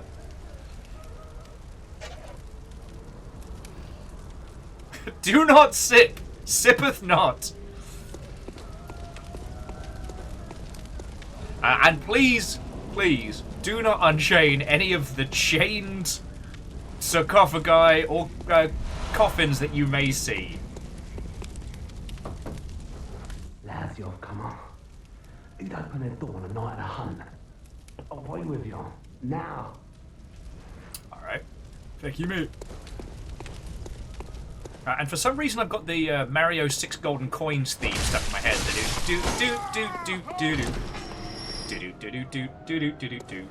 Actually, I had a quick question to any of the dev friendos that are hanging out. I was talking with somebody at the Games Industry Gathering this week, and I talked about achievement compatibility. And I realised I don't actually know what you can and can't do with Steam these days. Because what I was suggesting to this particular individual was that because they have a lot of games on Steam that are all kind of small games, that they should consider doing something whereby completing each of the games gives you a Steam achievement, and then one of your later titles can read those Steam achievements and use them. Because I know that's something that's been done in the past with things like the Potato Sack and the Summer Sun and things like that. But then I realised I don't know if that's something that everybody has access to. Good swings, shame on the delivery. And I just wondered if any of my dev friendos have had any experience with that. Because I realised that I actually haven't looked at the Steam backend since I was at Rocketworks, if I'm being honest.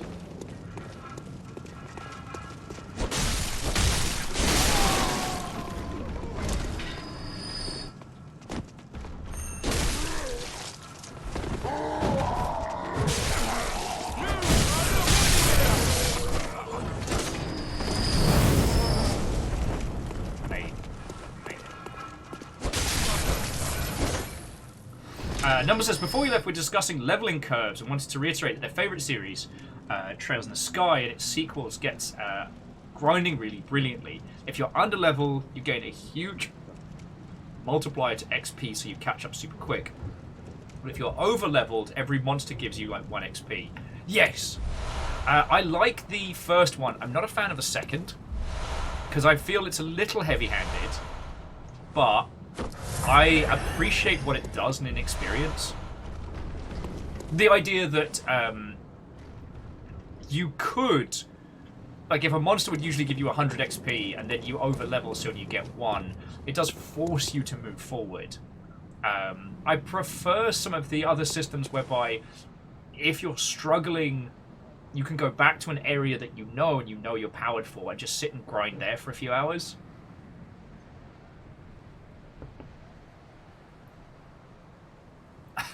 Dustin says, okay, should you mate any wife or a husband based material?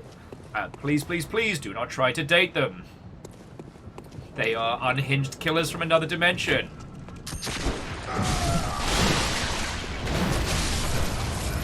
Whoop, whoop, whoop, whoop, whoop. Are you saying I can dodge bullets? No, good hunter. I'm saying when the time comes, you won't have to. Oh no, sorry, and numbers, that wasn't a diss on Trails in the Sky. I love the XP bonus when you beat an enemy that you're woefully... This turn's finished. That you're woefully underprepared. I love games that react to that. And when you take those XP systems that give you less experience for fighting monsters that you're over leveled for. It kind of goes to show that you've learned everything that you can. I mean, when we start talking about XP and leveling systems, you know, as an industry, we're still learning. Like, there aren't out too many games that give you the ability to level via things that aren't combat. Take your shot. You failed. Ow! Seems the other guy failed less. Oh, feck you, mate.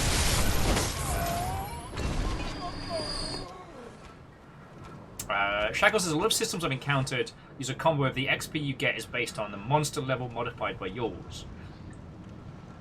And I feel those can be interesting, although obviously you have to be careful with those kind of automated systems because no matter how clever you are, users are smarter. And I know the double-sided nonsense of saying that users are simultaneously the smartest and dumbest people to play your game. Like, users will not work out that they have to push the button on the door that says push button here, but they will absolutely work out how to jank your automated systems to give themselves incredible rewards beyond the scope of which you could ever have guessed. The thing I was going to say is that we're still learning as an industry when it comes to experience systems because we're still at the point where it's like, you know, we're still doing... Most games are still doing murder monster, get experience. It's pretty rare for a game that, in the grand scheme of things, to give you rewards for not murdering. Outside of the 451's games, there aren't many systems in place, which is hilarious. The two greatest challenges of a game dev: getting your player to have any clue what to do, and stopping your player from optimizing away their own fun. Yep. It's bizarre, but there it is. Okay, I think I spoke to everybody in this part of Yharnam that we can. I'm trying to remember.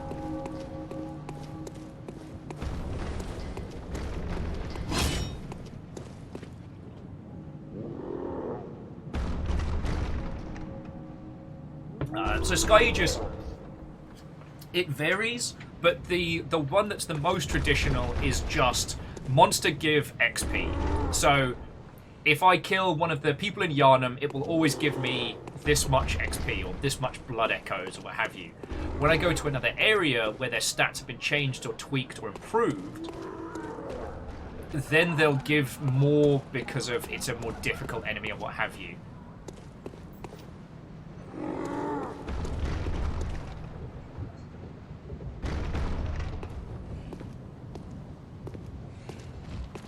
So,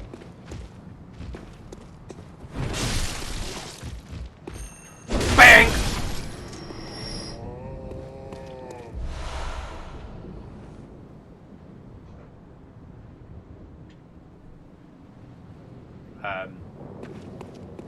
But yeah, so Sky Aegis, we're kind of getting to the point where I'd like to... I'd prefer to introduce you all to someone who has done that kind of game design stuff before, because, you know, as I said, I've worked with, like, RPG Maker and things like that, but, you know, I used the systems that were given to me. You know, it wasn't the most elegant. I don't reckon you're from round here. Well, stuck outside on a night of the hunt. Oh, you poor, poor thing.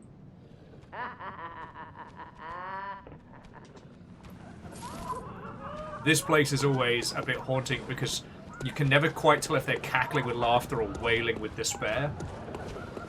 Oh yeah. And for my next trick, these crows. Sup, crows?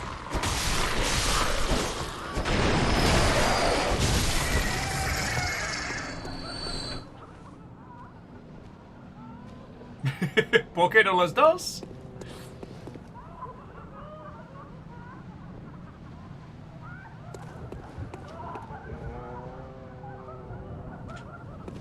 So Sky just says they use D&D and tabletop systems to base all their XP knowledge on. Hey, like, there are so many interesting things that you can do.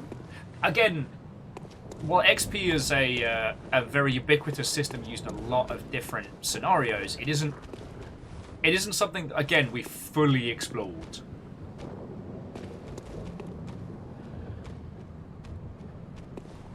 I don't know what that means.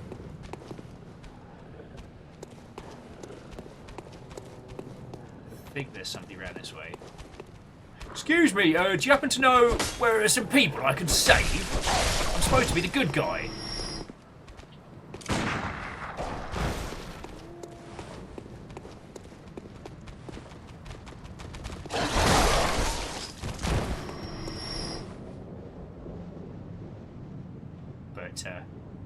Sorry, I guess I'm half losing my train of thought there, but the TLDR is that, like, while XP is a pretty ubiquitous system that we've come to understand in video games, there's still so much we can do with it. We were talking about Divinity the Dragon Knight saga the other day, and that does some fascinating things. One of them is it creates the concept of XP debt. A debt that must be paid off before your character progresses. Whenever they use a mind-reading ability, right? And the fascinating thing about that is it's the idea that the mental fortitude of reading minds is something that you have to recover from. Now, they do a bad job of explaining it. And later on, you come to understand that it's not that it takes XP away from you. It's that you have to fill out the required back debt before you can progress. But it's still fucking fascinating. Shit. And, like, you'll want to get into the fascinating parts of discussing XP systems, then we got to talk about Darkest Dungeon, which has all of those trappings and the arrogance of your heroes that when you reach a certain level, they won't listen to you.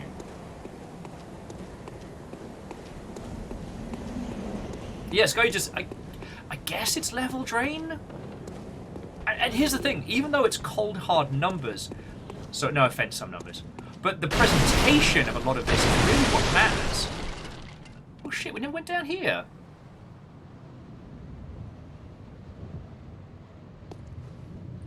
Yo, is that the tunnel with the rats, or is that somewhere completely different? XP debt, kind of like Animal Crossing. Unfortunately, that's Nook debt, and that cannot be shaken off. Cold hard numbers. No offense.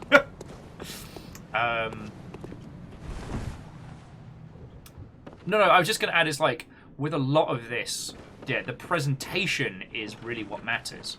And again, I know I'm telling you all a story you know, but I think it's an important one to bring up is the rested leveling system from good old World of Warcraft. For those of you who hadn't heard the story, when it was originally proposed, World of Warcraft basically had an exhaustion system. The idea was to stop people from playing the game too quickly, like leveling up too fast and basically burning themselves out. Hey, is this a different area? I can think it is. Shit. God. I guess I've been too long since I played all this. Okay, there's more sewers and a cool outfit down here. Yeah, let's get fucking fancy then. Shit, yeah, I'm down for that. But yeah, so with World of Warcraft, they had this system whereby if you played the game for too long, if you got too much XP, it would halve the amount of XP that you got as a way to show that your character is tired and to kind of encourage users to not binge it. People fucking hated it. So do you know what they did? They flipped the script. They created this idea of the rested bonus, that if you did not play the game for like X amount of time, hop-cha! If you did not play the game for X amount of time, your character would gain this bonus to XP gain for X amount of time. So they get, I can't remember if it was double XP or just a pure bonus. but it would be very good for you if you logged out your character in an inn and got that rested bonus, and then once it was done, you no longer get the bonus. The result is the same, but the presentation is different. Like, this is where video games become so fascinating, that you can have the same system numerically in 2 ways, but the feckin' wrapper you put around them completely changes how people feel about it. Dark Souls is often, Soulsy games are often talked about as being incredibly difficult, right? Dynamic entry! Oh, I fucked up.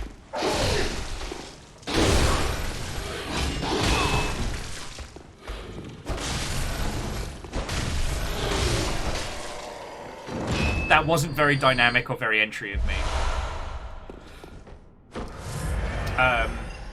What was I saying? Oh yes, just that. That's kind of where the beauty of games comes in, is that how it is presented completely changes the feeling, even when both are mathematically the same. And so suddenly you start getting into, like, what is the most satisfying way of presenting these numerical increases, these uptick in facts? So,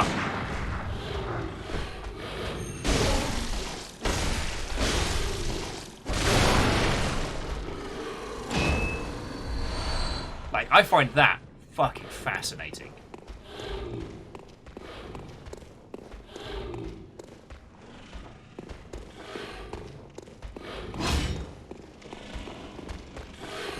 Bonk! I win. Oh, I was saying about something about Dark Souls being known as difficult. Yes. So, the Soulsian series has garnered a reputation for its difficultness, right? Mostly due to how the game has no qualms in ambushing you with enemies or surprising you in a varying degree. And that XP... Okay, so here's the thing. You are given the perception that progress can be lost, right? But the thing is, it's always really just sand in a bag. So in the Soulsian games, it's like, oh, you know, you can run around and you can gain so many souls, but you might lose them. However, mechanically, once you have spent those, nothing can take it away. There is no system in this game that removes levels or skills or abilities from you. It just creates a system where you have to essentially bank your points. It creates this fascinating kind of double or nothing gambling kind of feel. Like, you get halfway through a section, and maybe you could clear it, but you've got your souls and you don't want to lose them. So you backtrack and go spend them. Or an ambush enemy jumps out of a closet or from behind a pillar, shanks you in the face, and you die. There's pressure on now. Now you've got to go back to the same point and acquire those again. Now, if you get shanked on the way to, those ones that were dropped on the ground, those are lost. But there is nothing stopping you from reacquiring that same amount. You've not lost anything. Do you see what I'm saying? It's the perception that creates that feeling of challenge, of fear, of difficulty. That I find fascinating.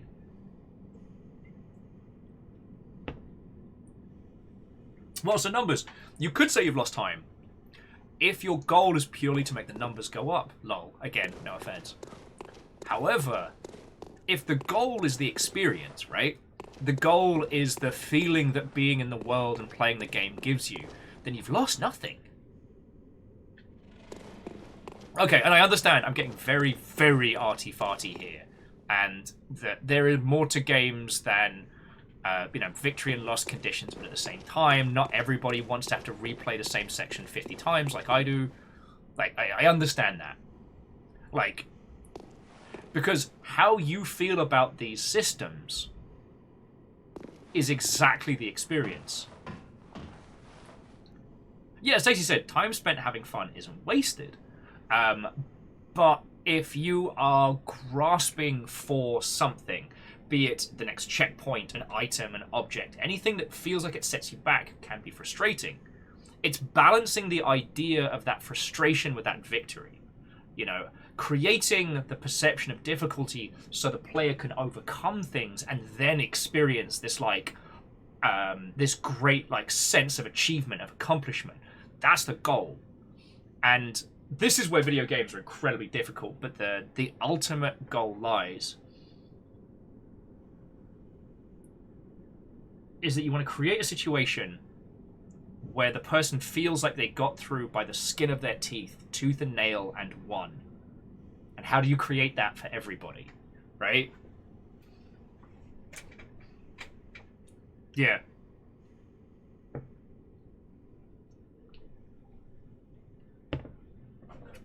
This is why video games are so fucking fun to talk about. Because now we get into this point, and if you don't agree with what I'm saying, your opinion is entirely as valid.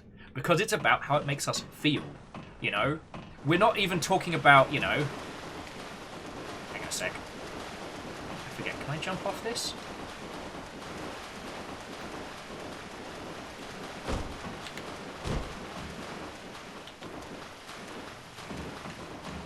No, I can't.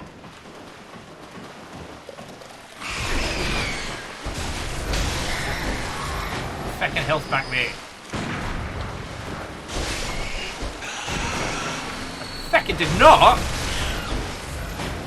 Excuse me, I just need to chug some more blood. Oh yeah, no.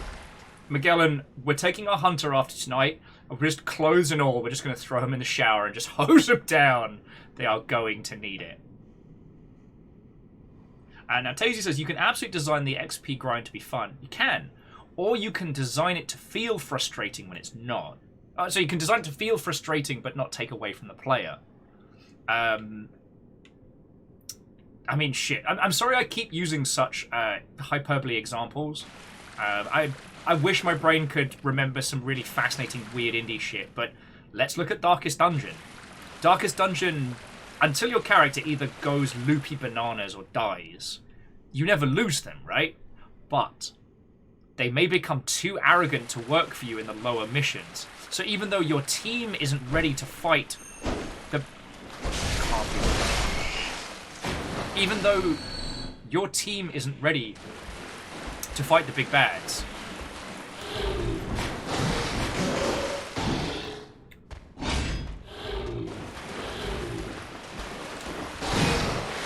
bonk!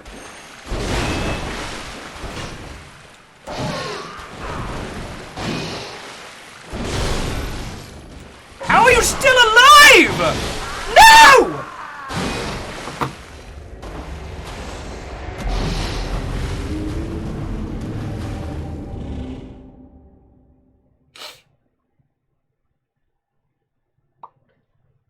Let's just never speak of that. Let's never mention that again. I'm going to go back down there and murder that guy right in his stupid face. Navalis, I'm so sorry. I am so sorry. Exactly. Never mention what.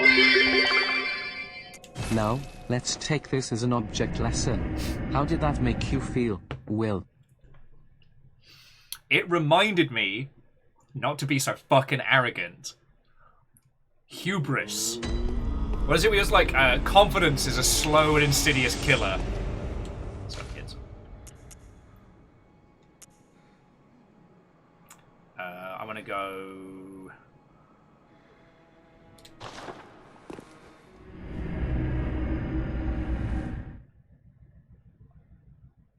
How's that wax smell, Icarus? And Shackle, thank you for the bits.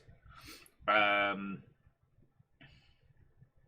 Loran, if I didn't say, if any of you have not had a proper hello from me, what a welcome. Spot of Saturday Bloodborne. I hope you're all doing well.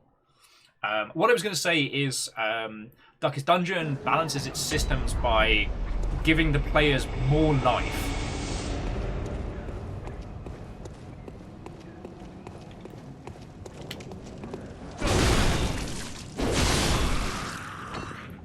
Remember the quickest way to get over to that guy, I think, is actually go up and round.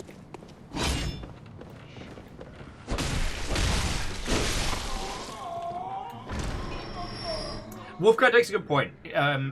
If the game ambushes the player enough to keep them on their toes, but not enough to become like annoying or predictable, then you're on to a winner.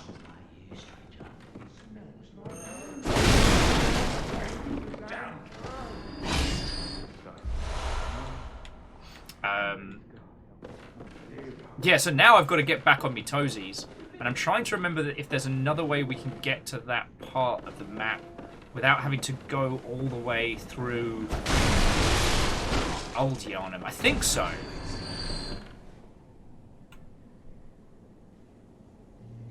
Oh, no, we have to go...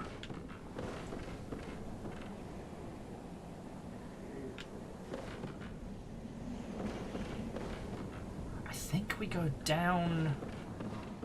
Do we go down the ladder? Well, anyway, I'm going to go talk to the lady and send her to the church for some safety. Neoshido, I was trying to get back to where I am, but I wanted to do it without going through all of Yharnam streets again. But yeah. The TLDR is like, difficulty is a tool. Like, frustration and challenge, and these are all... Wait. I'm trying to make a point here!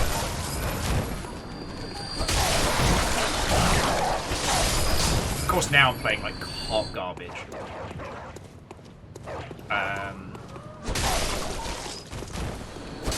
Really need to say that. But yeah, so challenge and difficulty are tools in conveying experience. And how mechanically solid or how interpretive your systems are is entirely up to you.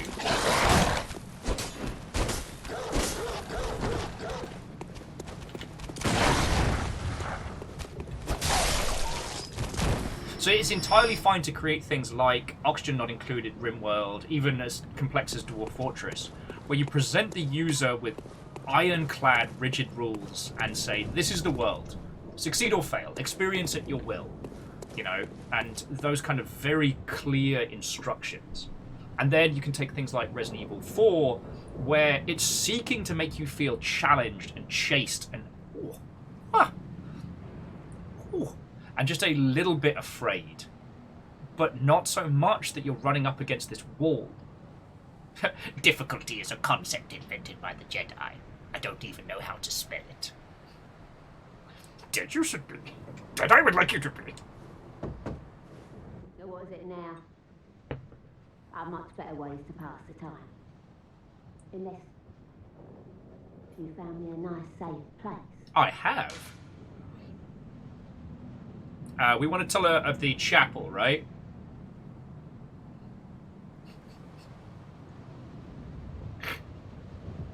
Yoda, you old sponge. You little scamp. I don't know if Wraith's still chilling in chat, because I guess it's pretty late in the UK, but the new episode of Big Top Burger dropped. So good. Also, the theme of vampires versus clowns continues to be my favourite. Alright. Take me to church! Well, what do you know? An outsider worth a lick of salt. Well, don't just stand there. Don't you have work to do? Go slit some throats. Get this mess done with. Alright, love. Jeez. Do apples and pears. Yeah, chapel, not the clinic. Clinic is bad snack. Chapel is good snack.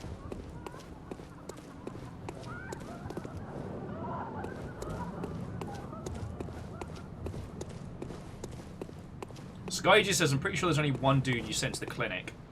That's the one you were telling me about, where he goes the opposite to the place you tell him, right? Oh, piss balls.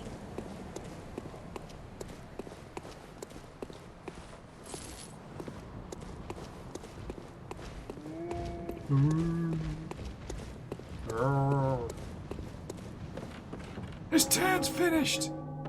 Okay, you'll have to remind me, what does the bell mean?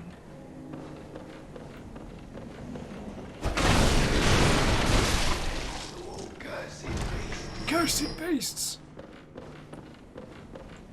Because I will say, it's one of my favourite features of any Souls game, is in Dark Souls 1. Anytime you hear the bells ring, that's not just ambient background noise. Someone, somewhere in the world, has just rung one of the bells. They've just gotten that step closer to saving the... Excuse me. Now, you know what? I don't have time to deal with this. Feck off. This turn's finished! Okay, Shackle says the bells means someone's defeated the gargoyles or White Lady's sister. Oh, big dog.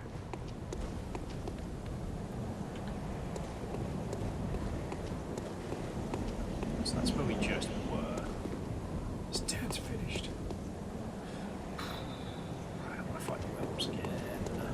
kick my ass. Alright, I guess we're going back into Yharnam proper.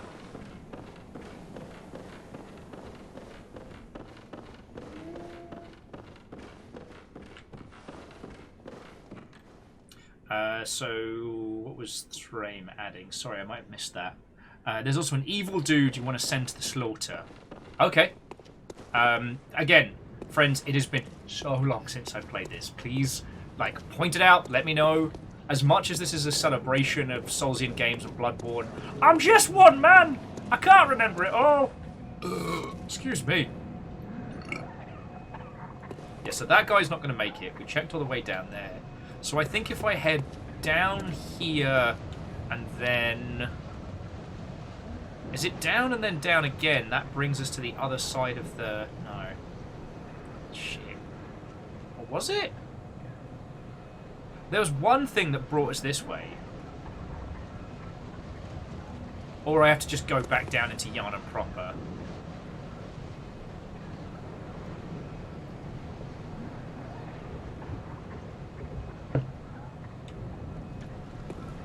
Oh, Sky Aegis, you know, you're absolutely weapons free. Like I said, I've finished this. I don't remember if I finished the DLC or not. So I probably haven't, now I think about it. But... Back off me. On the plus side, though, this is getting us a nice stockpile of blood vials and the ilk. I just gotta not get cocky. Remember, friends, overconfidence is an incredibly good idea with no downsides. Bonk. You are cursed. You're cursed.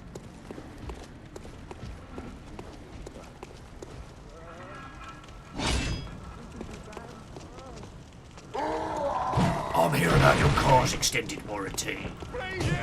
Away! Away!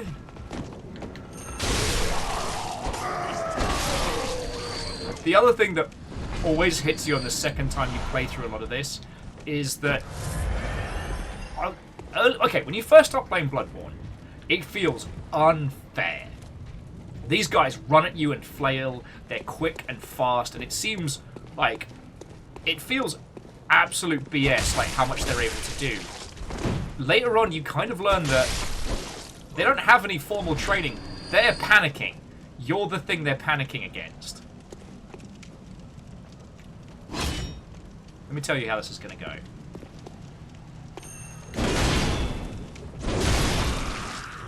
It's going to go like that.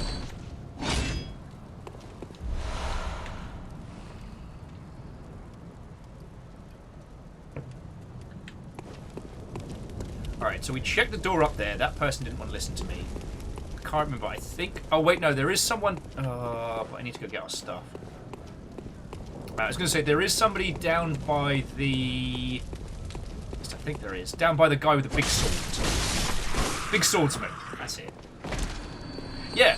Amiyaki Sakura, they have a great reason to panic. Because they think we work for the church. The very same group of people that have been poisoning them to shit.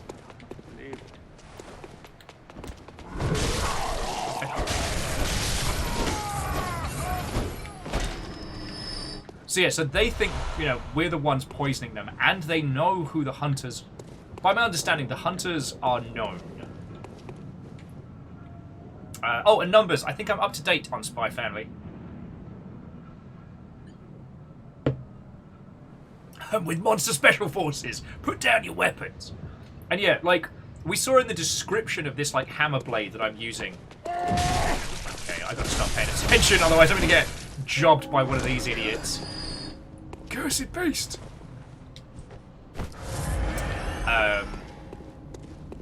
But yeah, the hammer is a symbolic weapon in this game. So like, my person running around wielding it is absolutely meant to...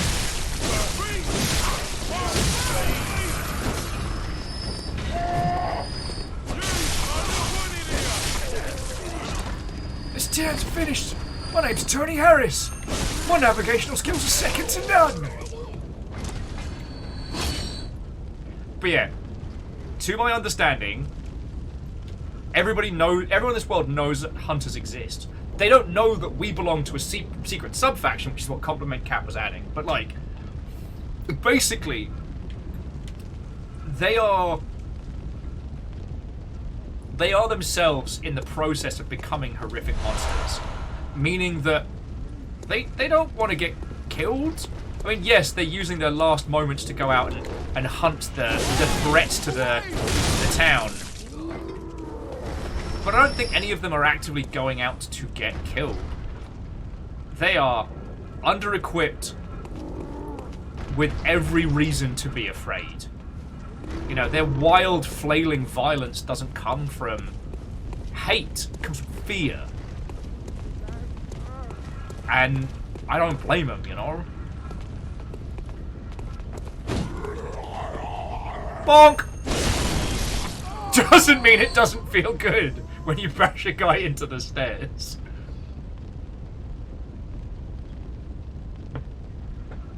Now, Sky just says they wonder if the whole world is like this or just this section. Again, the Bloodborne pro fans will probably be able to tell you better than I, but to my understanding, it's just here. Because this is where the blood ministration happens. This is the healing blood church, you know? Ow. That was rude. Shoot me from over there. What happened to decorum? Oh yeah, and Colin McCap, that's a great point. The church hunters have been known to kill people who are suspected of being infected. Like, and we also know that in this world they've had their equivalent of like the witch hunt trials and shit like that, so.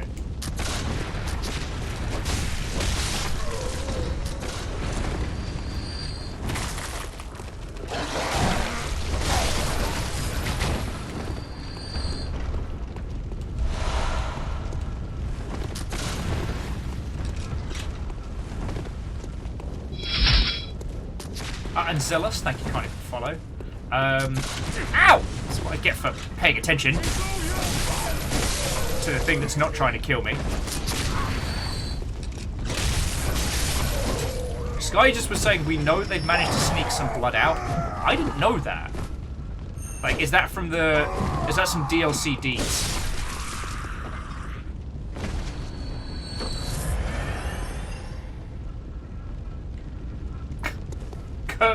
Kirkhammer, a giant hammer for the head. Kirkland, store brand for Costco. Seller of items in bulk. A coincidink? I think not. Hammer gets it done. Alright, I don't know why these guys don't want to fight me. Frankly, I'm actually kind of offended. I'll mess up your brain!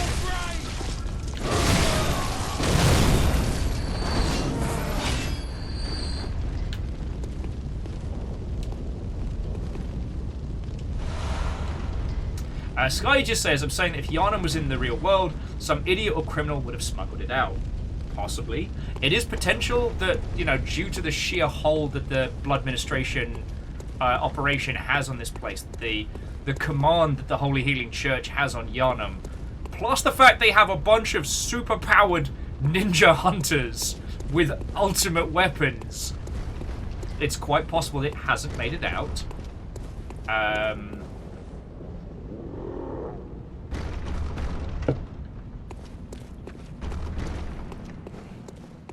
But especially considering how well Old Yharnam was contained. I'm not saying Old Yharnam was handled well, but it's definitely contained well.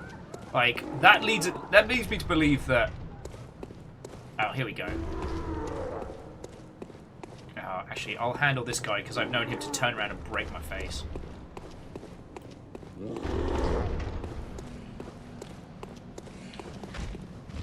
Surprise!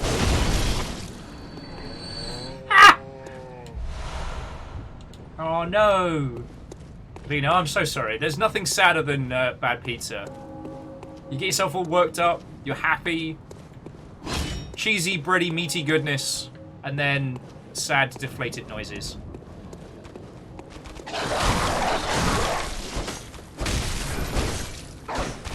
Woo! Zealous is like, I don't think any of these buildings were built to code. Nope. Although we were talking about this earlier, Zelos, that because of the... Sorry, puppy. Because of the fact that they have the Holy Healing Church, they can basically handle just about any wound or illness, which means they don't need to worry about safety or tetanus or keeping things to code. Because what, worst case, don't worry about it, we got holy blood. But don't worry about it. Little bit of the sniffles, holy blood. Arm broken in 17 places, holy blood. Accidentally drank rust, holy blood. Fell out of a door that was supposed to be a window, you've guessed it, more holy blood.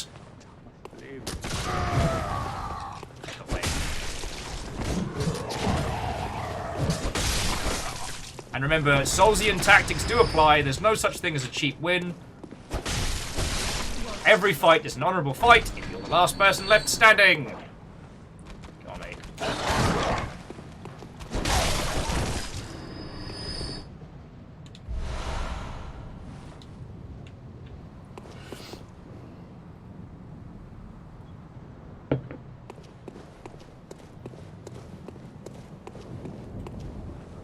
But yeah, it's definitely worth thinking. I definitely think about the far-reaching consequences of what happens in Yharnam. You know what I mean?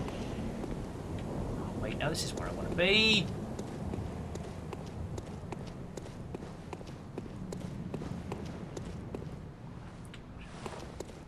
I've got myself all turned around. I'm all higgledy-piggledy. I'm supposed to be your Yharnam guide, and yet, on account of fact, I don't know where I'm going.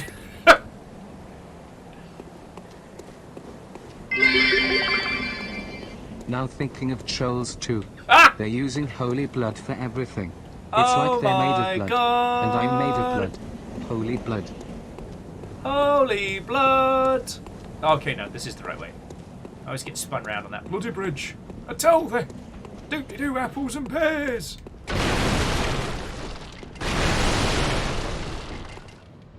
Now, also, I do agree with what a lot of people have said about this artistically as a title, that, and with quite a few of the Soulsian games, that while it's not as pronounced now that pretty much everybody is online all the time, but it is fascinating to think about how this was designed similar to the early Zelda games in that it was meant to be knowledge shared amongst friends.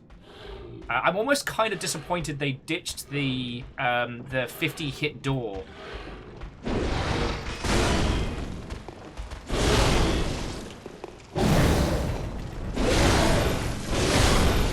From Elden Ring, because there's no way you would have known about that if someone else hadn't done it first. Navalis, actually, I don't know about reanimation. Someone a spot more knowledgeable on the subject might be able to tell you. I don't think the holy blood can be used to bring people back from the dead, but it's definitely powerful.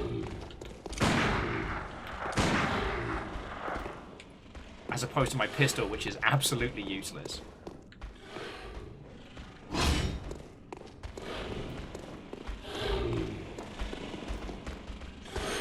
Dead!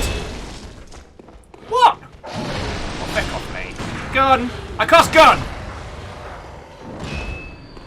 Yeah. What you gonna do about that?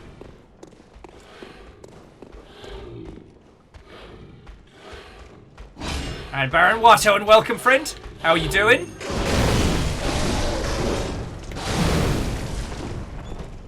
Yeah, I'm playing this this indie game, Bloodborne. You might have heard of it. Oh, feck off.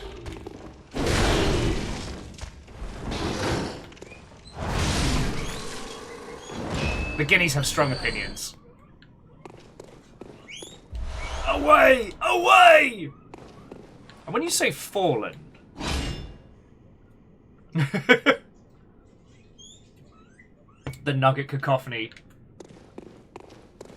One of the lads seems to have found his voice today. And...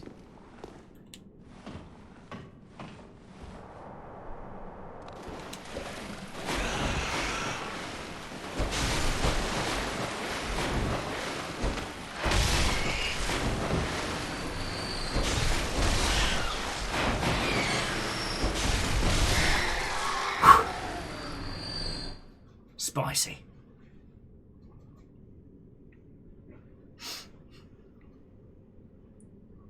Oh no! You had a good, strong innings. Have you... well, here's wishing you mild symptoms and good luck. As you well know, it kicked the shit out of me when I got it. Watched a lot of TV shows.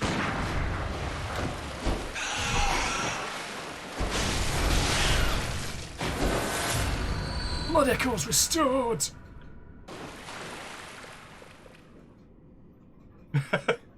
Dustin says that the guinea pigs sound like creaking metal doors. Like adding that, that ambient effect. Right, as for you, mate... Well, I was trying to talk about Darkest Dungeon. So bonking for you. Not just.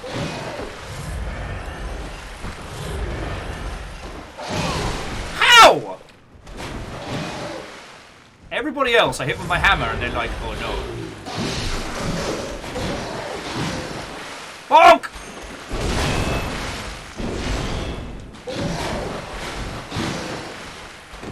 You know what, fine. I cast gun. Oh. Apparently, instead of casting gun, I cast big swing. But I'll take it.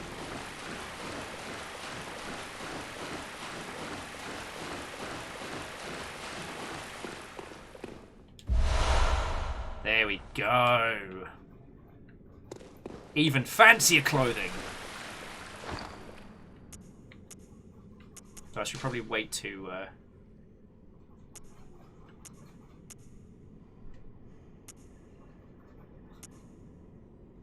Oh yeah, so this one is better for just regular defense. Not so good for magical defense.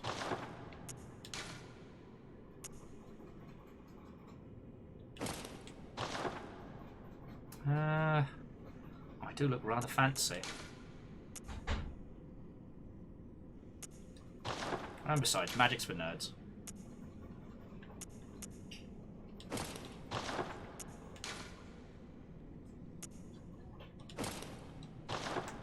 Look how fancy we look! This is the attire of a classy hunter. Unfortunately, of course, now I'll need to wash 2 outfits. Thank you. I am a gentleman of taste. Because I was thinking for this playthrough, I didn't know what I wanted to really use this time round, and I'd love to use things like the Moonlit Ultra Greatsword and some of the DLC weapons. But I am starting from a clean save. A clean profile as well. And I was like, nah, I want the hammer, I want Ludwig's Holy Blade. Let's go.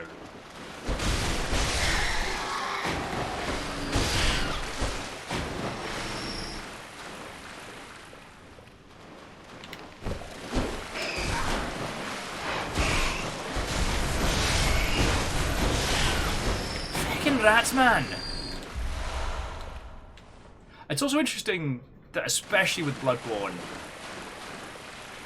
it really is about learning the tools you have rather than, like, unlocking the super goodies. I think about that one a lot. Oh, sorry. In especially the Dark Souls series, you're at your weakest at the beginning of the game, not because of your stats, but because of what you have access to. You have very limited equipment, limited weapons. Nuckips!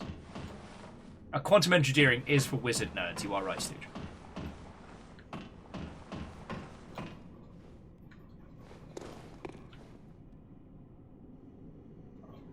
Ah, fuck, how do we get out of here? You know what, I'm gonna get this guy's goodies, and I'm gonna use one of my fancy pieces of paper. Whopper-jaw. Oh, it's that good thick cold blood. Delicious. Won't start me day without it. Awaken anew without losing blood echoes. Lovely.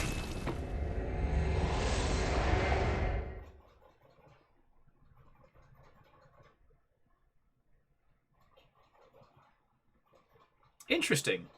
So, Lost Flowers, so far as I understood that you could be healed by the blood.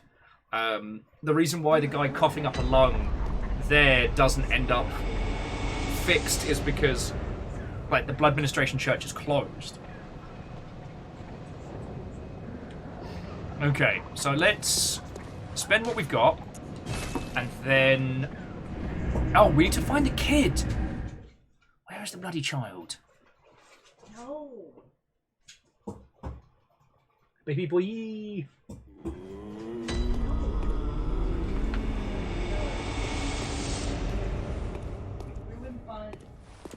Welcome home. What is it, Hugh? It's good to be back. Very well. Let me... All you can upgrade is strength?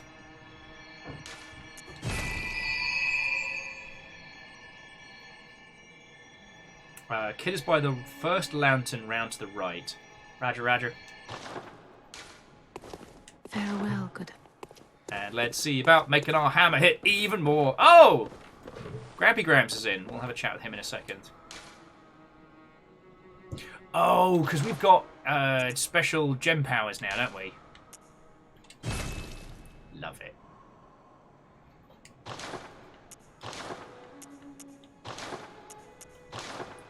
Fortify weapons using blood gems. Shame we haven't got any. Right.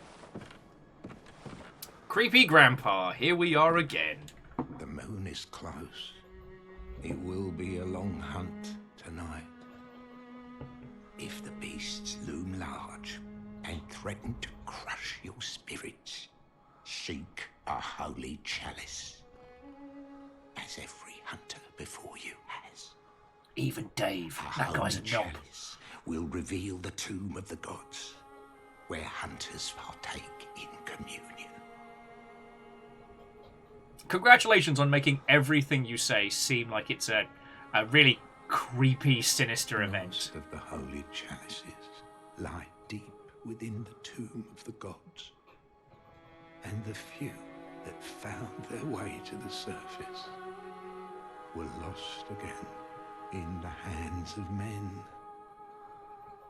But if the old hunter tales remain true, one of the holy chalices is worshipped in the valley hamlet. Yet the town is in disarray. Disarray! Array! It was burned and abandoned for fear of the scourge. Home now only to beasts. Oh shit, he's talking about old Yharnam, alright. The perfect place for a hunter, wouldn't you say? I don't say a lot, mate. One of the holy town. Yeah. Yeah, and to quote Thrame, like all of the hunters before you. That's pretty shitty advice, mate. Not gonna lie.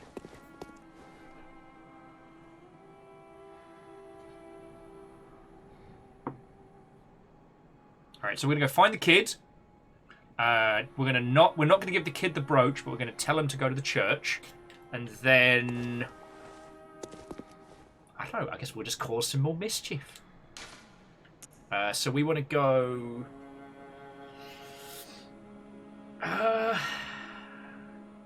Central Bridge would be quickest, but I have to fight through a bunch of nonsense. I can do that.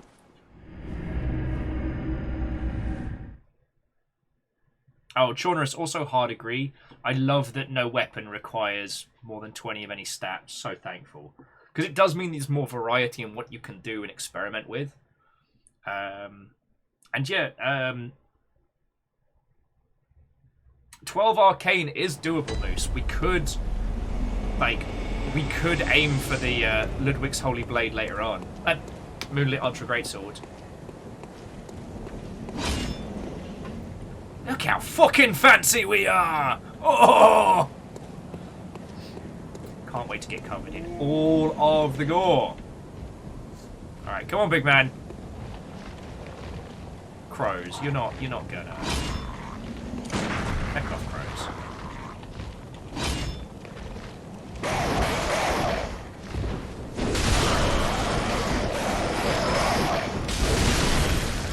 How did you think that was gonna end?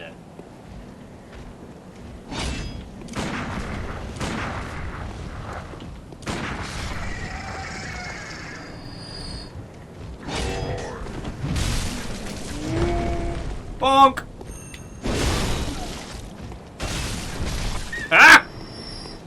That is for all the times that guy has bullied the shit out of me in this game.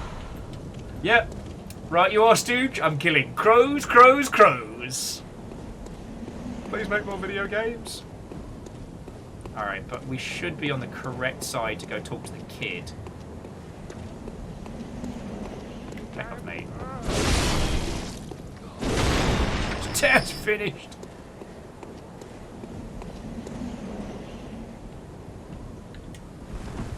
Yeah, I think it's down this way, right?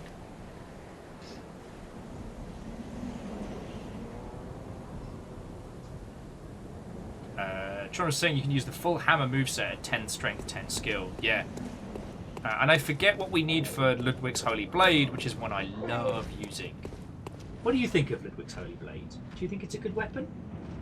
Amos, baby boy, do you like Ludwig's Holy Blade? Or do you prefer a different weapon? Do you like the katana? Amos is a fan of the katana. Yeah, you want to use? Is that your go-to move? Big old katana. Or what about the wheel? You strike me as a cannon user, my boy.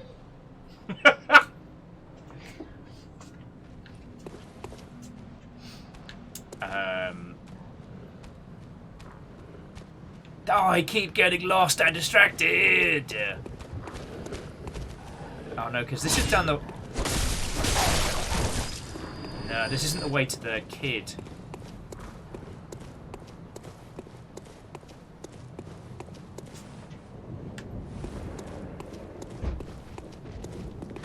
Oh, Peebles. It's time for another round of Bonkemian Rhapsody.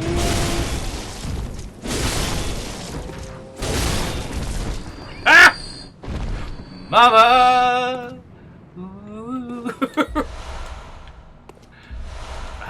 Those two bullied me so much.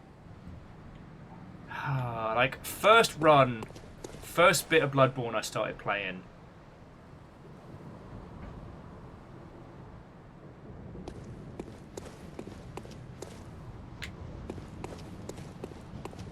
Bonk be a hammer tonight.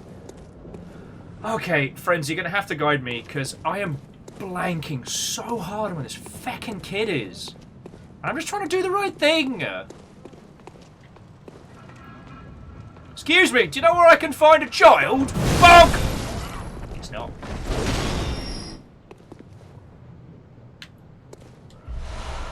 Alright, go through the plaza, the gate you opened up, the area. Oh wait, do you mean where we fought our first bloke with a brick? Of course I got to hear. Of course I am. Good. Good. Fucking liability. Alright, so I know the way. It's just going to take us a little while. Oh, yeah, it's the guy pounding on the double doors. It's up and around the corner. God, I'm sure there's a quicker way to get there, but fuck it. I've not got time for your bollocks. Oi! Bonk! It's dead finished.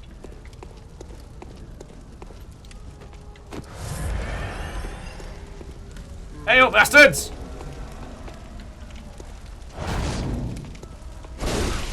Oh, we gotta pay for that one.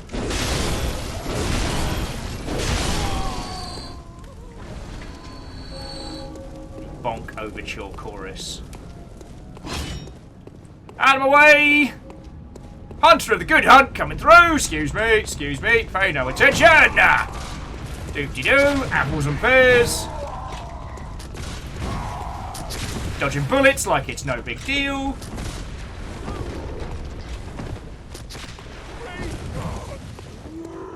Are you coming or... Alright. There we go. Oh, yeah, so the kid's round the corner here. Alright, I remember. Introducing once more Bonkemian Rhapsody. With new special guest star, that bloke! Ah! Oh, and Bryce, abso-feckin-lutely. Also, hello. Yeah. I'm sure nothing bad will happen to the sky. Nothing at all. Ah.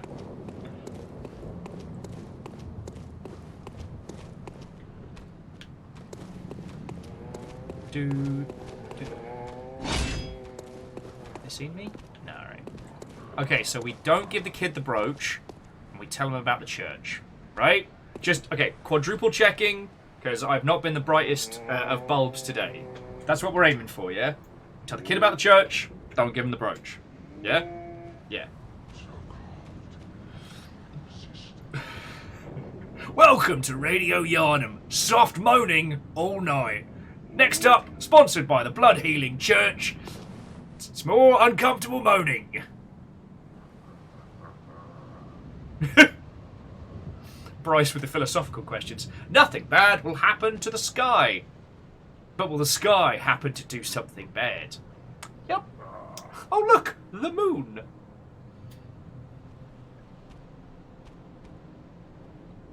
I don't know if we can grind enough insight this early on to start seeing the really weird shit. I think that's something we can do later. Gotta remember.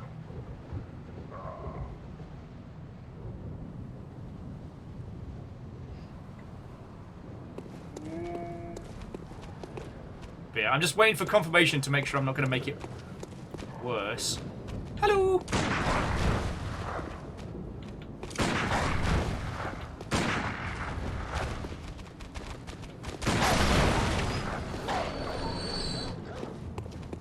Don't worry, they're not puppies, they're just shit werewolves.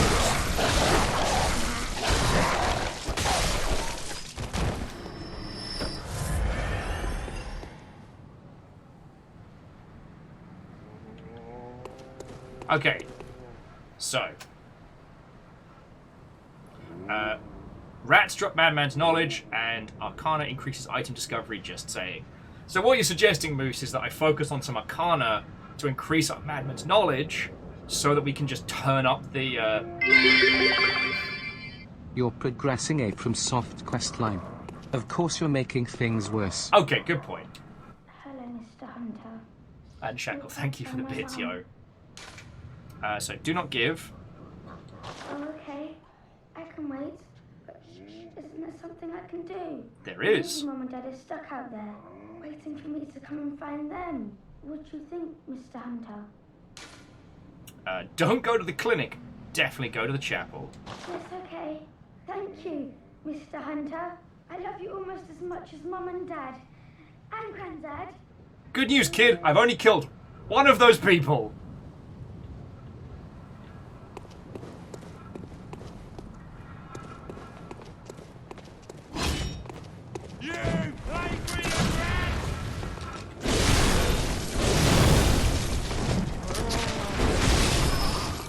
How do you think this is going to go for you? Oh, you bastard!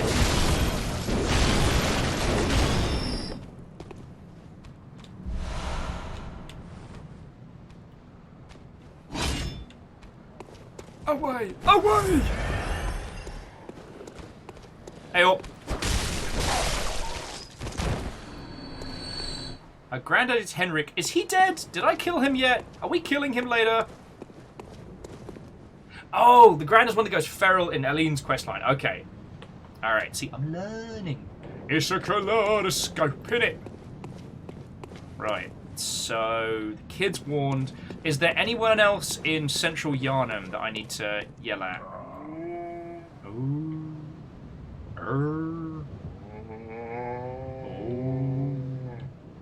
I don't think so, because we did the house with the dog outside, and the other people were mean to me.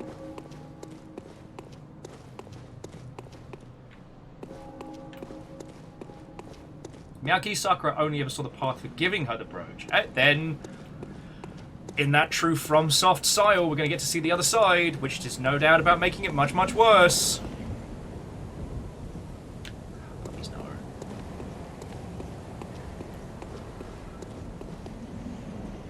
Okay, so Lost Flowers says giving the brooch makes it not go to the church or the clinic, and I'm sure nothing bad happens to her at the end. Right? Right? Cool. Glad we cleared that one up. Ugh, I've got to murder my way through all these numpties. death. Rain from above! Eh.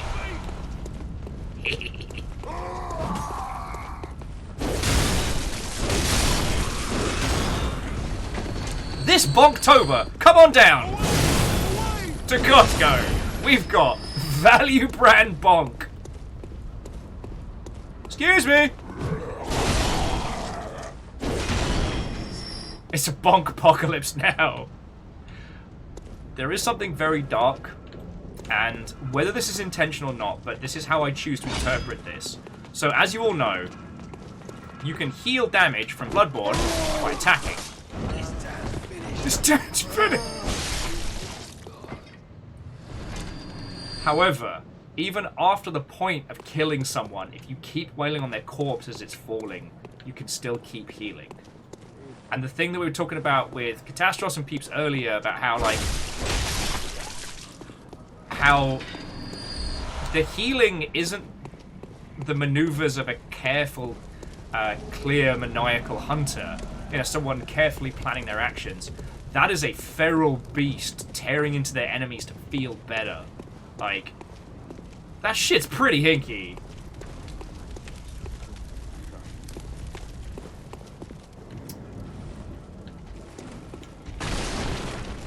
Lost Flowers says that if we go the brooch route, they go looking for their parents. Oh, please don't say that. Which you can imagine what a defenseless kid happens. I'm sure they're fine. Now, we give them the brooch. They just stay home, playing some Fortnite. Okay, apparently I've forgotten how to dodge things.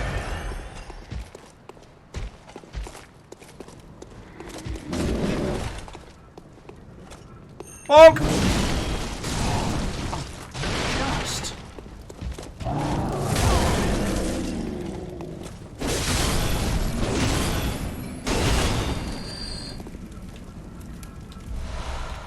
Cheers for the blood vial and all, but that should have been much easier. That was me being sloppy. I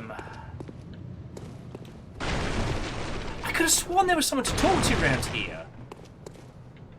No, he's just a jerk, just hanging out at the back. Bastard. Now that's what I call volume. 17. Bring the bonk.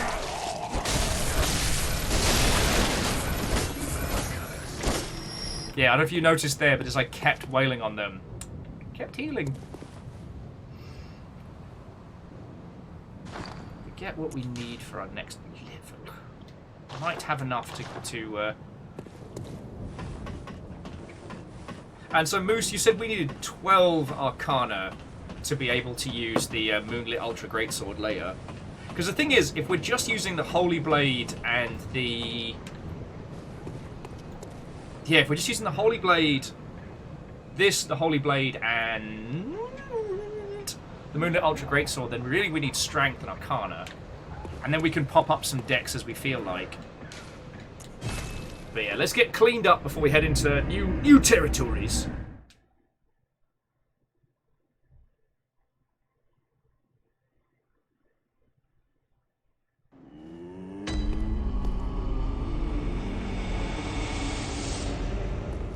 All I'll say on the on this quest line is that I'm very happy that we don't have to actually escort the kid. What is it, you? Because I would absolutely bean that kid with a backswing without even meaning to.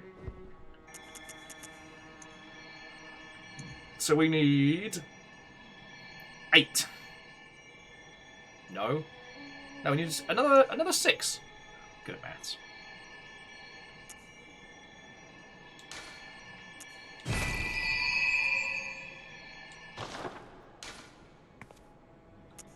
Over time, countless hunters have visited this stream. The graves here stand in their memory. It all seems so long ago now. Farewell, good hunter.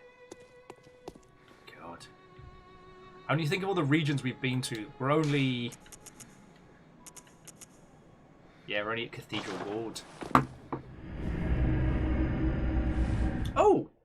Arcana also impacts scaling on elemental damage, such as Molotovs and fire paper. Love it. We love to see it. But, yeah, by my calculations, we'll be getting into old Yharnam tonight if we keep going at this pace, right? Assuming I don't get my arse handed to me repeatedly, which is never going to happen.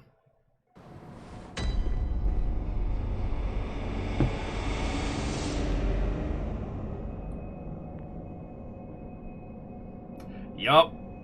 Sorry, Neoshido says that in New Game Plus, the doll stands in front of a new grave. I wonder whose grave that is. Yup. Oh, the hunt, thank you. So that old girl, you told her about this place, right? Aye, that I did. Well, she don't offer me much in the way of conversation, but still, I'd rather see her alive anyhow. Triumph! If you find any sane survivors, send them a knock note. So I take it they show up like one at a time round here, yeah? Because the little kid should be on this way soon.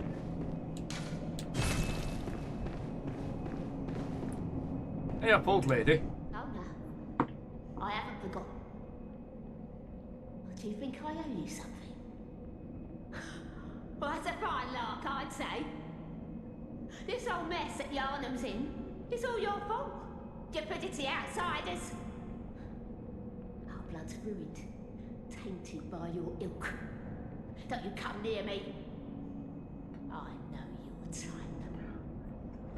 Gran, my hammer weighs more than you. Don't make this easy for me.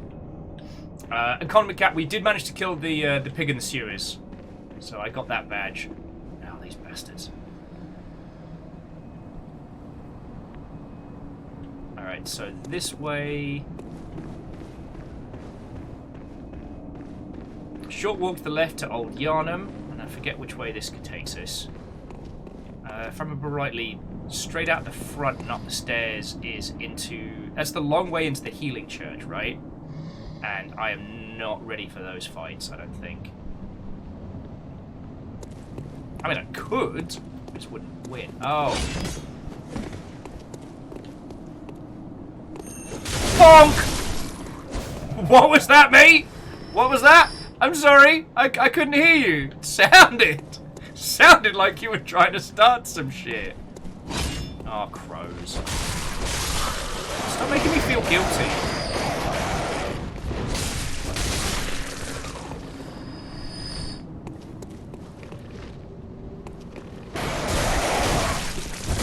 And Bacon, I did get my echoes back from the one in the sewer. I also, that's why I got the fancy new clothes, is we managed to murder that bad word with impunity. Badman's knowledge. You know what, Conor McCap, you're right. I should kill that guy again, just so we know. Oh, crows, please stop. It's just making me feel sad.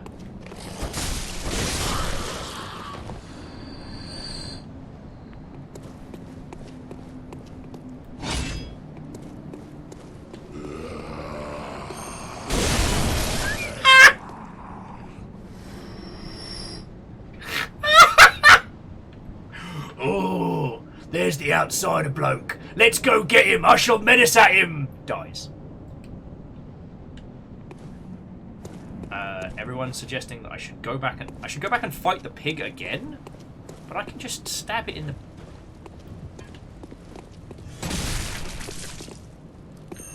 Bam!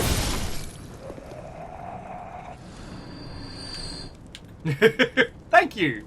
I mean, Conor McCap, I'm probably the only person in the Great Bezos heist on Twitch.television. A shield. This late in the game. And to use it is a fool's errand. Much like the person who died and left it there.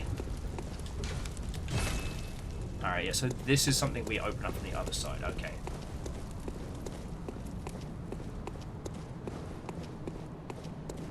But Lost Flowers and Peeps are suggesting I should fight the... I will get this.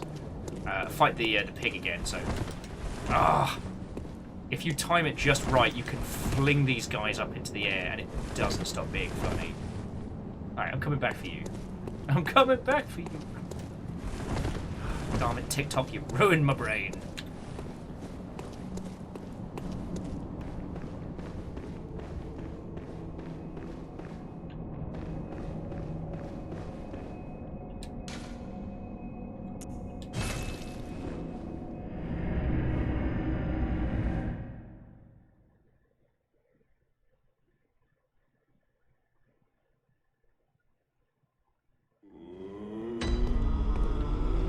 Alright, so fastest way to the pig.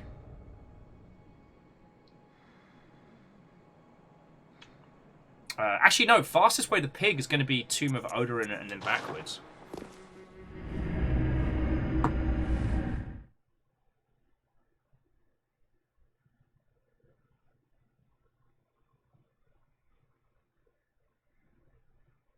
Oh yeah, and Colin McCarran, it's so satisfying just to see them just go splat. And I think if I remember rightly, like the only reason why I liked Ludwig's Holy Blade more than the hammer, I think was again because of the deck scaling, but also because the moveset's a bit more swingy, which compensates for my being not very good at this game.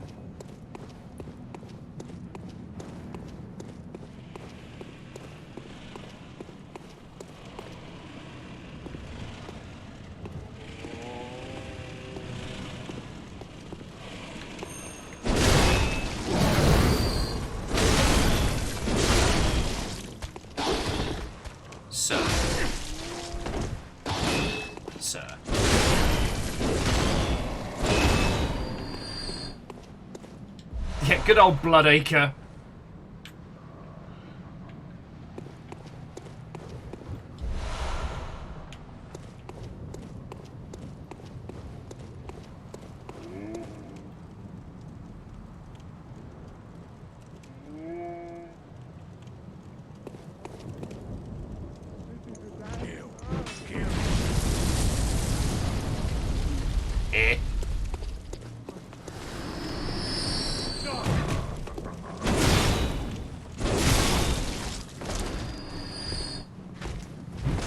There's a part of me that's kind of disappointed that these two weren't even trying to kill me. They were trying to kill everybody on the bridge.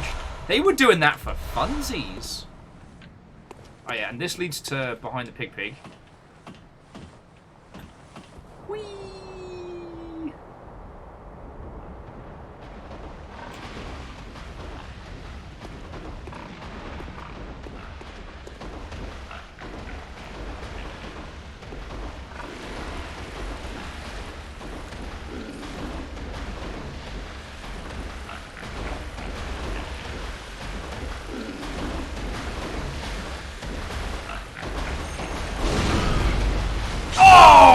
Up in there! Back of the net. Because he did the big explosion, I thought we'd killed him.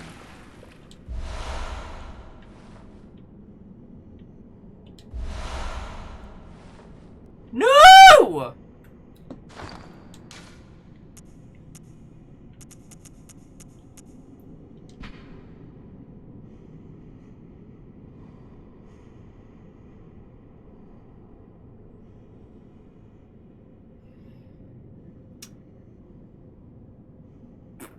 Did the kid get eaten? Did we just send that child to get snacked upon?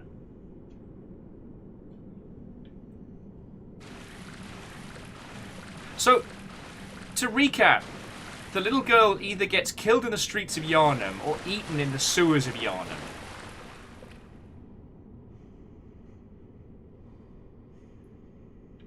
Or ends up at Yosfa's clinic, which is probably even worse.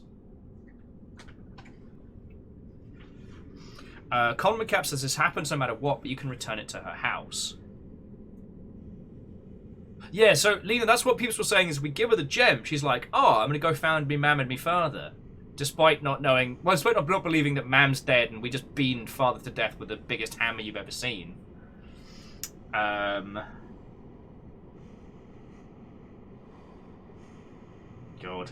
I mean, that's very Bloodborne. It's very Bloodborne. But we can progress it as needed. I'm sorry, bear with me just a second, dear friends.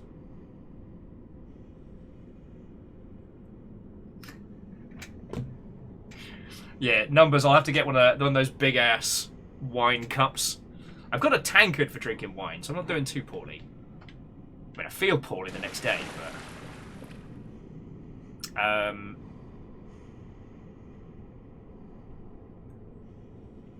but I take it this was something we needed to happen.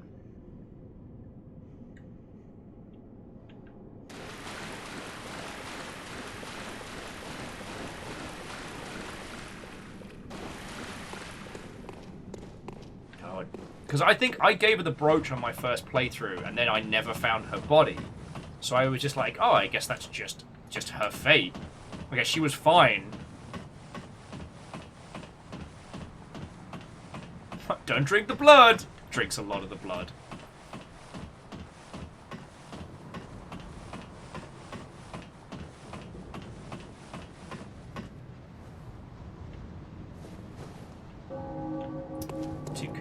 Too kooky, Saw. Too fast, too kooky. Right, let's keep going. So you were saying once we head inside the church, head left towards Old Yharnam. God. I know I've said this a million times before, but every time we have one of these sessions, it just reminds me of Farnham, a very real place in the UK that's pretty nondescript, to be honest.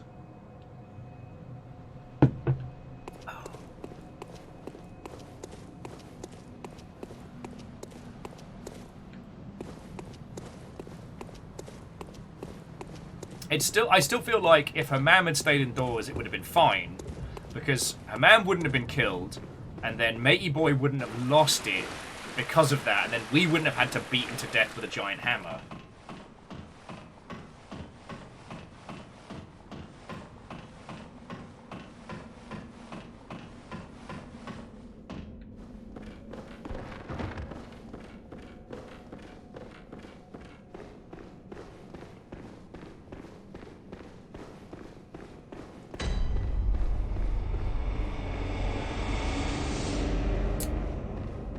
Alright.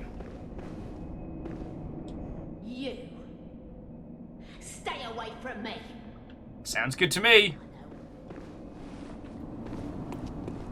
Hey, old bastards! Have you heard about Hammer? Ah!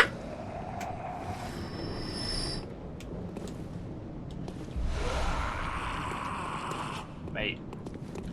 Point and stay wherever you want. Oh! Bye! Never going to get tired of that.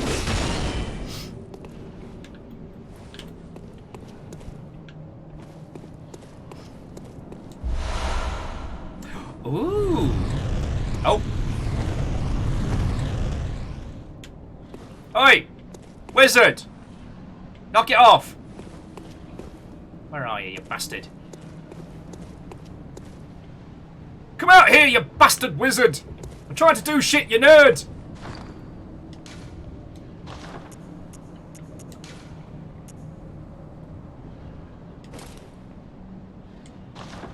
I say, it is I, Top Hattington! Oh, but the hunter's hat's so cool.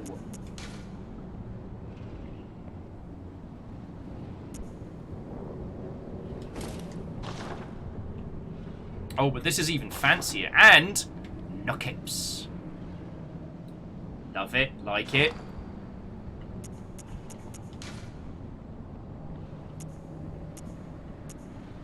It's like the hunter's gloves we have now and these ones are mechanically the same.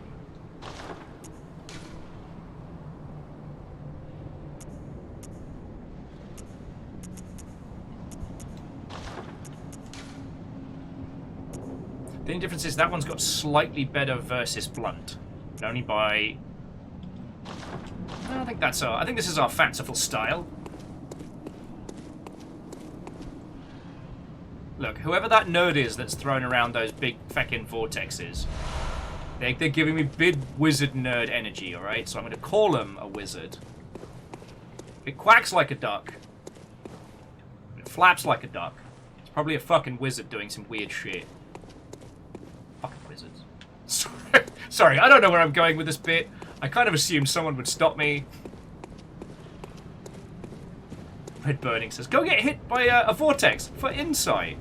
nah, but I'm gonna beat a nerd to death with a hammer. Ah, piss.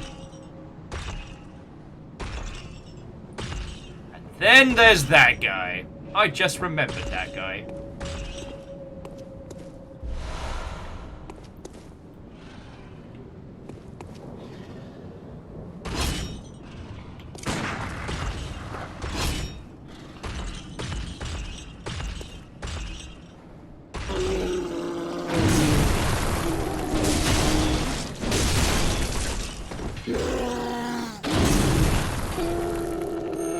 Bonk!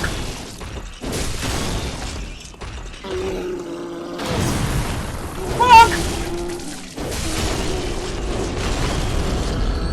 I am the one who bonks.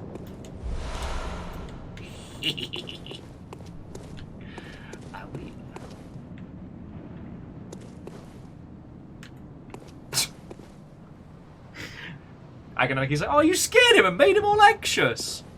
Yeah, friends, you know, it seems real cute when they do that, but that is actually their fight or flight reflex.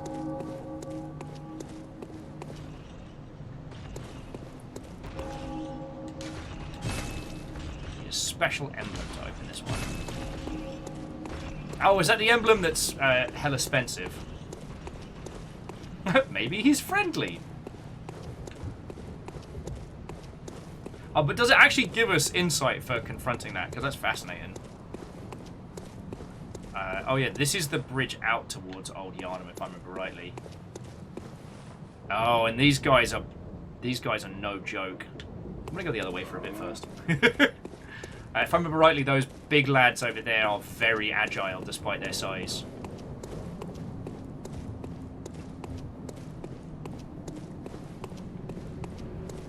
So we can go check out this way.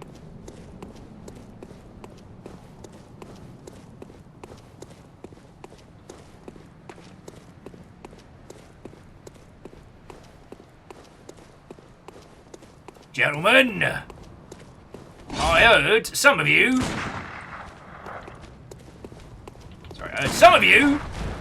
are being a bit cheeky. Don't you do apples and pears?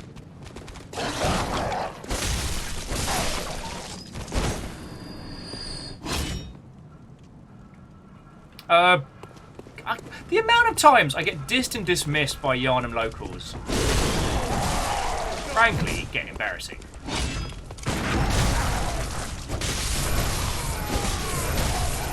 It's just finished! And that will probably be the only time in this entire run-through that I managed to parry someone with a dagger, with a pistol. Your face is being cheeky! Oh shit. Numbers, you've done me. I have no witty retort.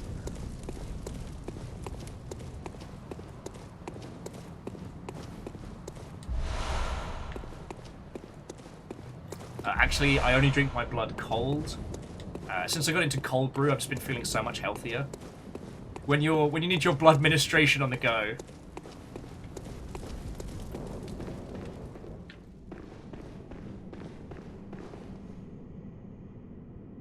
I do not remember any of this place.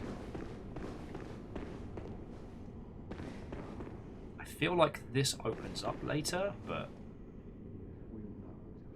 I am completely blanking on this place.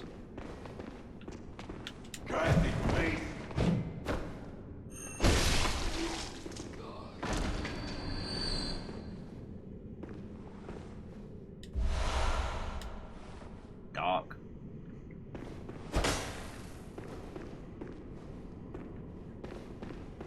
If we go to we go left around this building, you get the second floor to open up the basement. Thank you.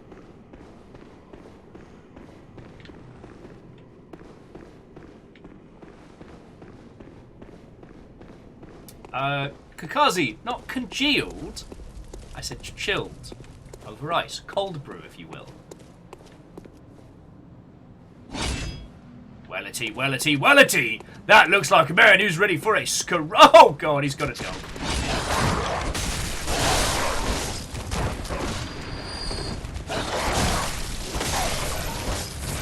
Woo! How do you think this is going to end, mate? Right in the junk. You won't last long, despite the fact that you can quite clearly dodge bullets. That's a bloody great big tree over there. I'm sure it's fine. It's amazing how much of this I have actually forgotten, like, game-wise. Which is kind of lovely. Although it's probably more due to poor sleep and drinking than anything else. You know, I'll never truly be able to go back to this game completely fresh, but... Actually, how many Madman's Knowledge have we got? Because we might be able to get up to... Okay, what were the thresholds? It's like 15... Is it 15, 30, 40, 50 for Madman's Knowledge for insight that show us the truth of the world?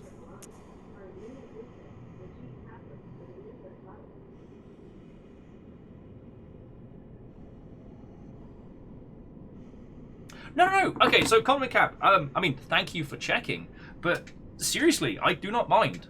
Like, most of us here have played through Bloodborne, or those of us that haven't, like, don't mind knowing, like, the secrets behind it. I spent the whole first day just deconstructing how the systems and UIs all complement the experience in its entirety. Like, you are weapons free. Like, thank you for reminding me.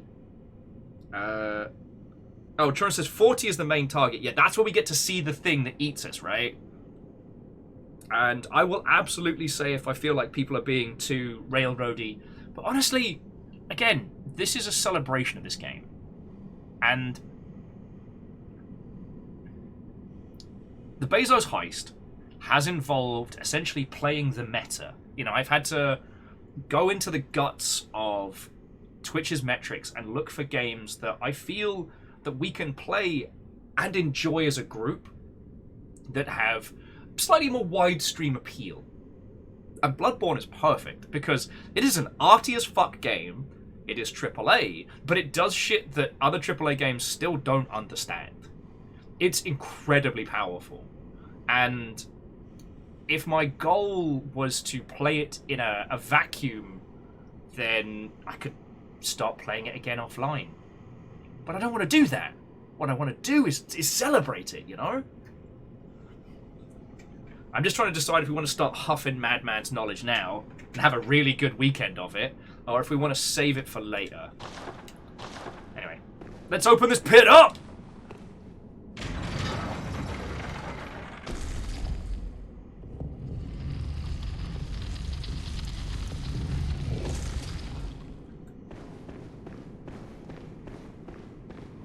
Yeah, the other thing, I think I said this earlier on, but I think it warrants saying again, is that it has been a long time since I played this, and I have forgotten so much.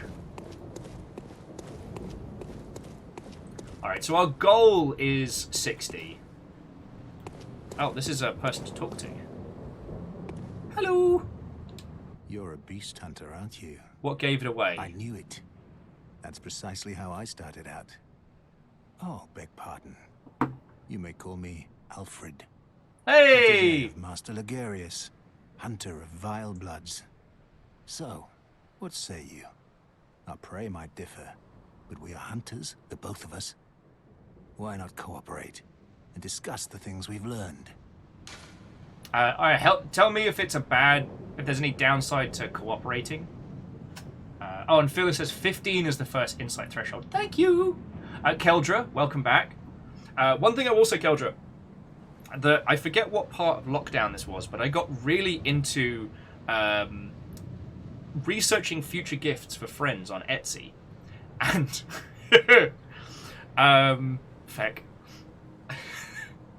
There is a whole nerf, like, modifying and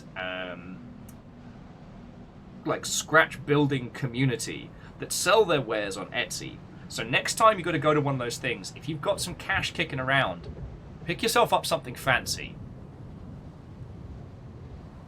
Yeah, 15, 7-year-olds, that's fine. But when you pull out something that looks like a legendary weapon from Cyberpunk 2077 and, you know, proceed to fire 17 Nerf rounds into the nearest child, winging them off their feet, they will know fear.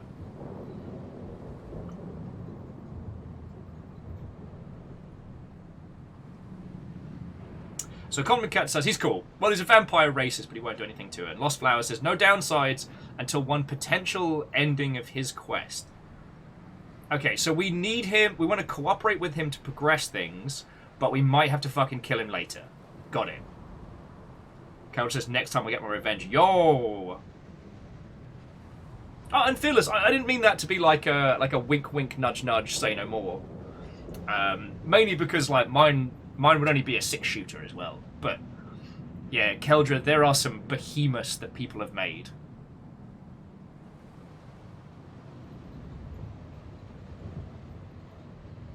Alright, so we'll cooperate with this guy for now. Oh, very good. Very good indeed. Kill you later. Take this to celebrate our acquaintance. Ooh, fire paper. Praying. Beast hunting is a sacred practice. May the good blood guide your way. But not the bad blood. There must be... Ooh, go on. So do we want to talk to him about this nonsense?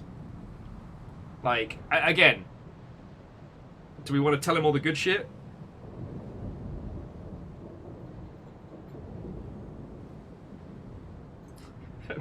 I'm really making sure that I'm not fucking up this run. Because I completely fecked the Onion quest line when we were all playing Dark Souls 3 together. And I feel still kind of bad about that. Now, there isn't really an Onion Quivocant in this, but...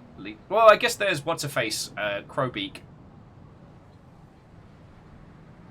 Source of lore, no downsides. As you know, the Healing Church is the fountainhead of blood healing.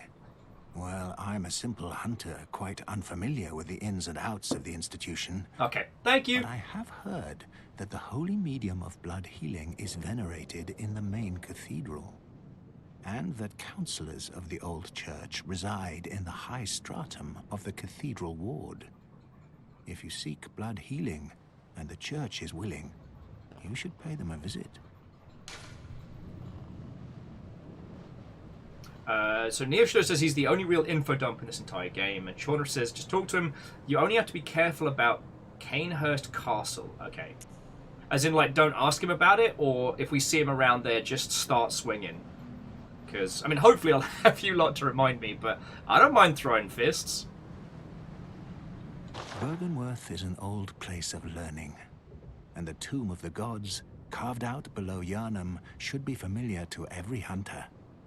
Well, once a group of young Byrgenwerth scholars discovered a holy medium deep within the tomb.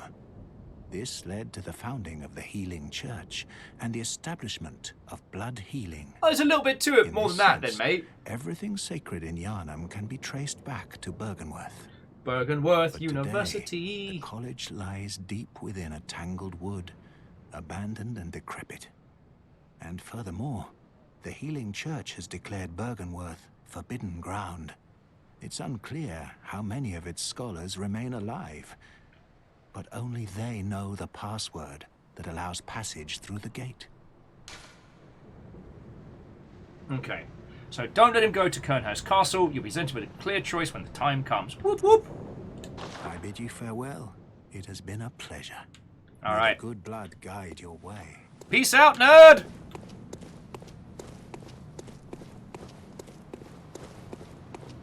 Okay, yeah. 40 insight is when you can see the wizard. 15 is the first point, so I don't quite have enough insight to get there.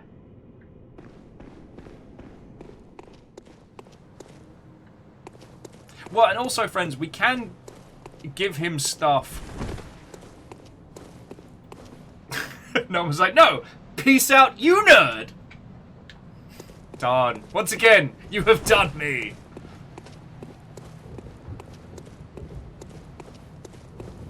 Oh, and Lena says if he goes to Canehurst, it's fine. We kill an optional boss and make it okay again. Love it. I guess I didn't finish the DLC because none of that's ringing a bell. So there'll be some new stuff for me to go through later. Love it.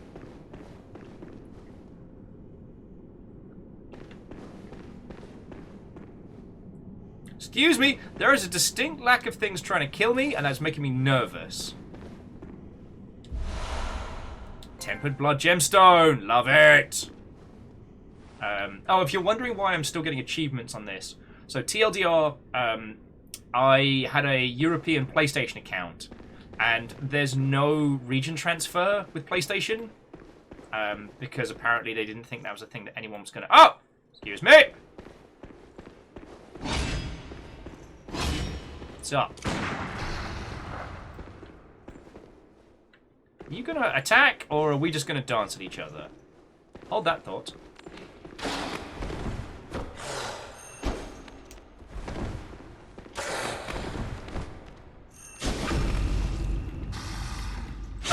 Oh! Right up the bum! You ever plunged your hand into a werewolf's anus up to the elbow? Well, that's what it feels like to hunt the old blood. Sorry. Couldn't even keep a straight face. I'm so sorry. I'm so sorry. That's why all the hunters wear, like, the long glove.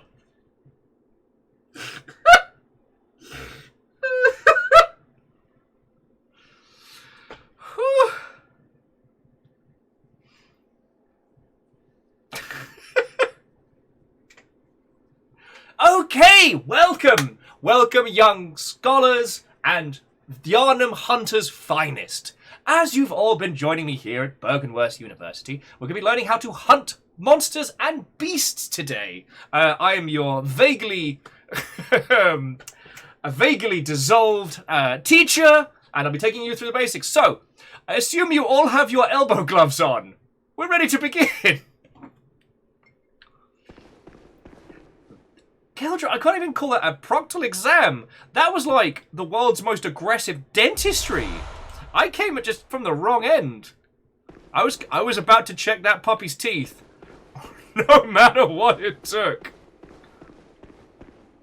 I feel kind of guilty.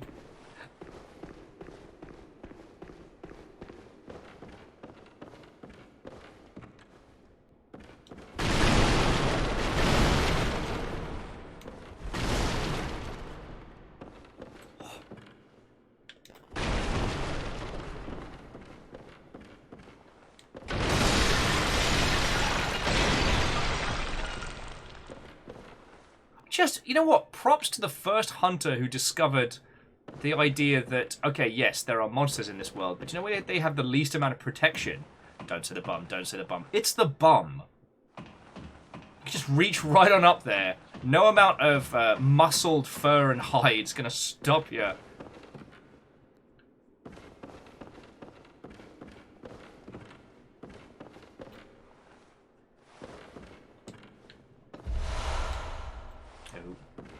I don't like it when the game gives me antidotes and poison heals. It means I'm going to have a bad time.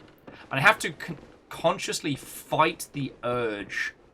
Oh shit, yeah, we're in Old Yharnam.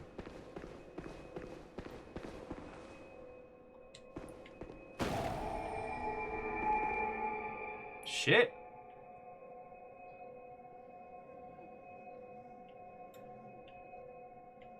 I didn't think we'd make it this far.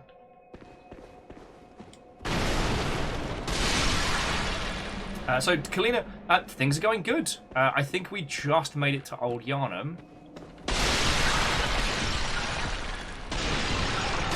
I guess I must have spent more time faffing around.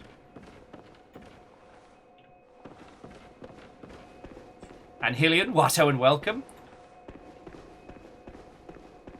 I mean, yeah, welcome to hell. However, we do have one... Oh, I still need one more point in... Arcane before we can use the flame sprayer, but we do have the torch, so we should be all right. This town is long abandoned. Hunters not wanted here. Opens the door anyway. Away! Away!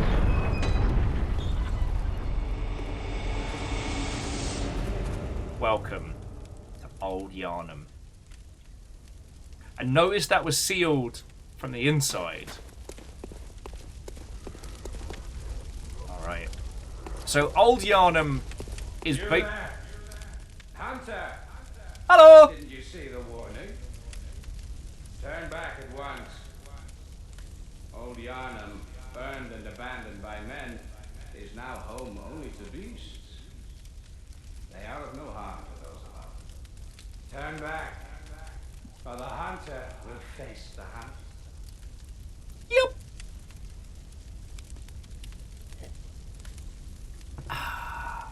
So,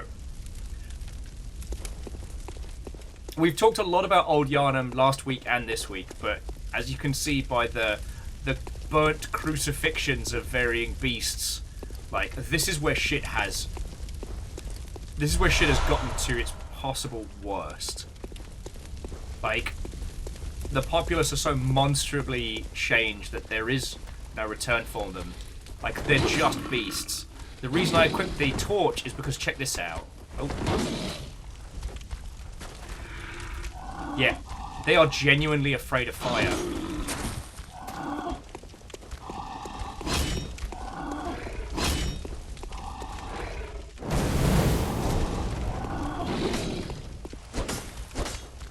I mean, they're quick on their feet. They've got great reflexes, but...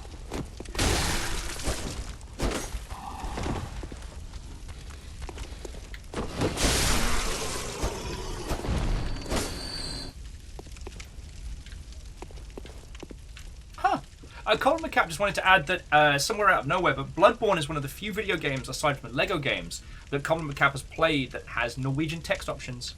That's fascinating. I guess it's one of those sad things of, like, it took us years to start supporting languages outside of eFigs, and English, eFigs is English, French, Italian, German, Spanish. And it's one of those things that the amount of work it takes to translate into another language varies in complexity, but for most of, like, most European languages, it's about the same kind of effort, or at least with non-pictographical languages.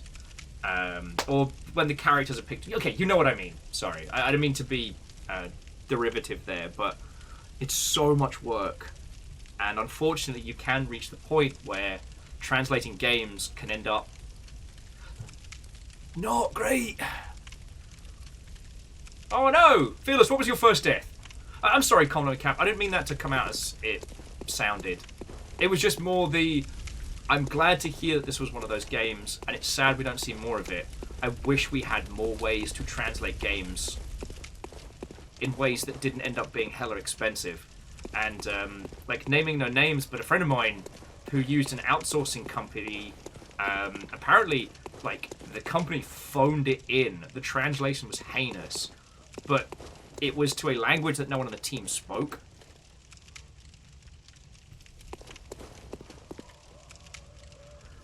Alright.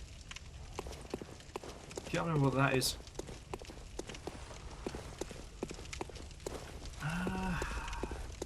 Actually, I've got paper, so if I need to leap back on up, I can.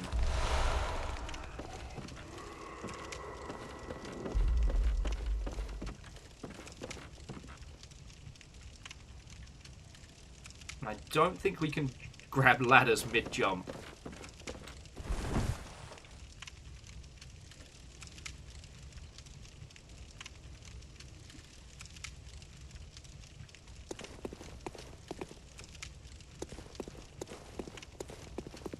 Well, one of the things that I'm hoping for, Lena, is that, like, as the streaming age continues, I should say, like, as the content creation age continues, you know, there are more people out there who are able to produce good voiceover work, potentially at a more affordable rate. And I'm not saying that we should underpay voice actors. I'm not saying that.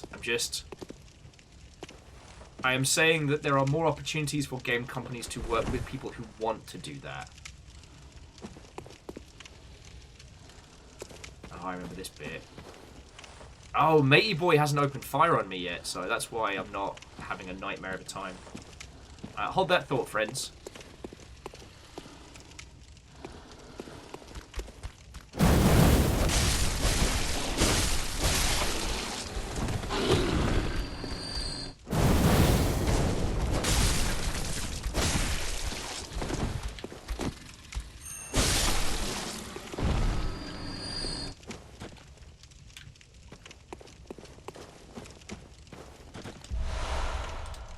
2 hunter's torches, dual wield!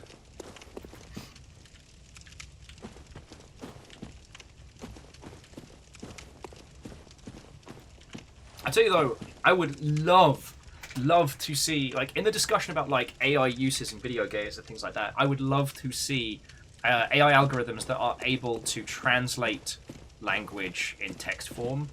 That is something I think as an industry, it would do us the world of feckin' good. Am I stuck? Did I get us stuck? Did you wake me up? Did you rub my lamp? I might have gotten us stuck.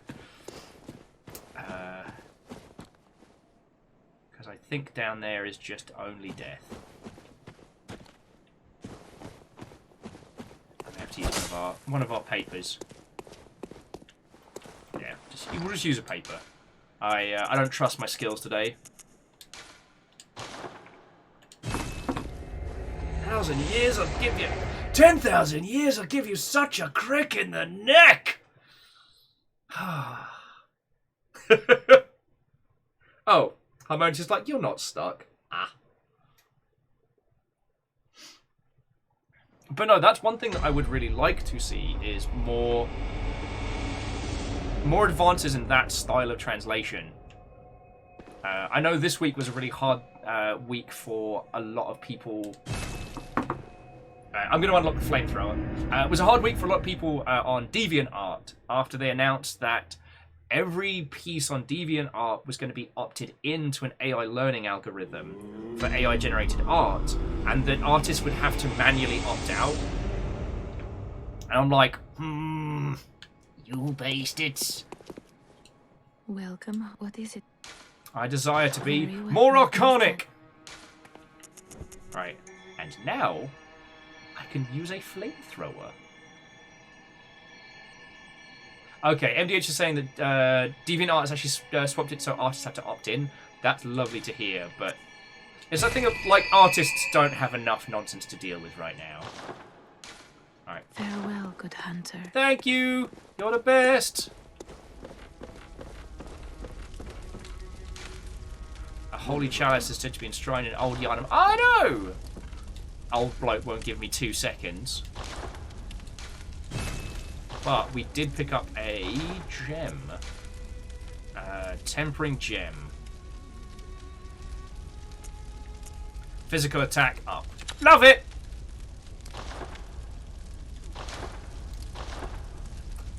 Bryce was saying that the other bug, the big problem with DeviantArt's thing is that AI nonsense is based on the data set that already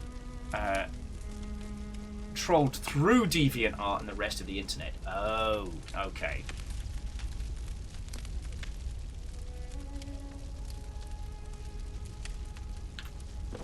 Numbers, I had noticed that Team 4-Star were doing like a commentary through. I wonder if they were doing any commentary stuff on some of the things that got pulled down or unreleased, I should say.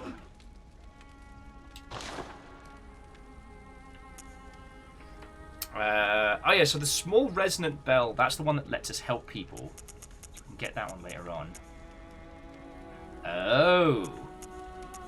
So if we want to, we can get Gaston's kit, but that costs us insight.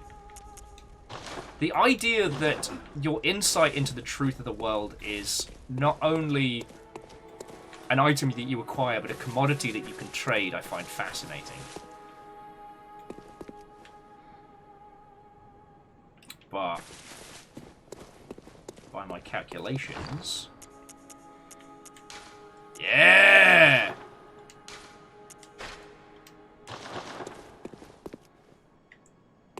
Someone order a fucking flamethrower. No, that's a hammer.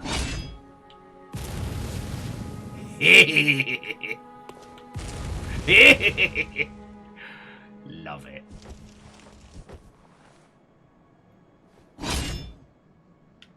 Yeah, see, now we look like a proper good hunter.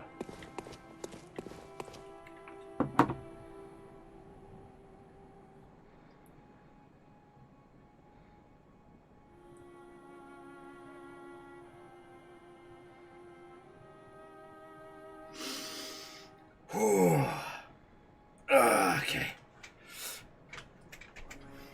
Sorry, it's having a stretch and a continue. So let's continue a bit into Old Yharnam. Sorry, I was trying to decide if I wanted to bust out some... Well, what is it? Farewell, may you... Ah, you're fine. I wanted to... Flamethrower. Doing some gardening? Bloody dandelions get everywhere. They do, but you know what? It's not a problem. You can just handle it. You can just handle it. No dandelions on my watch. It's kaleidoscope, innit? How on fire is it? Could be more on fire. I don't know. Cowards. Okay, but yeah, so as we have made our way over to Old Yharnam, this is the point where I guess you get to see how bad it's been. I forget how long it's implied that Old Yharnam has been sealed shut, but it's been a while. And it's kind of... The hunters in this area are fighting hard to keep things at bay, and will fight anybody that's not them. Like, in this area, you do end up going to toe-to-toe with a lot of the church's hunters. And one of the things that's fascinating is when you first play through this, it genuinely feels like a big misstep. Like, if we are hunters, how come hunters are hunting us? That's dumb and stupid. In actuality, that's when you... As it will turn out later. Also, you're on fire! Excuse me? As it will turn out later on, is that you're essentially this hidden wing of the Hunter's Church.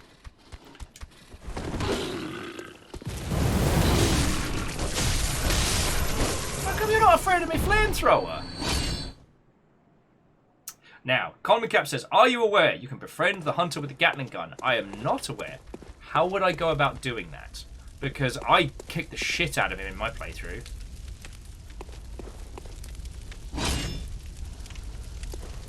Away! Away!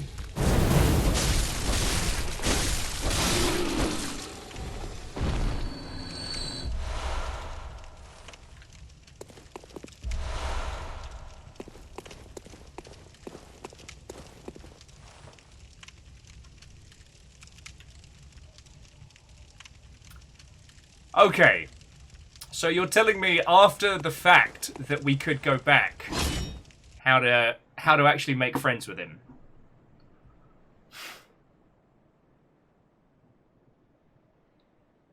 So if we can make it to the Gatling gun guy...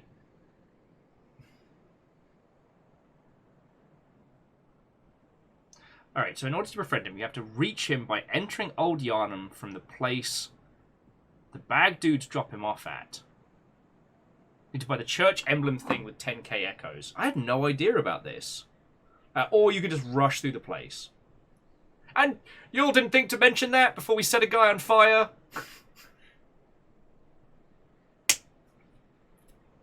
Well, he's gonna fucking die now, so... Gatling gun versus hammer. Let's go!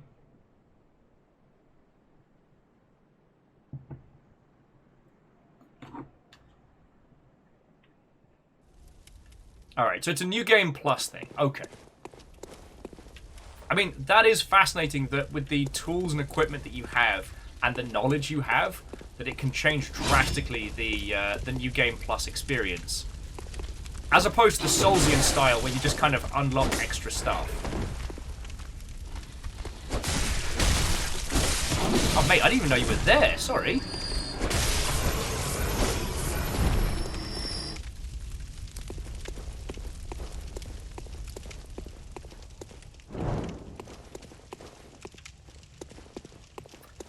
Bad now.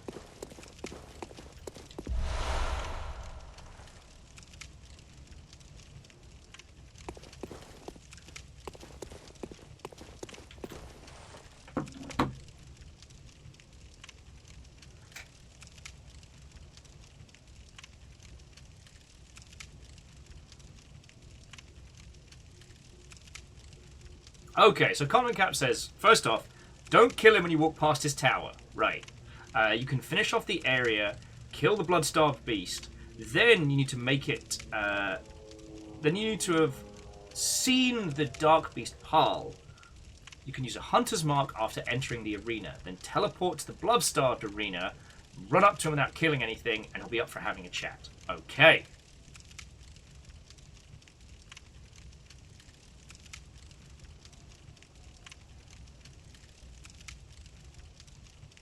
Now, Neo Shadow, I remember that much, that he is quite possibly someone else who went through the Hunter's Dream.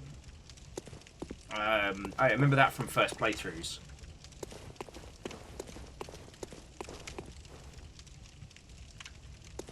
Aww.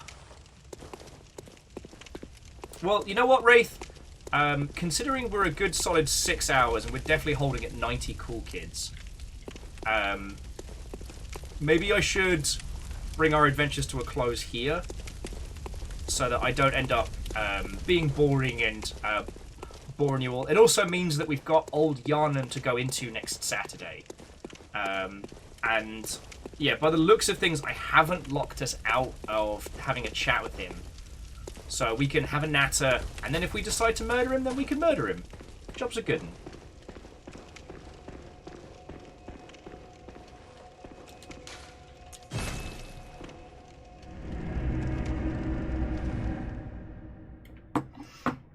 Oh yeah, but I was aware of the fact that his whole deal is he's trying to protect the creatures in this area. That is to say, he still sees the people of this area as people.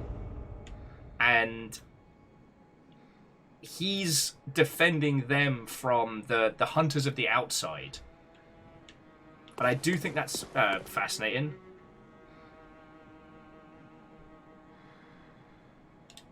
Welcome. Yeah, and compliment cap. That's actually, and that's why I'm calling what is it calling our adventures to a close, because Very well. Let me... oh, I just need a little bit. Sorry, let me just scoff some blood. No, Wraith. I had a look at the time and realised we've been in Yharnam for 6 hours. You know, that's a pretty decent run.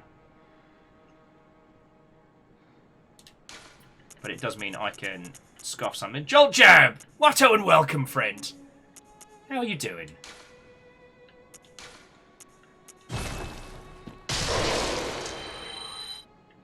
Eagle lives like, of those 6 hours, how much was Waffle Man's? Yay! I managed to balance it well. Welcome. What Although, is it even with immediately jumping into game, we did spend the first hour... you'll spend the first hour basically just destroying us.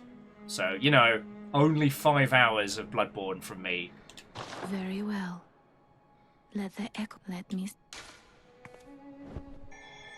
Alright.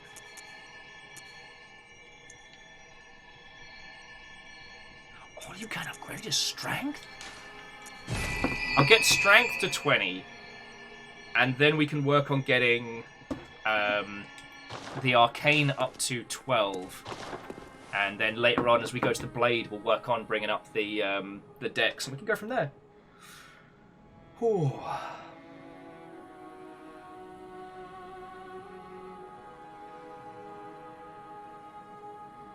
Yeah, Wraith, it's been a great day. Okay, so Jolt Jab and Peeps, please do stick around because I need to say a lot of thank yous and credits. There is a very good chance that I'll be on Discord later, friends. I don't know if it'll be Sea of Thieves or just hanging out and nattering. So keep an eye on Discord.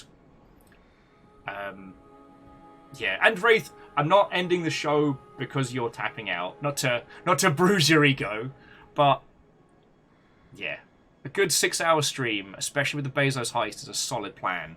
And you know, if the goal is to keep the numbers good, friends, we've been sitting at 90 for like 5 hours. That's feckin' great. So, on that note, so many thank yous. I really don't know where to begin. There was a huge train, and then a full-on gold bit type scenario. Like, thanks to you lot throwing cash at us for the last 2 days, we can actually buy groceries and live. I cannot say thank you enough. So to Kimball and Neo Shadow, thank you for the cash. That means we can get food. Very grateful. And to Jarl Infinitus, to third form super boss of the Longship Firestrager, thank you. but also Ehrman and J-Post and Megaboss and Lord Tradent, Star and Numbers and Keldra and Shackle Draconis and Martin and Stooge and Wolfgrad, Jaeger Mage Fearless Son, Biggs Saxy, Bacon Avenger, Kira Zero, Lyris Dragon, Wyvern Flames, Pun Spectre, Cadastros, the Electric Salt, I was going to say Eclectic, Kaitish Lamesh and Thrame and Favor 6, Compliment Cap, and Vanderbeest, and Navalis. Like, all of you, thank you so much. I wouldn't be able to do this without you lot. Thank you. Your moderator today was Kathy, Lizzie T. Powell, and Rhymes and Moose. Don't distract me! Cadera! No! Thank you to the mod team for being fucking brilliant, as always. And to Zeros and Mr. Laza. Hello! I hope it was vaguely entertaining, and I hope we get to chat with you some more. Now, House Carl was not to be outdone today, so whether you were celebrating a huge spree or hunted by the good hunters, I'd like to say thank you to Dalzit, Marketeer Fred, Neo Shadow, Nightmare Angel, Blood-Soaked Red King, Kenley, British Beaver, Vagabond, Matthias, C. It's insane. I get it now. Greybit Demonson, CC Bean, Shah must die. He knows what he did. Dope Gotti, Jaeger Mage, mostly asleep. Attacker Koz, Kolvaskaya, McPatches and Zoden and Night Phelan, the ultimate scrub lords and a stammering gamer. Friends, thank you so much. All right. This is, week 2 of the Bezos heist. We've still got a lot to go. I don't think we're past the halfway mark yet. I think we'll pass the halfway mark after Tuesday, but we'll see how that goes. Captain Steph, we feckin' do. And as I've said, I really hope I do enough to be worth all you lot put in. Because feck me running. Right. We'll be back on Tuesday. It'll be Valheim with myself and JoeCat. I'd really be interested to hear your thoughts and feels on the heist so far. You know, especially with MGS5, I'm not sure how well I'm doing. So, please feel free to let me know.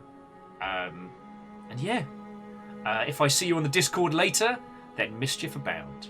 But, seriously, friends, thank you so much. Alright?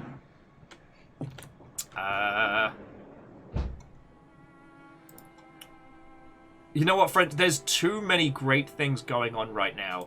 So I will leave it to your good selves. Where you head on this twitch.television. And Joljab, I hope you're doing great.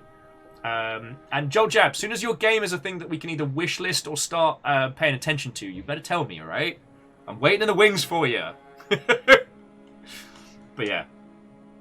Thank you so much. Have an incredible rest of your weekend. If I don't see you later, I'll see you on Tuesday. Have a good night, friends.